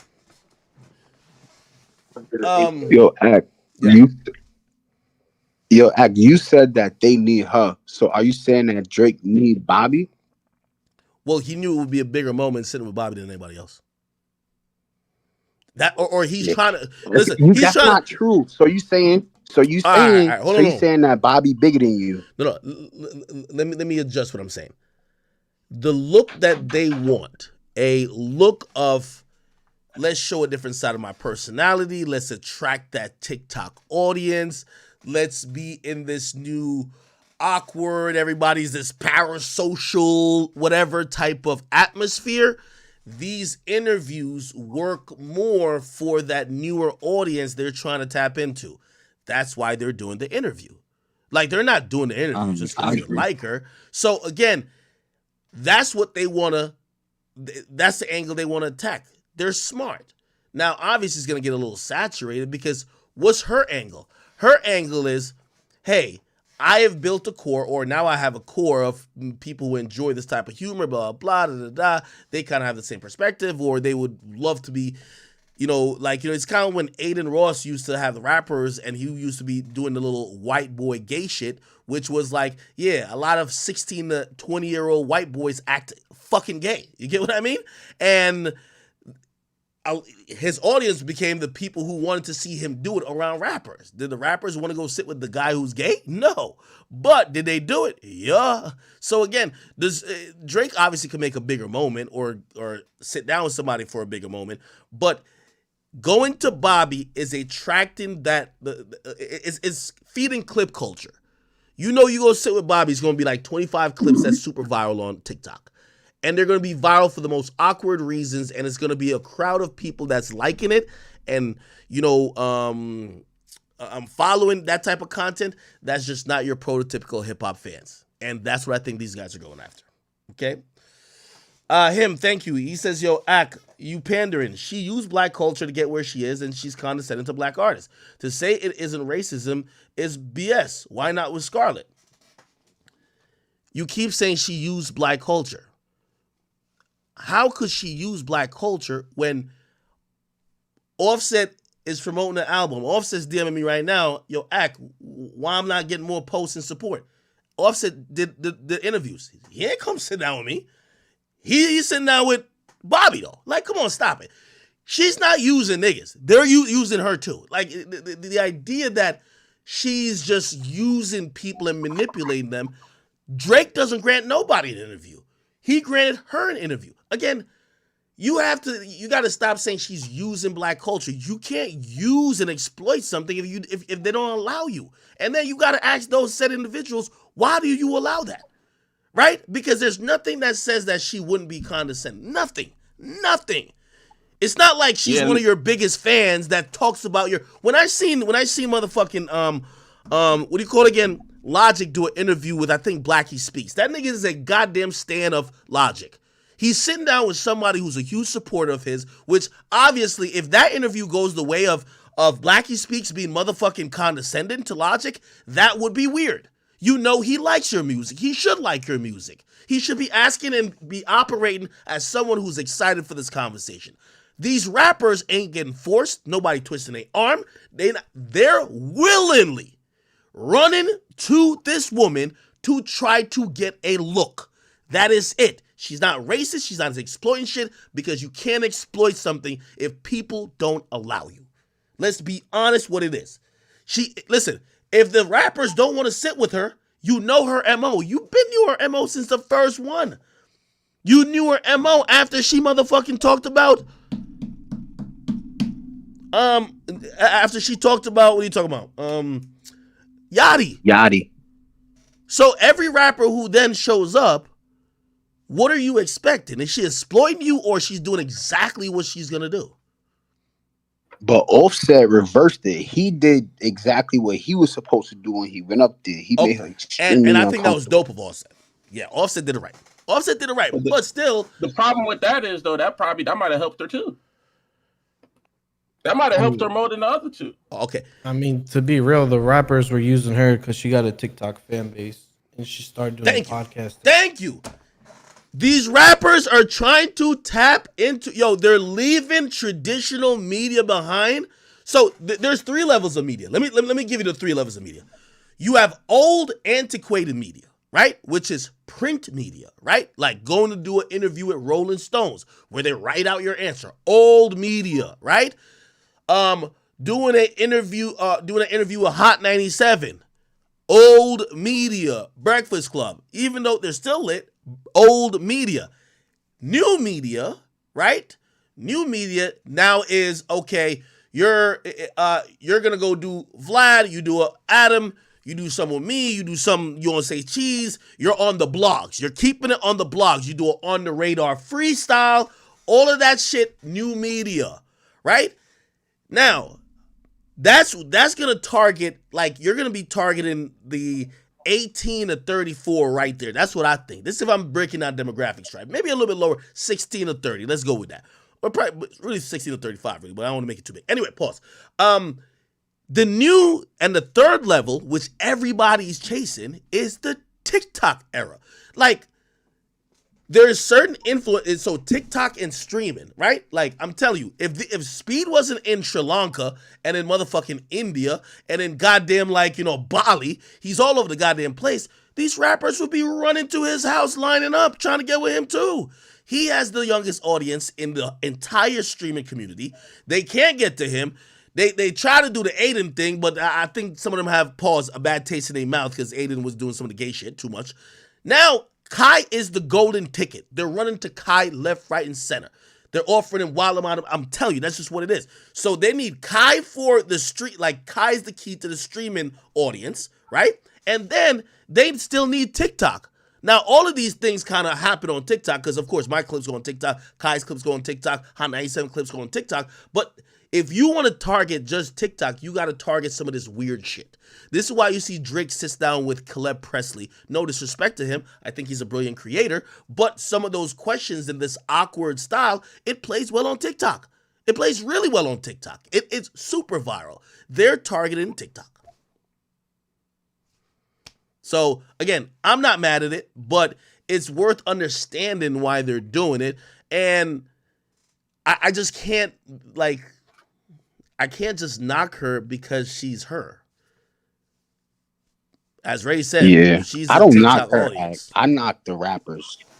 Hey, you can't not buy it, man. That's high quality milk right there. High quality. Yeah, and by the way, you're gonna continue to see, like put it like this. You're gonna, and here's the funny thing about it too. Here's, you know, in the same breath of what y'all are saying, think about how, if anything is racist, this is racist, right? What is not her being condescending, it's racist how black entertainers would treat her versus treating Funny Marco. You see what just happened with Funny Marco, throwing a cup in his face, yo, you a bitch ass nigga, you a goofy. That's how they talk to you when you do the same type of shit that Bobby's doing. But when you sitting here with the white girl, Drake is like, yo, she's saying, I don't know no songs you making. Drake is still trying to fucking explain. He ain't condescending to her. He ain't mean to her. He ain't throwing a cup in her face. Neither is these other niggas. So again, as much as y'all want to say it's her being racist to other people, maybe we should start saying, why, if rappers treat Funny Marco one way, why don't they treat her the same way? You know why? That's that lily white girl, and you want her audience. You know what she stands for. You know what she stands for. You know what audience she's representing, and you're going to tap dance and, shuck and jive to go get that shit. But when it's Funny Marco, you will turn up a bit. So who's using who? Who's racist to who?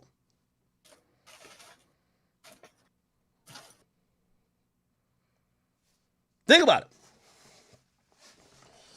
it. Yo, Jess, thank you for the thank you for the dollar. It says, okay.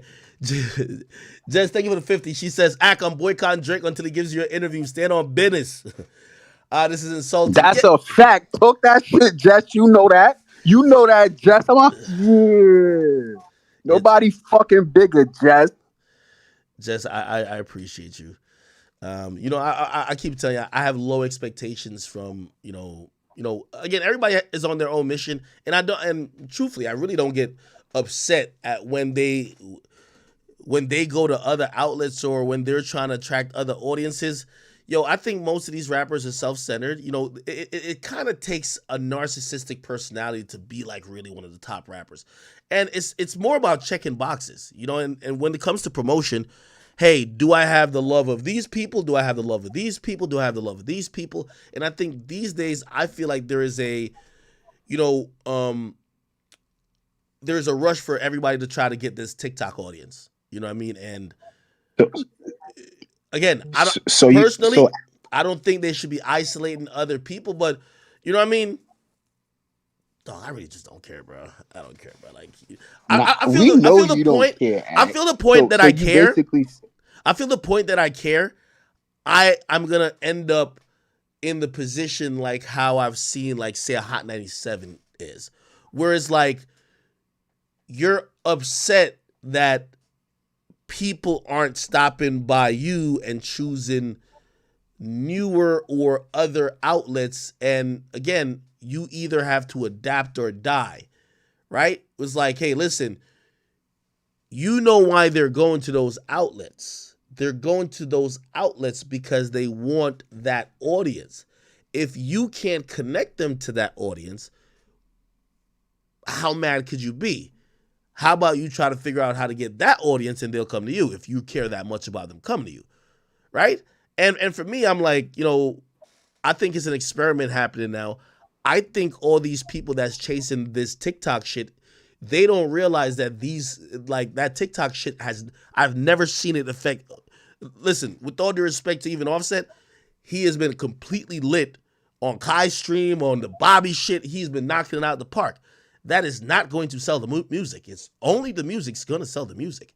So again, I think we're in an experimentative phase where everybody's trying this new way. Like, hey, let me pander to TikTok. Let me use new flows. Let me do this to attract to the youngest of kids, and let's see if it's going to result in streams. I have yet to see it work. You could tell me if you think it works. Now, it does work when it's organic and natural, and it just happened to happen, but not when people target it to do it. Gunna, fuck you mean? That blows up on TikTok. That's one of the reasons it's really successful. Did he come out and be like, oh, no, let me just do a Bobby Altoff interview. Let me check the boxes of how I could appeal to TikTok for the record to work? No, it either worked or not. So again, I don't think most of this shit works, if you ask me. So it sounds like you saying, and I just want to be clear, but it sounds like you saying like artists will go places where they aren't really supported, other than places where they are supported. Well, no. Well, in plain terms, I'm saying artists aren't loyal to the platforms who have ever supported them or who still support them. Artists are always trying to connect with new audiences. You get what I mean? That's the point. Like, for example, if they're now at the point to say, we need Kai's audience. Now, I'm telling you this, and this is respectfully. Kai's audience is not a music audience, right? They're not there saying, hey, we're just here to find new music. Think about this. We have a stream where we've been on for 6 hours. We're talking music the entire time, or we're talking about musicians. That's not what Kai's audience is. So now here's the thing. You go do a collab with Kai, yes, you got a lot of attention, but how many of those people then get converted to listening consumers of your art that you're really trying to sell? If these guys are trying to be like social media personalities, yes, it's amazing. I think they're slowly realizing that, hey, listen, it don't matter if Kai has 1 million people watching you and him on stream. They're just fans of the content that y'all made on stream. They're not gonna go love your music. It just doesn't work like that. Like, you know, we're in that phase of people realizing it. If it did work like that when Blueface went on Aiden's stream and they had 300,000 people watching live, Blueface's music would have been all over the charts. This ain't like the Super Bowl. You know when it says like Mary J. Blige shows up on the Super Bowl, performs like 2 songs at Super Bowl halftime show. Her music spikes, you know what I mean? Like on iTunes and stuff like that. It doesn't work like that when it comes to, you know, some of this TikTok streaming content. It just doesn't work like that from what I've seen. I wish I could be, if I'm wrong and I see an example I'm wrong, I'll definitely call it out. But you can't tell me that anybody, and I don't care who it is, by being on any of these streams made a sizable or even noticeable difference. And the reason is that most of these people, I keep saying, most of Kai's audience are fans of Kai, and they're not necessarily music fans. It's like if you try to, I don't care if you, it's like how marketing is done. The way how marketing is done is like this, right? If I'm selling winter jackets, right? And I go through an outlet that the majority of the people that watch it are in sub-Saharan Africa, and they never need a winter jacket. Yes, my voice is being amplified to them, right? And maybe all of them see it, but how many of them are going to actually cop it? Do you get what I'm saying? And that's the only point about like streaming and stuff like that, right? Again, I think it's a great way to show people's personality, but I think sometimes these artists are using it as the only promotion tool for their music, which I think is blatantly incorrect. I think if y'all doing a Bobby Altoff interview, you should want to do something like what Offset did, was you're showcasing your personality. That's nothing about music. You're showcasing your personality. Cool. Bet. You doing Kai's stream, you're showcasing that, like, that was so dope that Offset showcased that, like, bro, I could hang. Fire. Love it. Now, you have to still present and sell your music. Like, it doesn't mean because you check those two boxes means that, you know, and again, maybe I'm wrong, but I haven't seen it yet. So, you know, we're going to go through this phase and then we're going to see what happens next. And by the way, Offset, he's expected to sell 85K.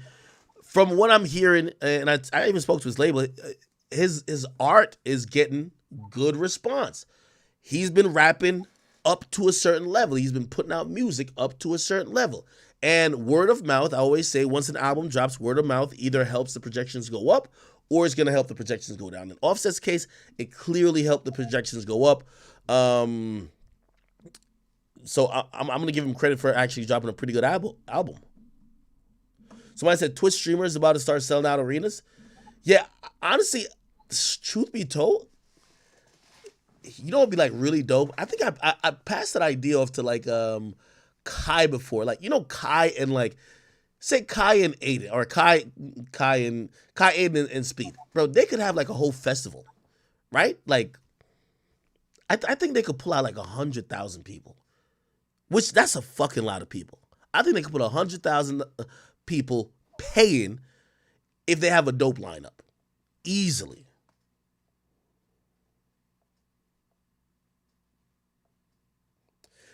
Don Snaps, you say rappers are better off having Kai listen to the album on stream. I agree with that too, but here's the thing also with, like, I'm telling you notoriously about Kai's stream, right? This is why, like, you know, when it comes to marketing, I always tell people, I'm like, you know, I don't really compare myself with any other outlet because my outlet is usually a super music-based conversation. And if you're trying to get to music fans, I got the key, right? As opposed to you go to World Star, some niggas might be over there for fights. They might be over there for big booty Instagram models. They might be over there just for car posts and some other dumb shit and skits. Again, act is like, we're pretty much keeping music for the most part. Okay. Yeah. Somebody said Kai already do that? I think they could do a lot, man. I think they could do a lot. Oh, no, this is what I was going to say about Kai playing the music, right? Kai's audience, like, what do you think brings us together at this stream, right? Right now, you know, we got about, I don't know, we probably got about like 12,000 people watching from all platforms. What brings us all together is a few things, right? Music, culture, news, celebrity news, whatever. Those are probably like the three big categories, and a lot of things kind of fall all over the place. That brings us all together, right? With Kai's audience, what do you think brings them together? Most of them are young teenagers. Not all, but I'm saying most. But I think the biggest and the majority identifier of Kai's content would be like that they like Kai and Kai's personality. Do you get what I mean? They find him to be entirely entertaining, no matter what he's talking about. So this is what I'm saying about music.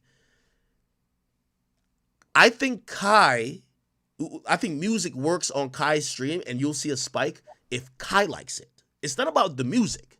Like, Kai's audience ain't there to consume shit in a vacuum. Now, if Kai's like this, like, you know how I bump Last all the time, and y'all know it's like one of my favorite songs. If Kai had one song that he said, this is my favorite fucking song, played it every stream, that shit's going crazy. You know why? Because his audience is going to be inclined to like that song. And they're going to like that song. Why? Because they like Kai. That's the point I'm trying to say. I play albums on here that y'all like and I don't like. Y'all don't really look at me to make y'all opinion up. Why? Because y'all are music fans. Debatable. Well, some people might, but I would think to a way lesser degree. Do you get what I mean? I think the real reason I didn't want to bring this up because I was going to bring this up as a topic tomorrow. But like, I feel like you are the grandfather of like black culture streaming, right? You can't even be a black culture streamer, including Aiden, and not admit to that. You know what I'm saying? So like, I just think with you are the reason why those niggas can even do a recap stream, because you're the first person that made niggas want to go watch another nigga listen to an album. For real. Yeah. I'll not to be a glazer, you know what I'm saying? Pause. But like, if you're gonna really think about it, you're the first person you're the reason why niggas anticipate Drake albums the way they do. Remember when you fell asleep on stream? That was a moment in time, not only for Drake, but for music in general, where that became a thing. Yeah, that was definitely a spectacle. Definitely. Yeah, but listen. I think the only reason you don't have that same effect act is because after you did that one time, you went on a kind of like a hiatus due to other business ventures from streaming. No. Hey, listen, you have to realize, I personally don't believe I'll ever even get to the get even within 100 miles of where a person like Kai, Speed, or Aiden is. And the reality is just the reality. Their audience, right? There is some of, they're picking up new 16-year-olds every day. That's just what it is. And the amount of 16-year-old, kids that may not be into gaming that just wants to watch just chatting or IRL streaming, it's way more now than when I started. A 16-year-old now just intuitively is supposed to identify more with Speed, Kai, and Aiden more than me. That's the reality of it. It would be ridiculous. You know what I mean? So really, my ceiling of what I'm doing is it's not how many 16-year-olds it is. It's who likes music that likes to watch live streams? Who likes music, or who likes culture, or like celebrity gossip culture, whatever you might call it. So it's like a different bag. They have an audience. There's a 16-year-old every day that has an iPad that wants to watch content. And they're going to be watching Speed just do some shit. You can't compete with them niggas. That's a product of fortunately, their age and where technology is now. There's going to be undoubtedly, there's going to be another 16-year-old, right? Or another, maybe say 18 or 19-year-old that's going to be like Speed in the next 10 years that every 16-year-old is going to watch. That's just how it is.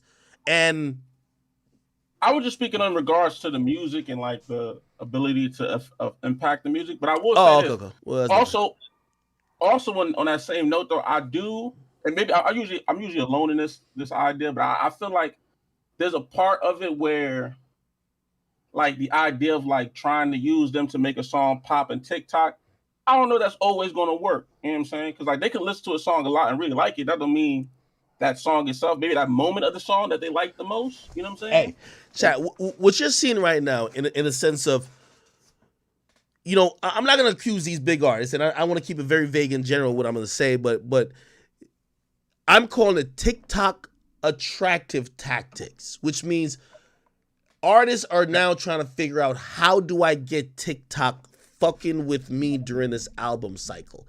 I think the Bobby is part of that cog. I think doing collabs with streamers. I think whether it's a Kai or IRL streamers, you got rappers now pulling up on Neon, right? Who's again, I don't even think Neon plays music like that. To keep it real, he's not the prototypical hip hop fan, right? That's not what you think of when you think of a hip hop fan. But they're pulling up on him because they would like for his audience to be exposed. the music industry is in a place right now. And remember, I said this before. I was talking with this one executive, and they're like, "Yo, right now, it's hard for labels to give out these deals because they no longer could predict when the hit is. They say everything is down from playlisting. They say even playlisting consumption is down. Like, for example, even Rap Caviar consumption is down. Why? Because these days people will hear a song on TikTok, a little sound or whatever. Sometimes it's a remix of something, but it's really popular. They'll go right to Spotify and just only play. Only play. That's the thing about Yeet. Let me tell you something interesting about Yeet. Yeet has the youngest fan base in the whole music game. Yeet. You know what they say? Carl Cherry told me this. Go watch if you've never watched Off the Record, go watch that Off the Record podcast with me and Carl Cherry. It's mad game. Mad gems. If you're an artist, one of the best pods you did. He said this. He said, check this out. He said, Yeet doesn't have one of the biggest audience, but they stream his music way more than any other his let me explain right. He says Yeet's fans stream his music almost 10 times more than a fan of another artist streams theirs. Why? Because all they listen to is Yeet. It's the TikTok audience, my nigga. That's why I'm telling you consumption's down. Somebody hears something on TikTok, they go to Spotify, not to play a playlist. They go to play that one song or that one artist all day. That's what's happening now, right? So it's like a really interesting dynamic of how music is now being consumed. Music is still being consumed, but the way how the labels used to push it, that people consumed it, whether it was through, they were pushing it through playlist. They would be like, okay, well, if all the blogs are talking about this, everything is shown to be less effective. The only thing now effective is that when you now look at the TikTok charts and you look at the streaming charts, there is a bigger percent change on when a song is rising on TikTok versus it rising on Spotify. Now, what does that mean? Your song being high up on Rap Caviar or any other playlist doesn't do as much as your song being lit on TikTok. Why? No. So what does that mean? Now, if I'm an artist, I need to try to find a way to get in that algorithm, which, by the way, nobody has solved. That's another reason. Again, the thing with DSPs, the labels own part of DSPs. So we're going to make sure, wink, wink, our guys are on the playlist. TikTok has this algorithm that hasn't really been fully solved, so they can't properly predict it. So it's kind of a little random still. And anytime, put it like this, in any business, I've always said this is why music business is so tough. In any business that isn't, that you can't accurately predict or project income and revenue, you're going to fail. Like the music industry, as much as you think, a hit song is elusive, these companies could predict what their revenue is going to be for the next quarter. We're putting out these artists, we know they're going to do this. Hey, when this person, it's usually it's still a business. These days with TikTok, especially for newer artists, you can't tell. You don't know what's going to blow. These days for rollouts, you don't know what's going to catch on TikTok. Like, I'm pretty sure before the album came out, the Her Loss, I don't think Drake and 21's like, yo, damn, when they hear that 21, can you do something for me? Oh, that's going to be a TikTok trend. They probably didn't know, right? Like, that's kind of the randomness, right? But it's kind of rolling the die a little bit. And I think these guys are trying to sweeten the pot by doing the TikTok, like trying to check those TikTok boxes. Okay, let's get on Kai shit. Let's blah, blah, blah, blah. Labels already admit that they're paying for, like, they've been trying multiple ways to kind of solve this, like, Rubik's Cube of algorithm on TikTok. Yo, let's pay for dances and challenges. The labels are paying for this at this point, right? Like, these little TikTokers, they'll give them, yo, here's $1,000. Yo, just do the dance to this song, make it up, blah, blah. All right, cool. We're going to pay these other 10 creators, and then they're going to use that, get a meme page on motherfucking, or one of these like repost page on Twitter to post it, and then let's try to get it on the blogs on Instagram, and hopefully we'll get some type of traction. That's kind of what's happening right now. It's just not as predictable, and it's not as ironclad as it used to be. Once you're on a sizable playlist, it's over. You're selling everything, like almost to the point that you could almost guarantee that you might be able to make the Billboard charts. Now it's really TikTok, which is unpredictable. And sorry for that whole rant because I know a lot of y'all probably got it, but long-winded as fuck. All right. Another thing. Let me see. Remain L, thank you for the 5. It says accurate truth. Seriously, love listening to you and your informative content about hip hop. Thank you for your hard work and dedication. Yes, I appreciate you. By the way, we're 6 hours and 30 minutes in. I know last night I must have been tight of me, so that's why I'm putting in the work today. Okay, cool. Jess, hey, thank you, Jess. You are way too generous. Geronimo, thank you for the 10. He said, yo, put some money on 6ix9ine books for some soups. I don't think they're gonna have 6ix9ine in a regular jail cell. And I'm only saying that because if I'm seeing how the Dominican Republic is treating this, they're treating this almost like a matter of like national security, and they're seeing how big it is, and now and pause, by the way, everybody's looking at this country and how they're handling it. I don't think they would want to just throw them in a regular jail cell. And you know, this ain't like Cook County Jail Cook County Jail ain't no sweet place to be either.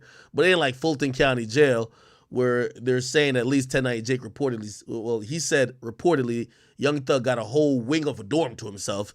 It ain't like that. Not up in no Dominican jail, man. You feel me?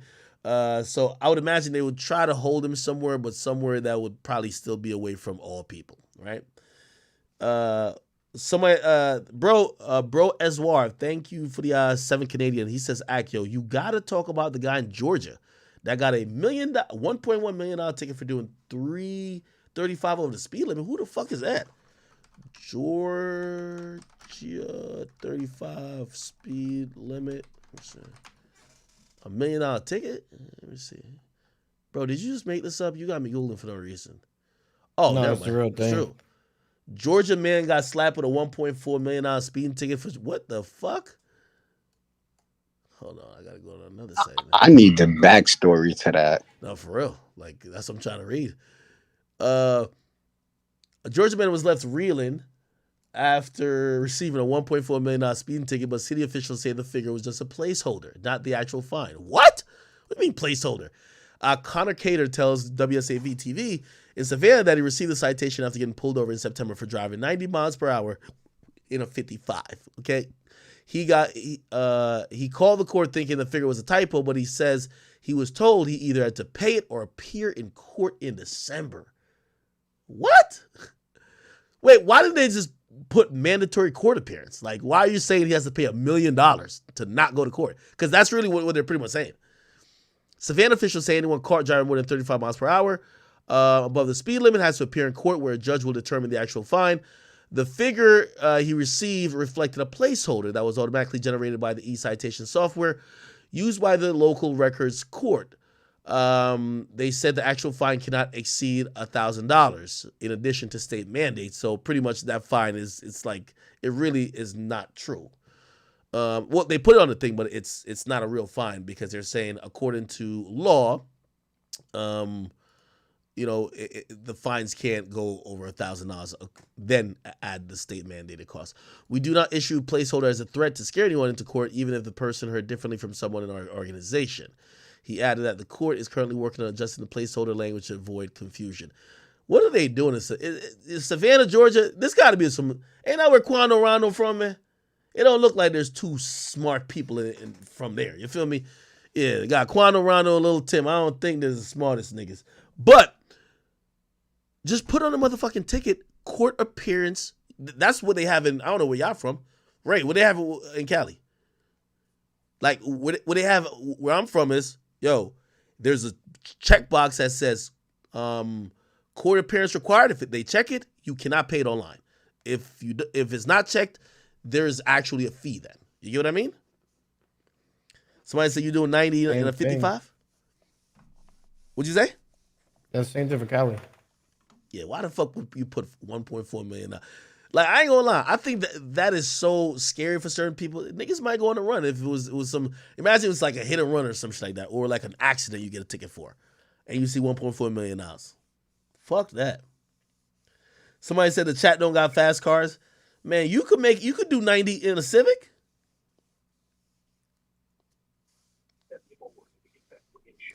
Yo, Ray, man. Yo, I gotta send you on a mission to get my boy 6ix9ine out, man. That's you. Go DR, go get him. Shit, I don't want him to hold me, nigga. The hell? That's what I'm saying to you. I don't even think 6ix9ine locked up. I don't think he locked up at all. He's definitely locked up. That shit you posted with all the cameras and shit, that shit looked like a movie and a fucking publicity stunt, bro. You think so? Bro. If getting arrested in DR look like that, bro, lock me up. Lock me up in DR. Niggas got the cameras, the lights. It only looked like that because he's a star. You know what I mean? It's like, imagine if I don't know. Imagine if Jack Harlow went there and got arrested, it'd probably be like that too. Somebody said, imagine Botel, you said podcast with Money Man. Yeah, I'm waiting on him to come to New York, of course. Somebody said SRT Hellcat. Oh, that's what you got? That's ski lyrics act. What? What? That's Sexy Red lyrics she was reading. Oh, what was it? Okay, my bad. Yo, who you think got Sexy Red pregnant, brother? Drake. Come on, man. I gotta stop with that, brother. Nah, the dude on the Instagram video. He said that's her baby daddy. Yo, I'm gonna be honest with you. Yo, I got a theory about why that guy might have done it. Let me tell you this. Listen, that's just pure jealousy. You know, yo, imagine your little bottom bitch. The bitch you used to, fuck after 3 a.m., you know what I mean? You used to practice your moves on her for your other chick, you know what I mean? Like one of them ones, all you got is hot Cheetos at the crib and she don't want nothing more. Like she one of them bitches. Like the type of chick, like you could go tell her to fuck somebody to make you some bread. You feel me? Like imagine you now see her you see her around Drake and some other niggas, you actually think you finna lose her ass type shit. She's like, damn, she about to stop fucking with me. Nigga. The next time you see her, you probably try to pipe her on some ungodly shit. And then shit, if that don't keep her, you gotta just drop the tape on her shit to ruin her chances with other niggas. You get what I'm saying? If y'all don't understand that shit, like a true hater, if they can't keep the girl, they gotta ruin her chances with other niggas. And you know how you do it? You drop the tape where, you know what I mean, she's not looking in the best light, you know, and anybody who cares that she might have a sex tape in terms of wifing her, they now fall out of the conversation, you keep her. That's how it goes. Somebody said, well, I don't talk about who? RX Poppy and who? RXK Nephew? Who's that? Wait, am I skipping?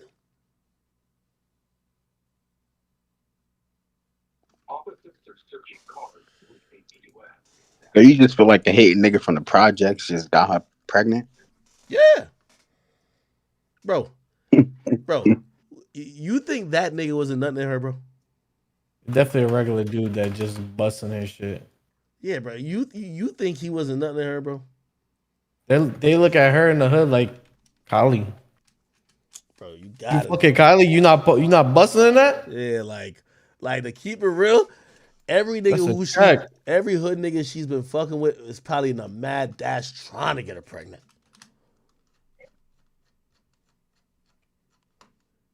Hey, chat, by the way, some new Omi pieces went up on the auction block. So Omi and the Hellcat, his cars were auctioned off recently, but Omi and the Hellcat, his jewelry actually hit the auction too. So if you ever wanted to cop, you know, some of his jewelry, you could have.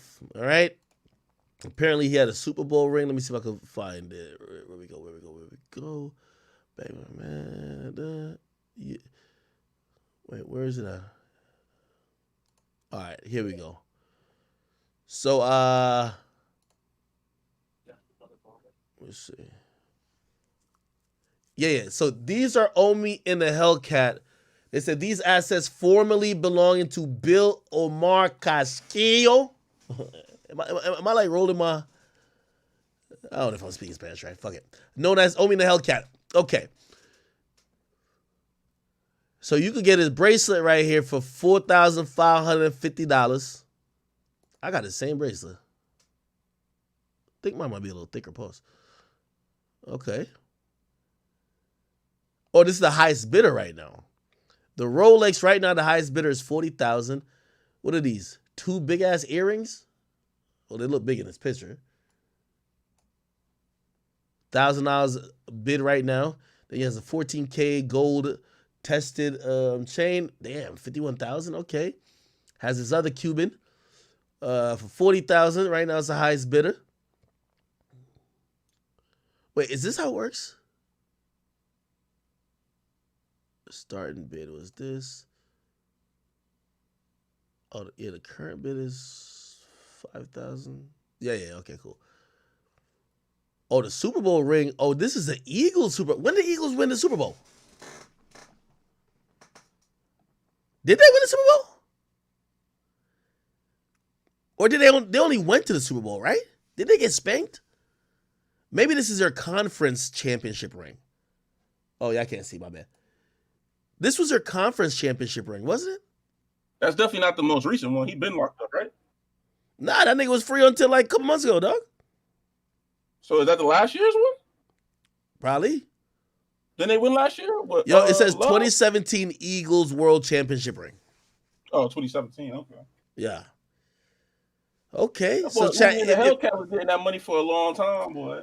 Yo, I ain't gonna lie. As long as they cleaned all these with a jewelry cleaner, bro, I'm not buying no next man jewelry lathered in fucking lard and neck fat. Like, get out of here, man. Y'all gotta wash and clean that shit off properly for me to get it. They probably didn't do that though.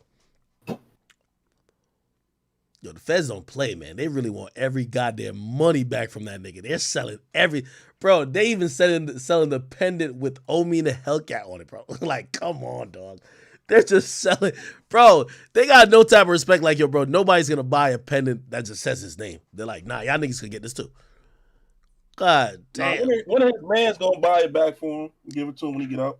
Well, apparently, they were not. saying that Sean Cotton bought some stuff back, bought some cars back. Is this a bullet right here? This is his reloaded chain. Okay, or his reloaded pendant actually. Damn.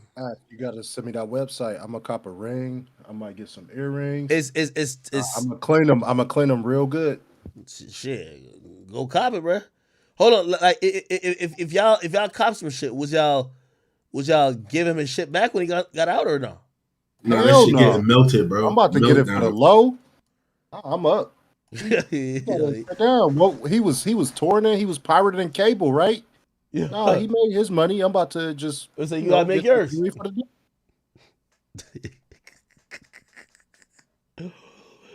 Chad said, "Fuck no." Jesus. Okay.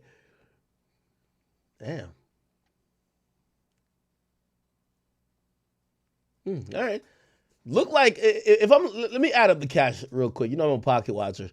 I just want to count up the current bids to see how much money right now the feds would get from selling all this jewelry. So this is 4,000. Let's call it 5.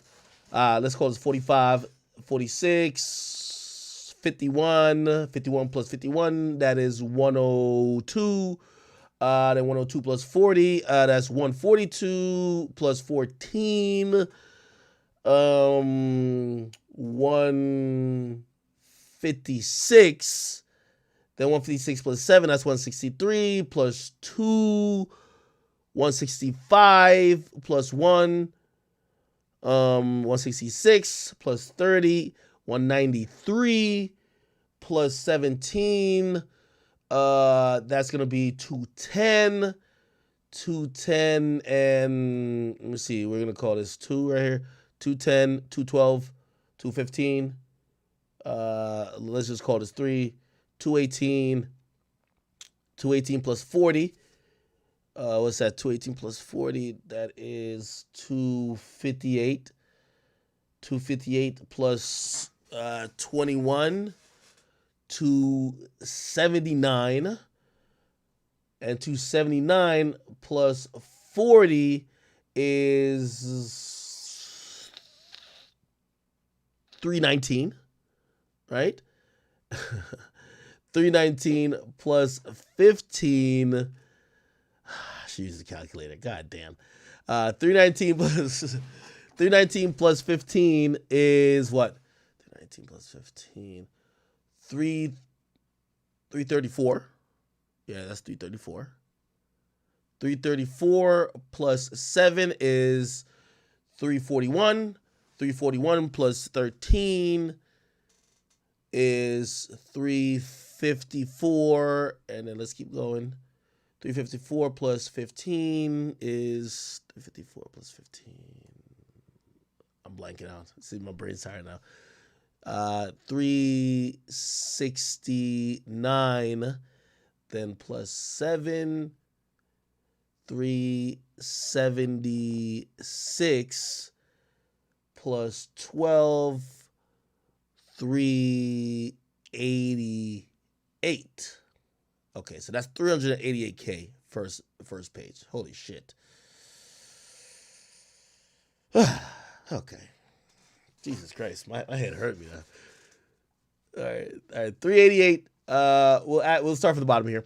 388, and then we have 388. That's 390. 390 plus 4. We're just gonna call this 4. 394. 394 plus 9 is 403. 403 plus 4 is 407. We'll just call this 9. 407 plus 9 is 416. 416 plus 8, which is the last thing, is going to be 424. So 424. Okay, so $424,000. The current full bids are for all the jewelry you got. All right.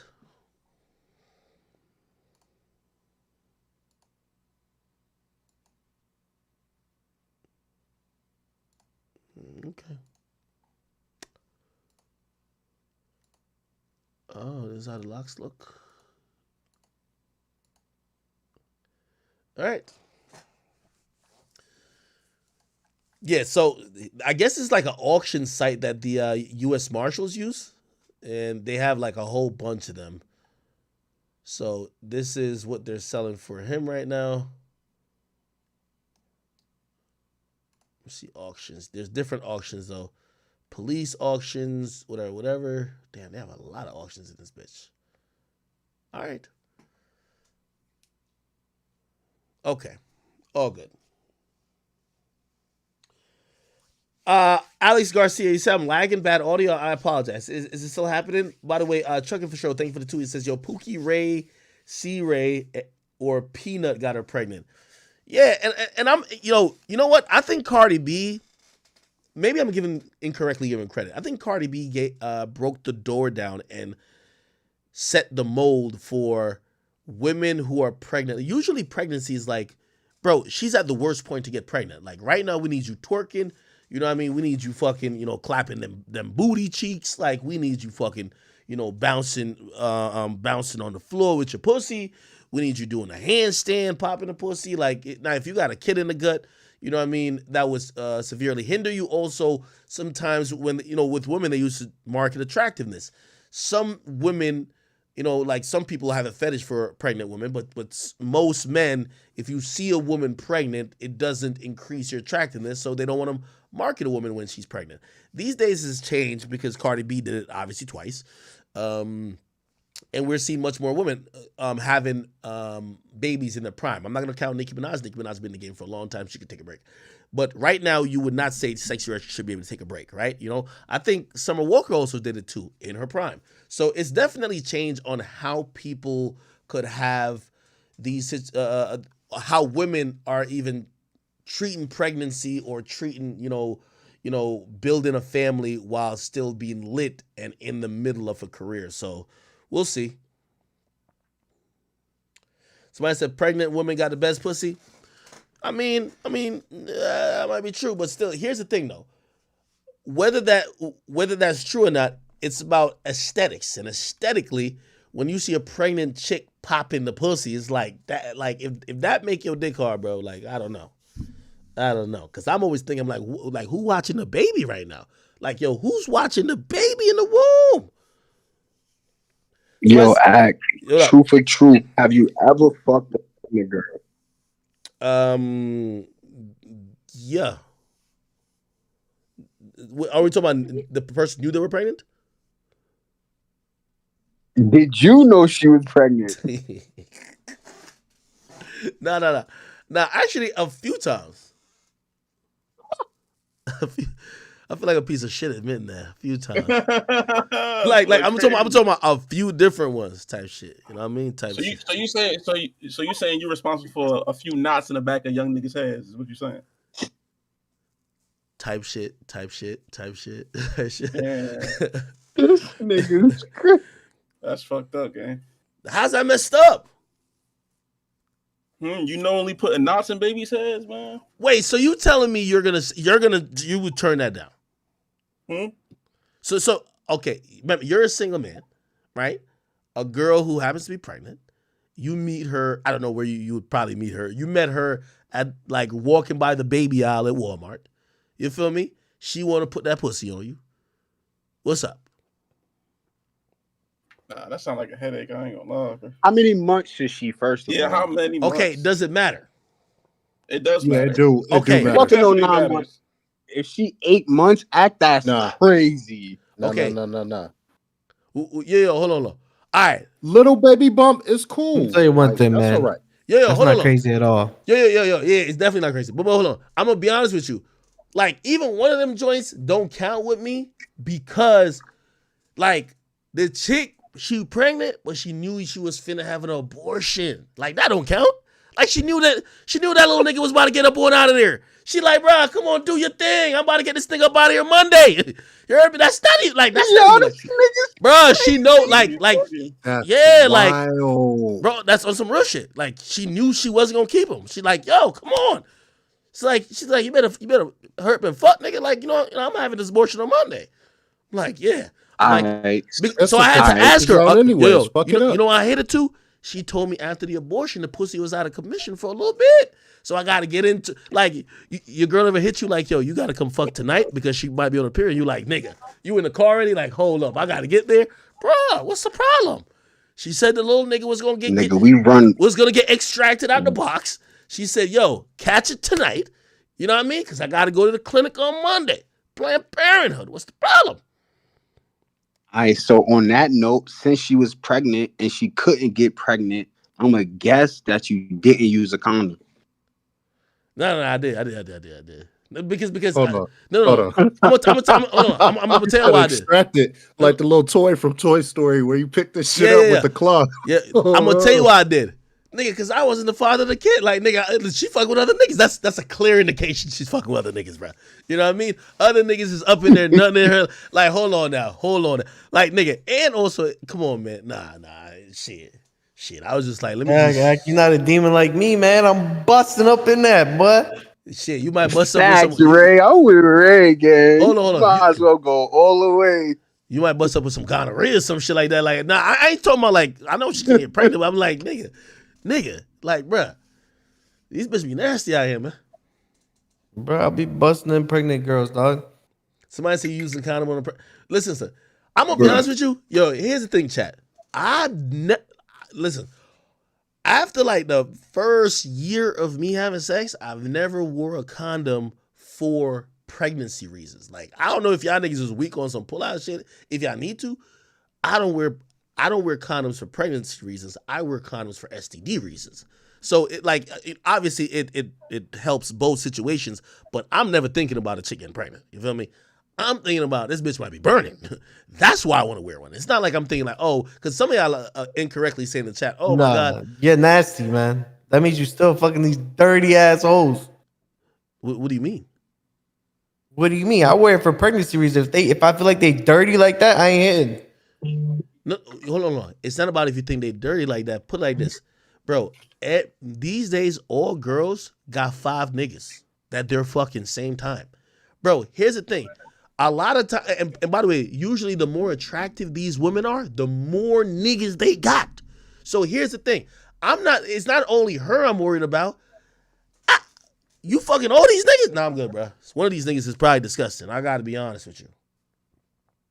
Yo, Act, I don't know if you ever admitted this, or I don't know, but I want to ask you, because I'm going to tell my truth. I'll tell my truth before you answer if it makes you feel comfortable.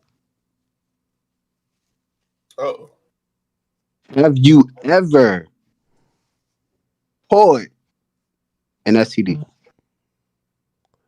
I caught chlamydia before. Respectfully, I caught it before. I'm not going to lie. This nigga's one of the. I caught it. Hold on.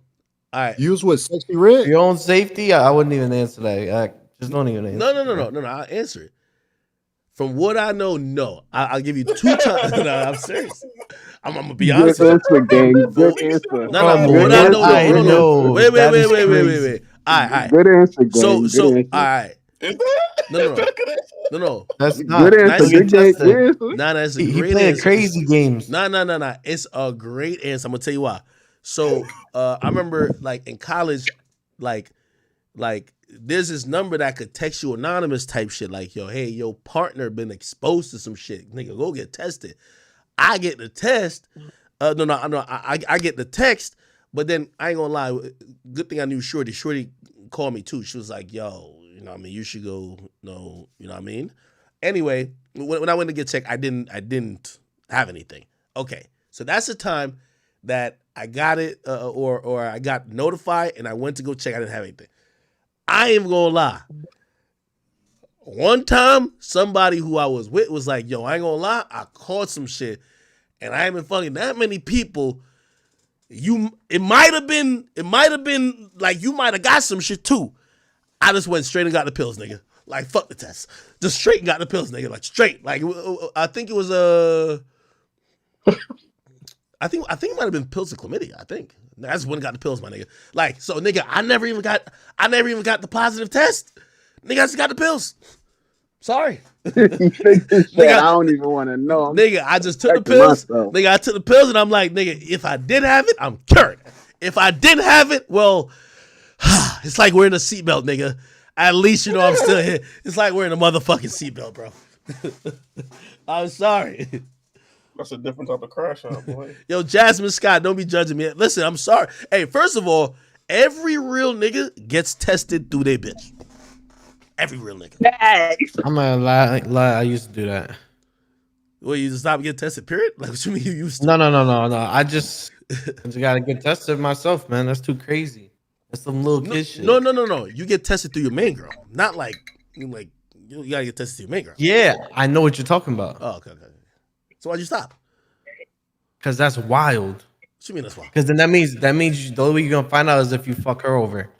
Or she tell the truth. That's not. She gotta tell the truth first. That's true.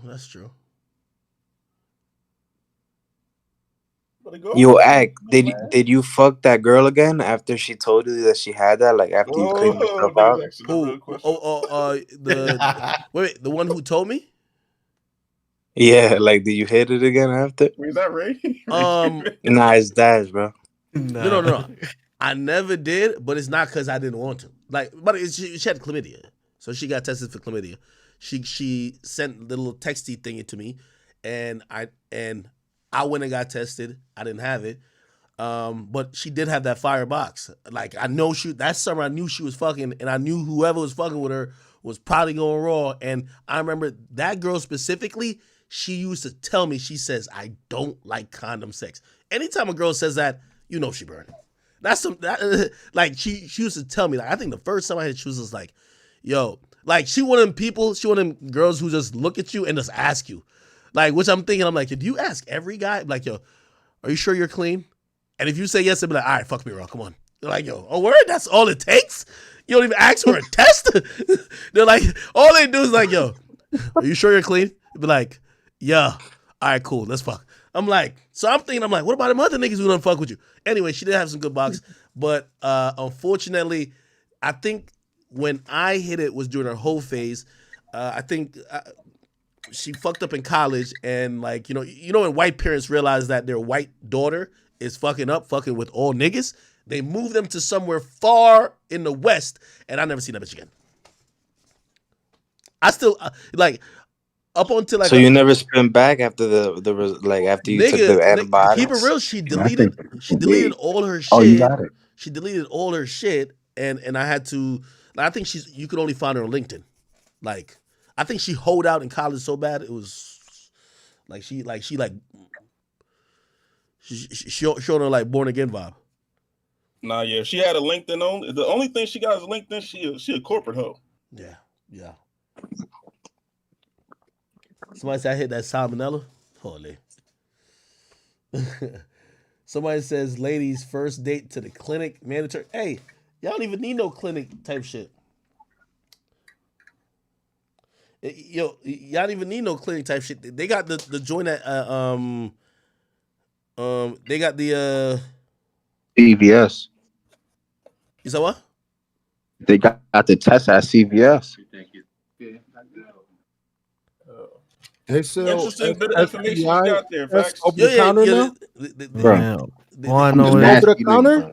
you just gotta fuck a bitch raw. Every bitch supposed to get checked every 90 days. So that's how you I'm go. a nasty nigga, bro. Did you just unzip your pants? Was that a zipper? Yo, wait. Hold on. What does that mean though? Like, explain. What does what mean? No, I'm talking about the facts. Facts say he nasty like facts. What type of nasty you talk about, brother? Bro, I'm from New York. I am from Far Rockaway, Queens. I am a dirty nigga, bro. Respectfully. Holy shit. I will go places most people won't go. What does that mean, bro? You know exactly what I'm taking chances. I'm taking chances, bro. Hey, all right, hold on. All right, hold on. I asked y'all a question. And by the way, this is like some college shit, right? Well, I think it's some college. I don't think grown men are doing this no more. If you were involved in a train, do you go get and I'm hoping you wore a condom, like I'm hoping. But do you still go get checked? Not if you wear a condom. Keep it G. I'm not Bro, I gonna would never lie. do a train. Yeah, I don't do trains. So Back in the day when I did it, I didn't go get tested. I remember I was on a roof one time right after we cut school and we went on the roof. And then we did our thing. I ain't going front. I don't even think I washed my shit after that. It wasn't no sinks or nothing. It went right. I didn't even put my pants down all the way. I did it through the boxes and went back to school. Real nigga. You went raw? Yeah, what you mean, Oh, nigga? Yo, are you one of those dudes that don't believe in AIDS and Facts. STDs Facts. and You shit? something else, Bro, dog. I was Those 15. people Bro, I was exist. 15, bro. Nuts, I bro. was 15, bro. Don't Hey, judge me for my mistakes in the all the past. chat niggas and all the chat queens, once a year, go get tested. Do it on your birthday or after the new year. Don't be spreading these fuck ass diseases around. Please go get tested. Yo, man, the new rule is if Shorty don't show her paperwork, I'm not fucking, bro. Bro, you know you're not following that rule. I swear, bro, you got to, bro. The You know what I baddest don't like, bitch bro? is on you. You gonna so yo, where's your paperwork? I swear to God, bro, you have to. Yeah. Right now, I'm 100% clean. But we got to start normalizing niggas really being honest about having chlamydia. Because it's like 7, 8 people in VC right now. And I could ask all of y'all. All y'all probably be like, oh, no, I never caught anything. Whole time. I never caught You know what I'm anything. saying? Not I'm from not even here gonna to jinx say I myself. caught chlamydia before. Ray, you was in Miami with Tory with all them scallies down there, and you never caught Bro, that's nothing. called protection, man. You know them hoes out to get us. Brother. Yo, Ray definitely caught chlamydia once or twice. you know if y'all caught one of them scallies, those are the same chicks who fucking Sway Lee, who fucking half of the Miami, any rapper That's who a come fact. to Miami. That's not a lie. I ain't gonna lie. Maybe you're right because Tory did say Ray go get the condoms. He ain't gonna say. That's a fact. Y'all clearly was all right. Somebody Don't said play around. We know the girls out for the bread. If you got burnt by someone, would you fuck with them again? Never. I had a girl that she got burnt, and then she came to me like it was me.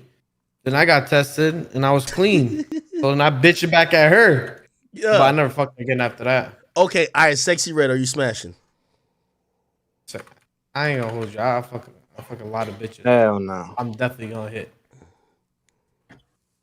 Will you smash? Impressed. All right, let me see how wild. Let me see how wild some of y'all niggas are. It's your only chance on earth to fuck Ruby Rose, but she got chlamydia. Nah, I'm not doing it.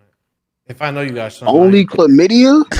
Can you That should tell, go away, like, though. is it symptoms or is no symptoms? Because it's Ruby Rose. I mean, Or she tell you straight up, I got chlamydia. I mean, it goes away. yeah, if there's no symptoms, I'm in that, and I'm getting her pregnant. It's Ruby Rose. What is we talking about? Yeah, I'm not gonna lie, bro. I'm taking that chance. One, just cause it's Ruby, and two, just cause it's that. Like, you can't die from that, and you could get that cleared up. I'll take them pills respectfully. Bro, we talked about Diddy G and Chloe Bailey like trying to marry up and do all that. Yeah, it's just chlamydia, baby. We can get rid of that. It ain't the gift they keep on giving. What would you do, Ak? Hell no. That wild. What you mean? You already took the medication before. Come on, now. Well, I didn't have no symptoms. Those are games you don't play. Somebody said a little clap never. No, some of y'all nasty, man. But anyway, yeah, a little round of applause, man. What else going on in hip hop, man? I've been on this bitch for 7 hours. Yo, how you feel about the lawmakers making a law against AI? What? I don't think it's. Wait, what's the law? They putting a bill out against AI copyrights and shit like that. Oh, well, I mean, I already seen that the Grammy is going to be considering it. I don't know, man. I don't fuck with that shit at all. The AI song That's created crazy. Like, how? The AI Go ahead, my the AI song created by that was mimicking Drake and Weeknd. That song got nominated, I believe, or was in consideration for a Grammy.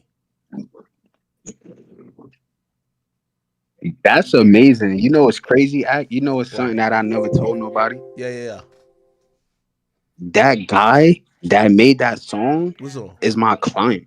Really? That Drake and the Weeknd song, I work with him. Word. Shit. Ghost? Facts. I never told nobody that, though. Hey, chat, you know who hit me up randomly today? I'm thinking about interviewing him. Should I interview him or this is fucked up? Guess who hit me up today, chat? Remember 6ix9ine's driver who also cooperated? He hit me up today. He was like, yo, Ak was good. I'm like, what the fuck? I'm like, you still here? I thought he was really on some witness protection. But he was telling me his story. He said, yo, the feds fucked him, like screwed him, bro. He was just like, he's like, after all that cooperation, he said he's still fighting deportation. You know, like, remember, they got him to cooperate because they were like, you're here illegally. We're just gonna, like, deport you.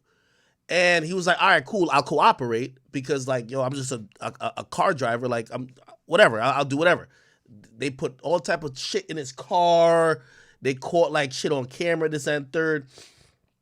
And, yeah, apparently after that, because I asked him, I said, bro, you not on witness protection? He said, nah, bro, I said, live in the hood. I said, what?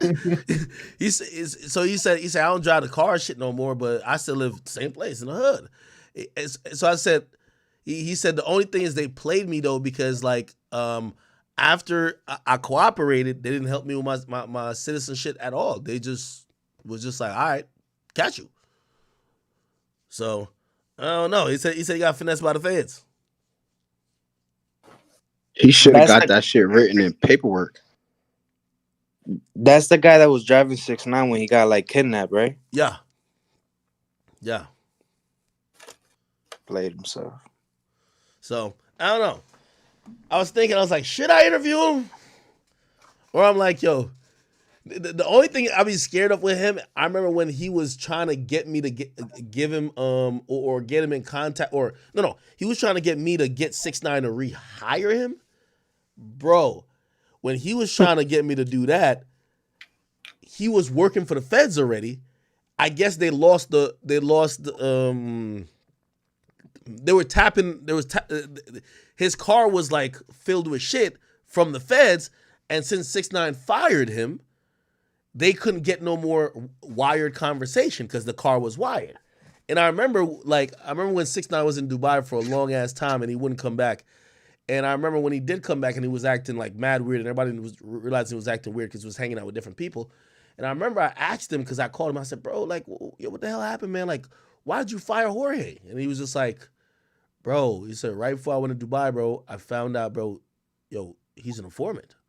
And I remember I was just quiet on the phone for like a minute. I was just like, first thing I'm thinking, I'm like, this fucking phone call is tapped. But yeah, anyway. It is what it is, man. Anything else going on, man? I'm about to hop off here, man. I've been on here for 7 minutes. Did you see that? That New York is going at it with DJ Ghost right now because he called like New York soft and shit on stream? I seen it. Yeah, they tight. I ain't gonna lie. He getting mad death threats, bro. Did he mean it like that though? Yo, I don't think he meant it like that. Jackson? You said what? About Drake and Michael Jackson? But I mean, it ain't really much to talk about with it. It's just that Drake tied Michael Jackson. He's officially tied with MJ for having the most number one as a male soloist, right? And yeah, first person shooter. I got one thing. It's Enzo. What up? So Twitch got this new beta, right, where you can do collab streams. Like hip hop had collab albums. Now both streamers can stream on Twitch at the same time. I do think it's gonna change the game and allow for just, I don't know, everybody to tap in. So I'm looking to tap in with Boom, with Jace AP, with all the chat nigga streams, and take my shit to the next level. I don't know how you feel about collab streams. Shit, I'm pretty sure it'll go up. Like, I see Twitch trying to up their game because there's a lot of competitors in the marketplace. Oh, but, yeah. They also have like guest stream or guest something. I forgot what it's called. That's it. I got the early access. They so you can have more than one person, but each streamer maintains their own stream. Oh, that's lit. That's not really new though. They always had that with like squad or team view or squad view when you playing like COD or something. Isn't that like adding somebody on Instagram, basically? Yeah, essentially. Yeah, it's kind of like that IG feature, but it's guest streamer. Except, yeah, both of you share an audience and bring your audiences together for a collaboration. Nah. I think that's something for Twitch to get back at Kick and Rumble for taking some of the market share.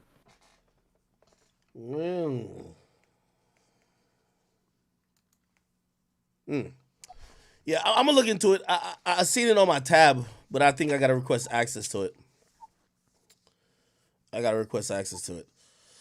All right, people. I'm probably gonna call it. I'm gonna call it quits for the day. Nice little 7-hour stream.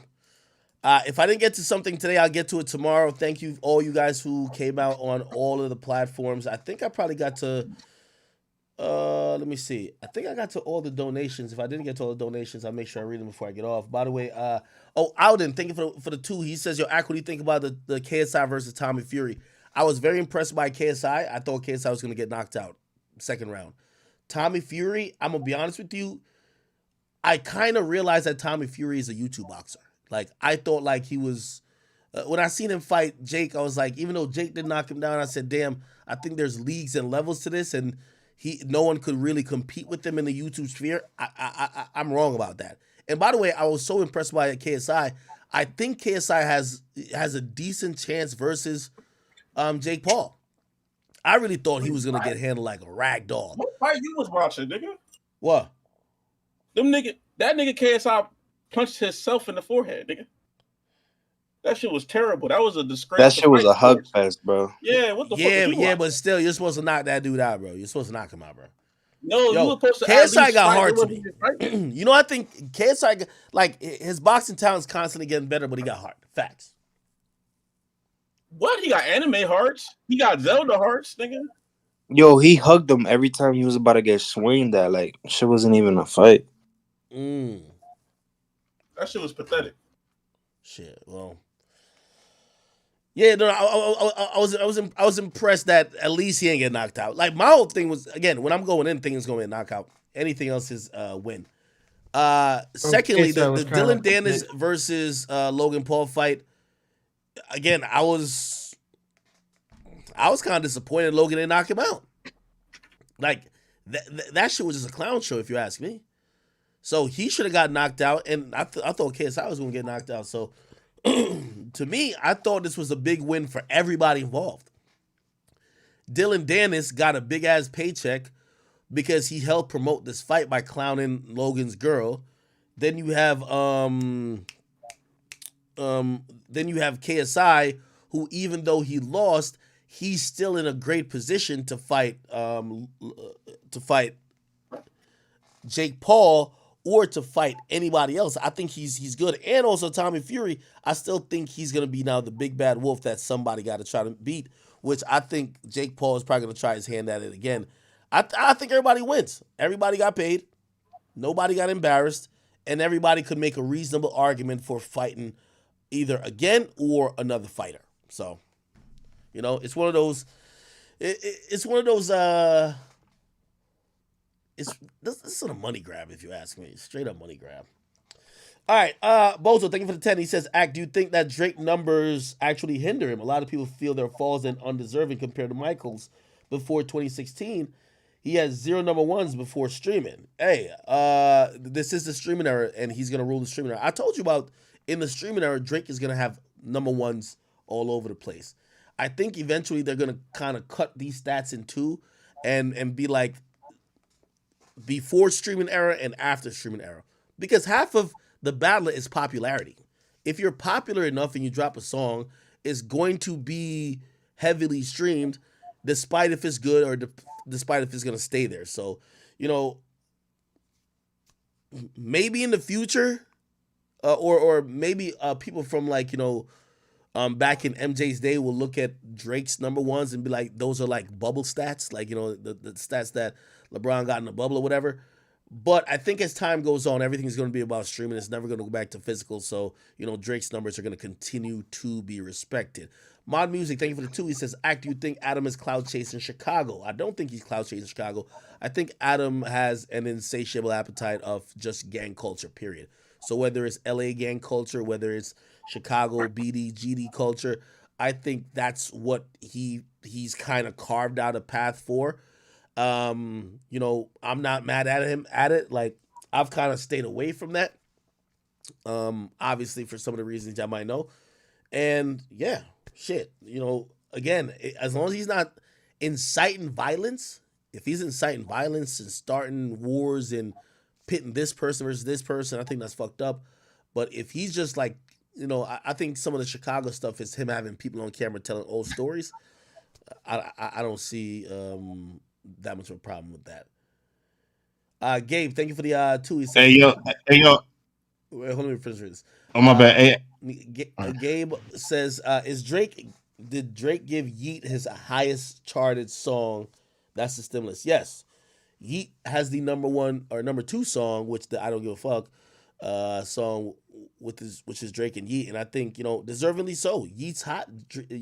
Yeet has an audience I think Drake's trying to reach, and Drake has everybody else. So them two just being on a track together, I think it should have charted like that. You know what was very surprising, and I think this is indicative of how bad the song was. Drake and Bad Bunny should have been top 10. It's not. Why? Because I don't know what Drake was thinking. He did and picked a horrible song with Bad Bunny. Okay. All right. I think we kind of got everything in. If you guys tune in via whether the Academy channel or you tune in via the King Academics channel, I appreciate you guys tuning in tonight. Also, Rumble. Thank you guys who tune in over there. We got some other things coming this week that is going to be kind of Rumble centric, but I'll let you guys know about then. And also Twitch, my loves, my peoples. I'm out of here, man. Everybody in Discord, yo, I'm gonna catch y'all. Well, for the people who know, y'all know what it is, all right? Everybody else, Act. What up? Yo, before you go, why? I'm not saying I don't know, because I'm sure Ala Focus speaks English. I know you've done interviews with Vlad and all the other. Why you don't like maybe hit him up or see if you could do something? Because he definitely gives you your like shit. He knows it, like you're the English king of media and shit. So, and I'm sure like y'all could do something good together.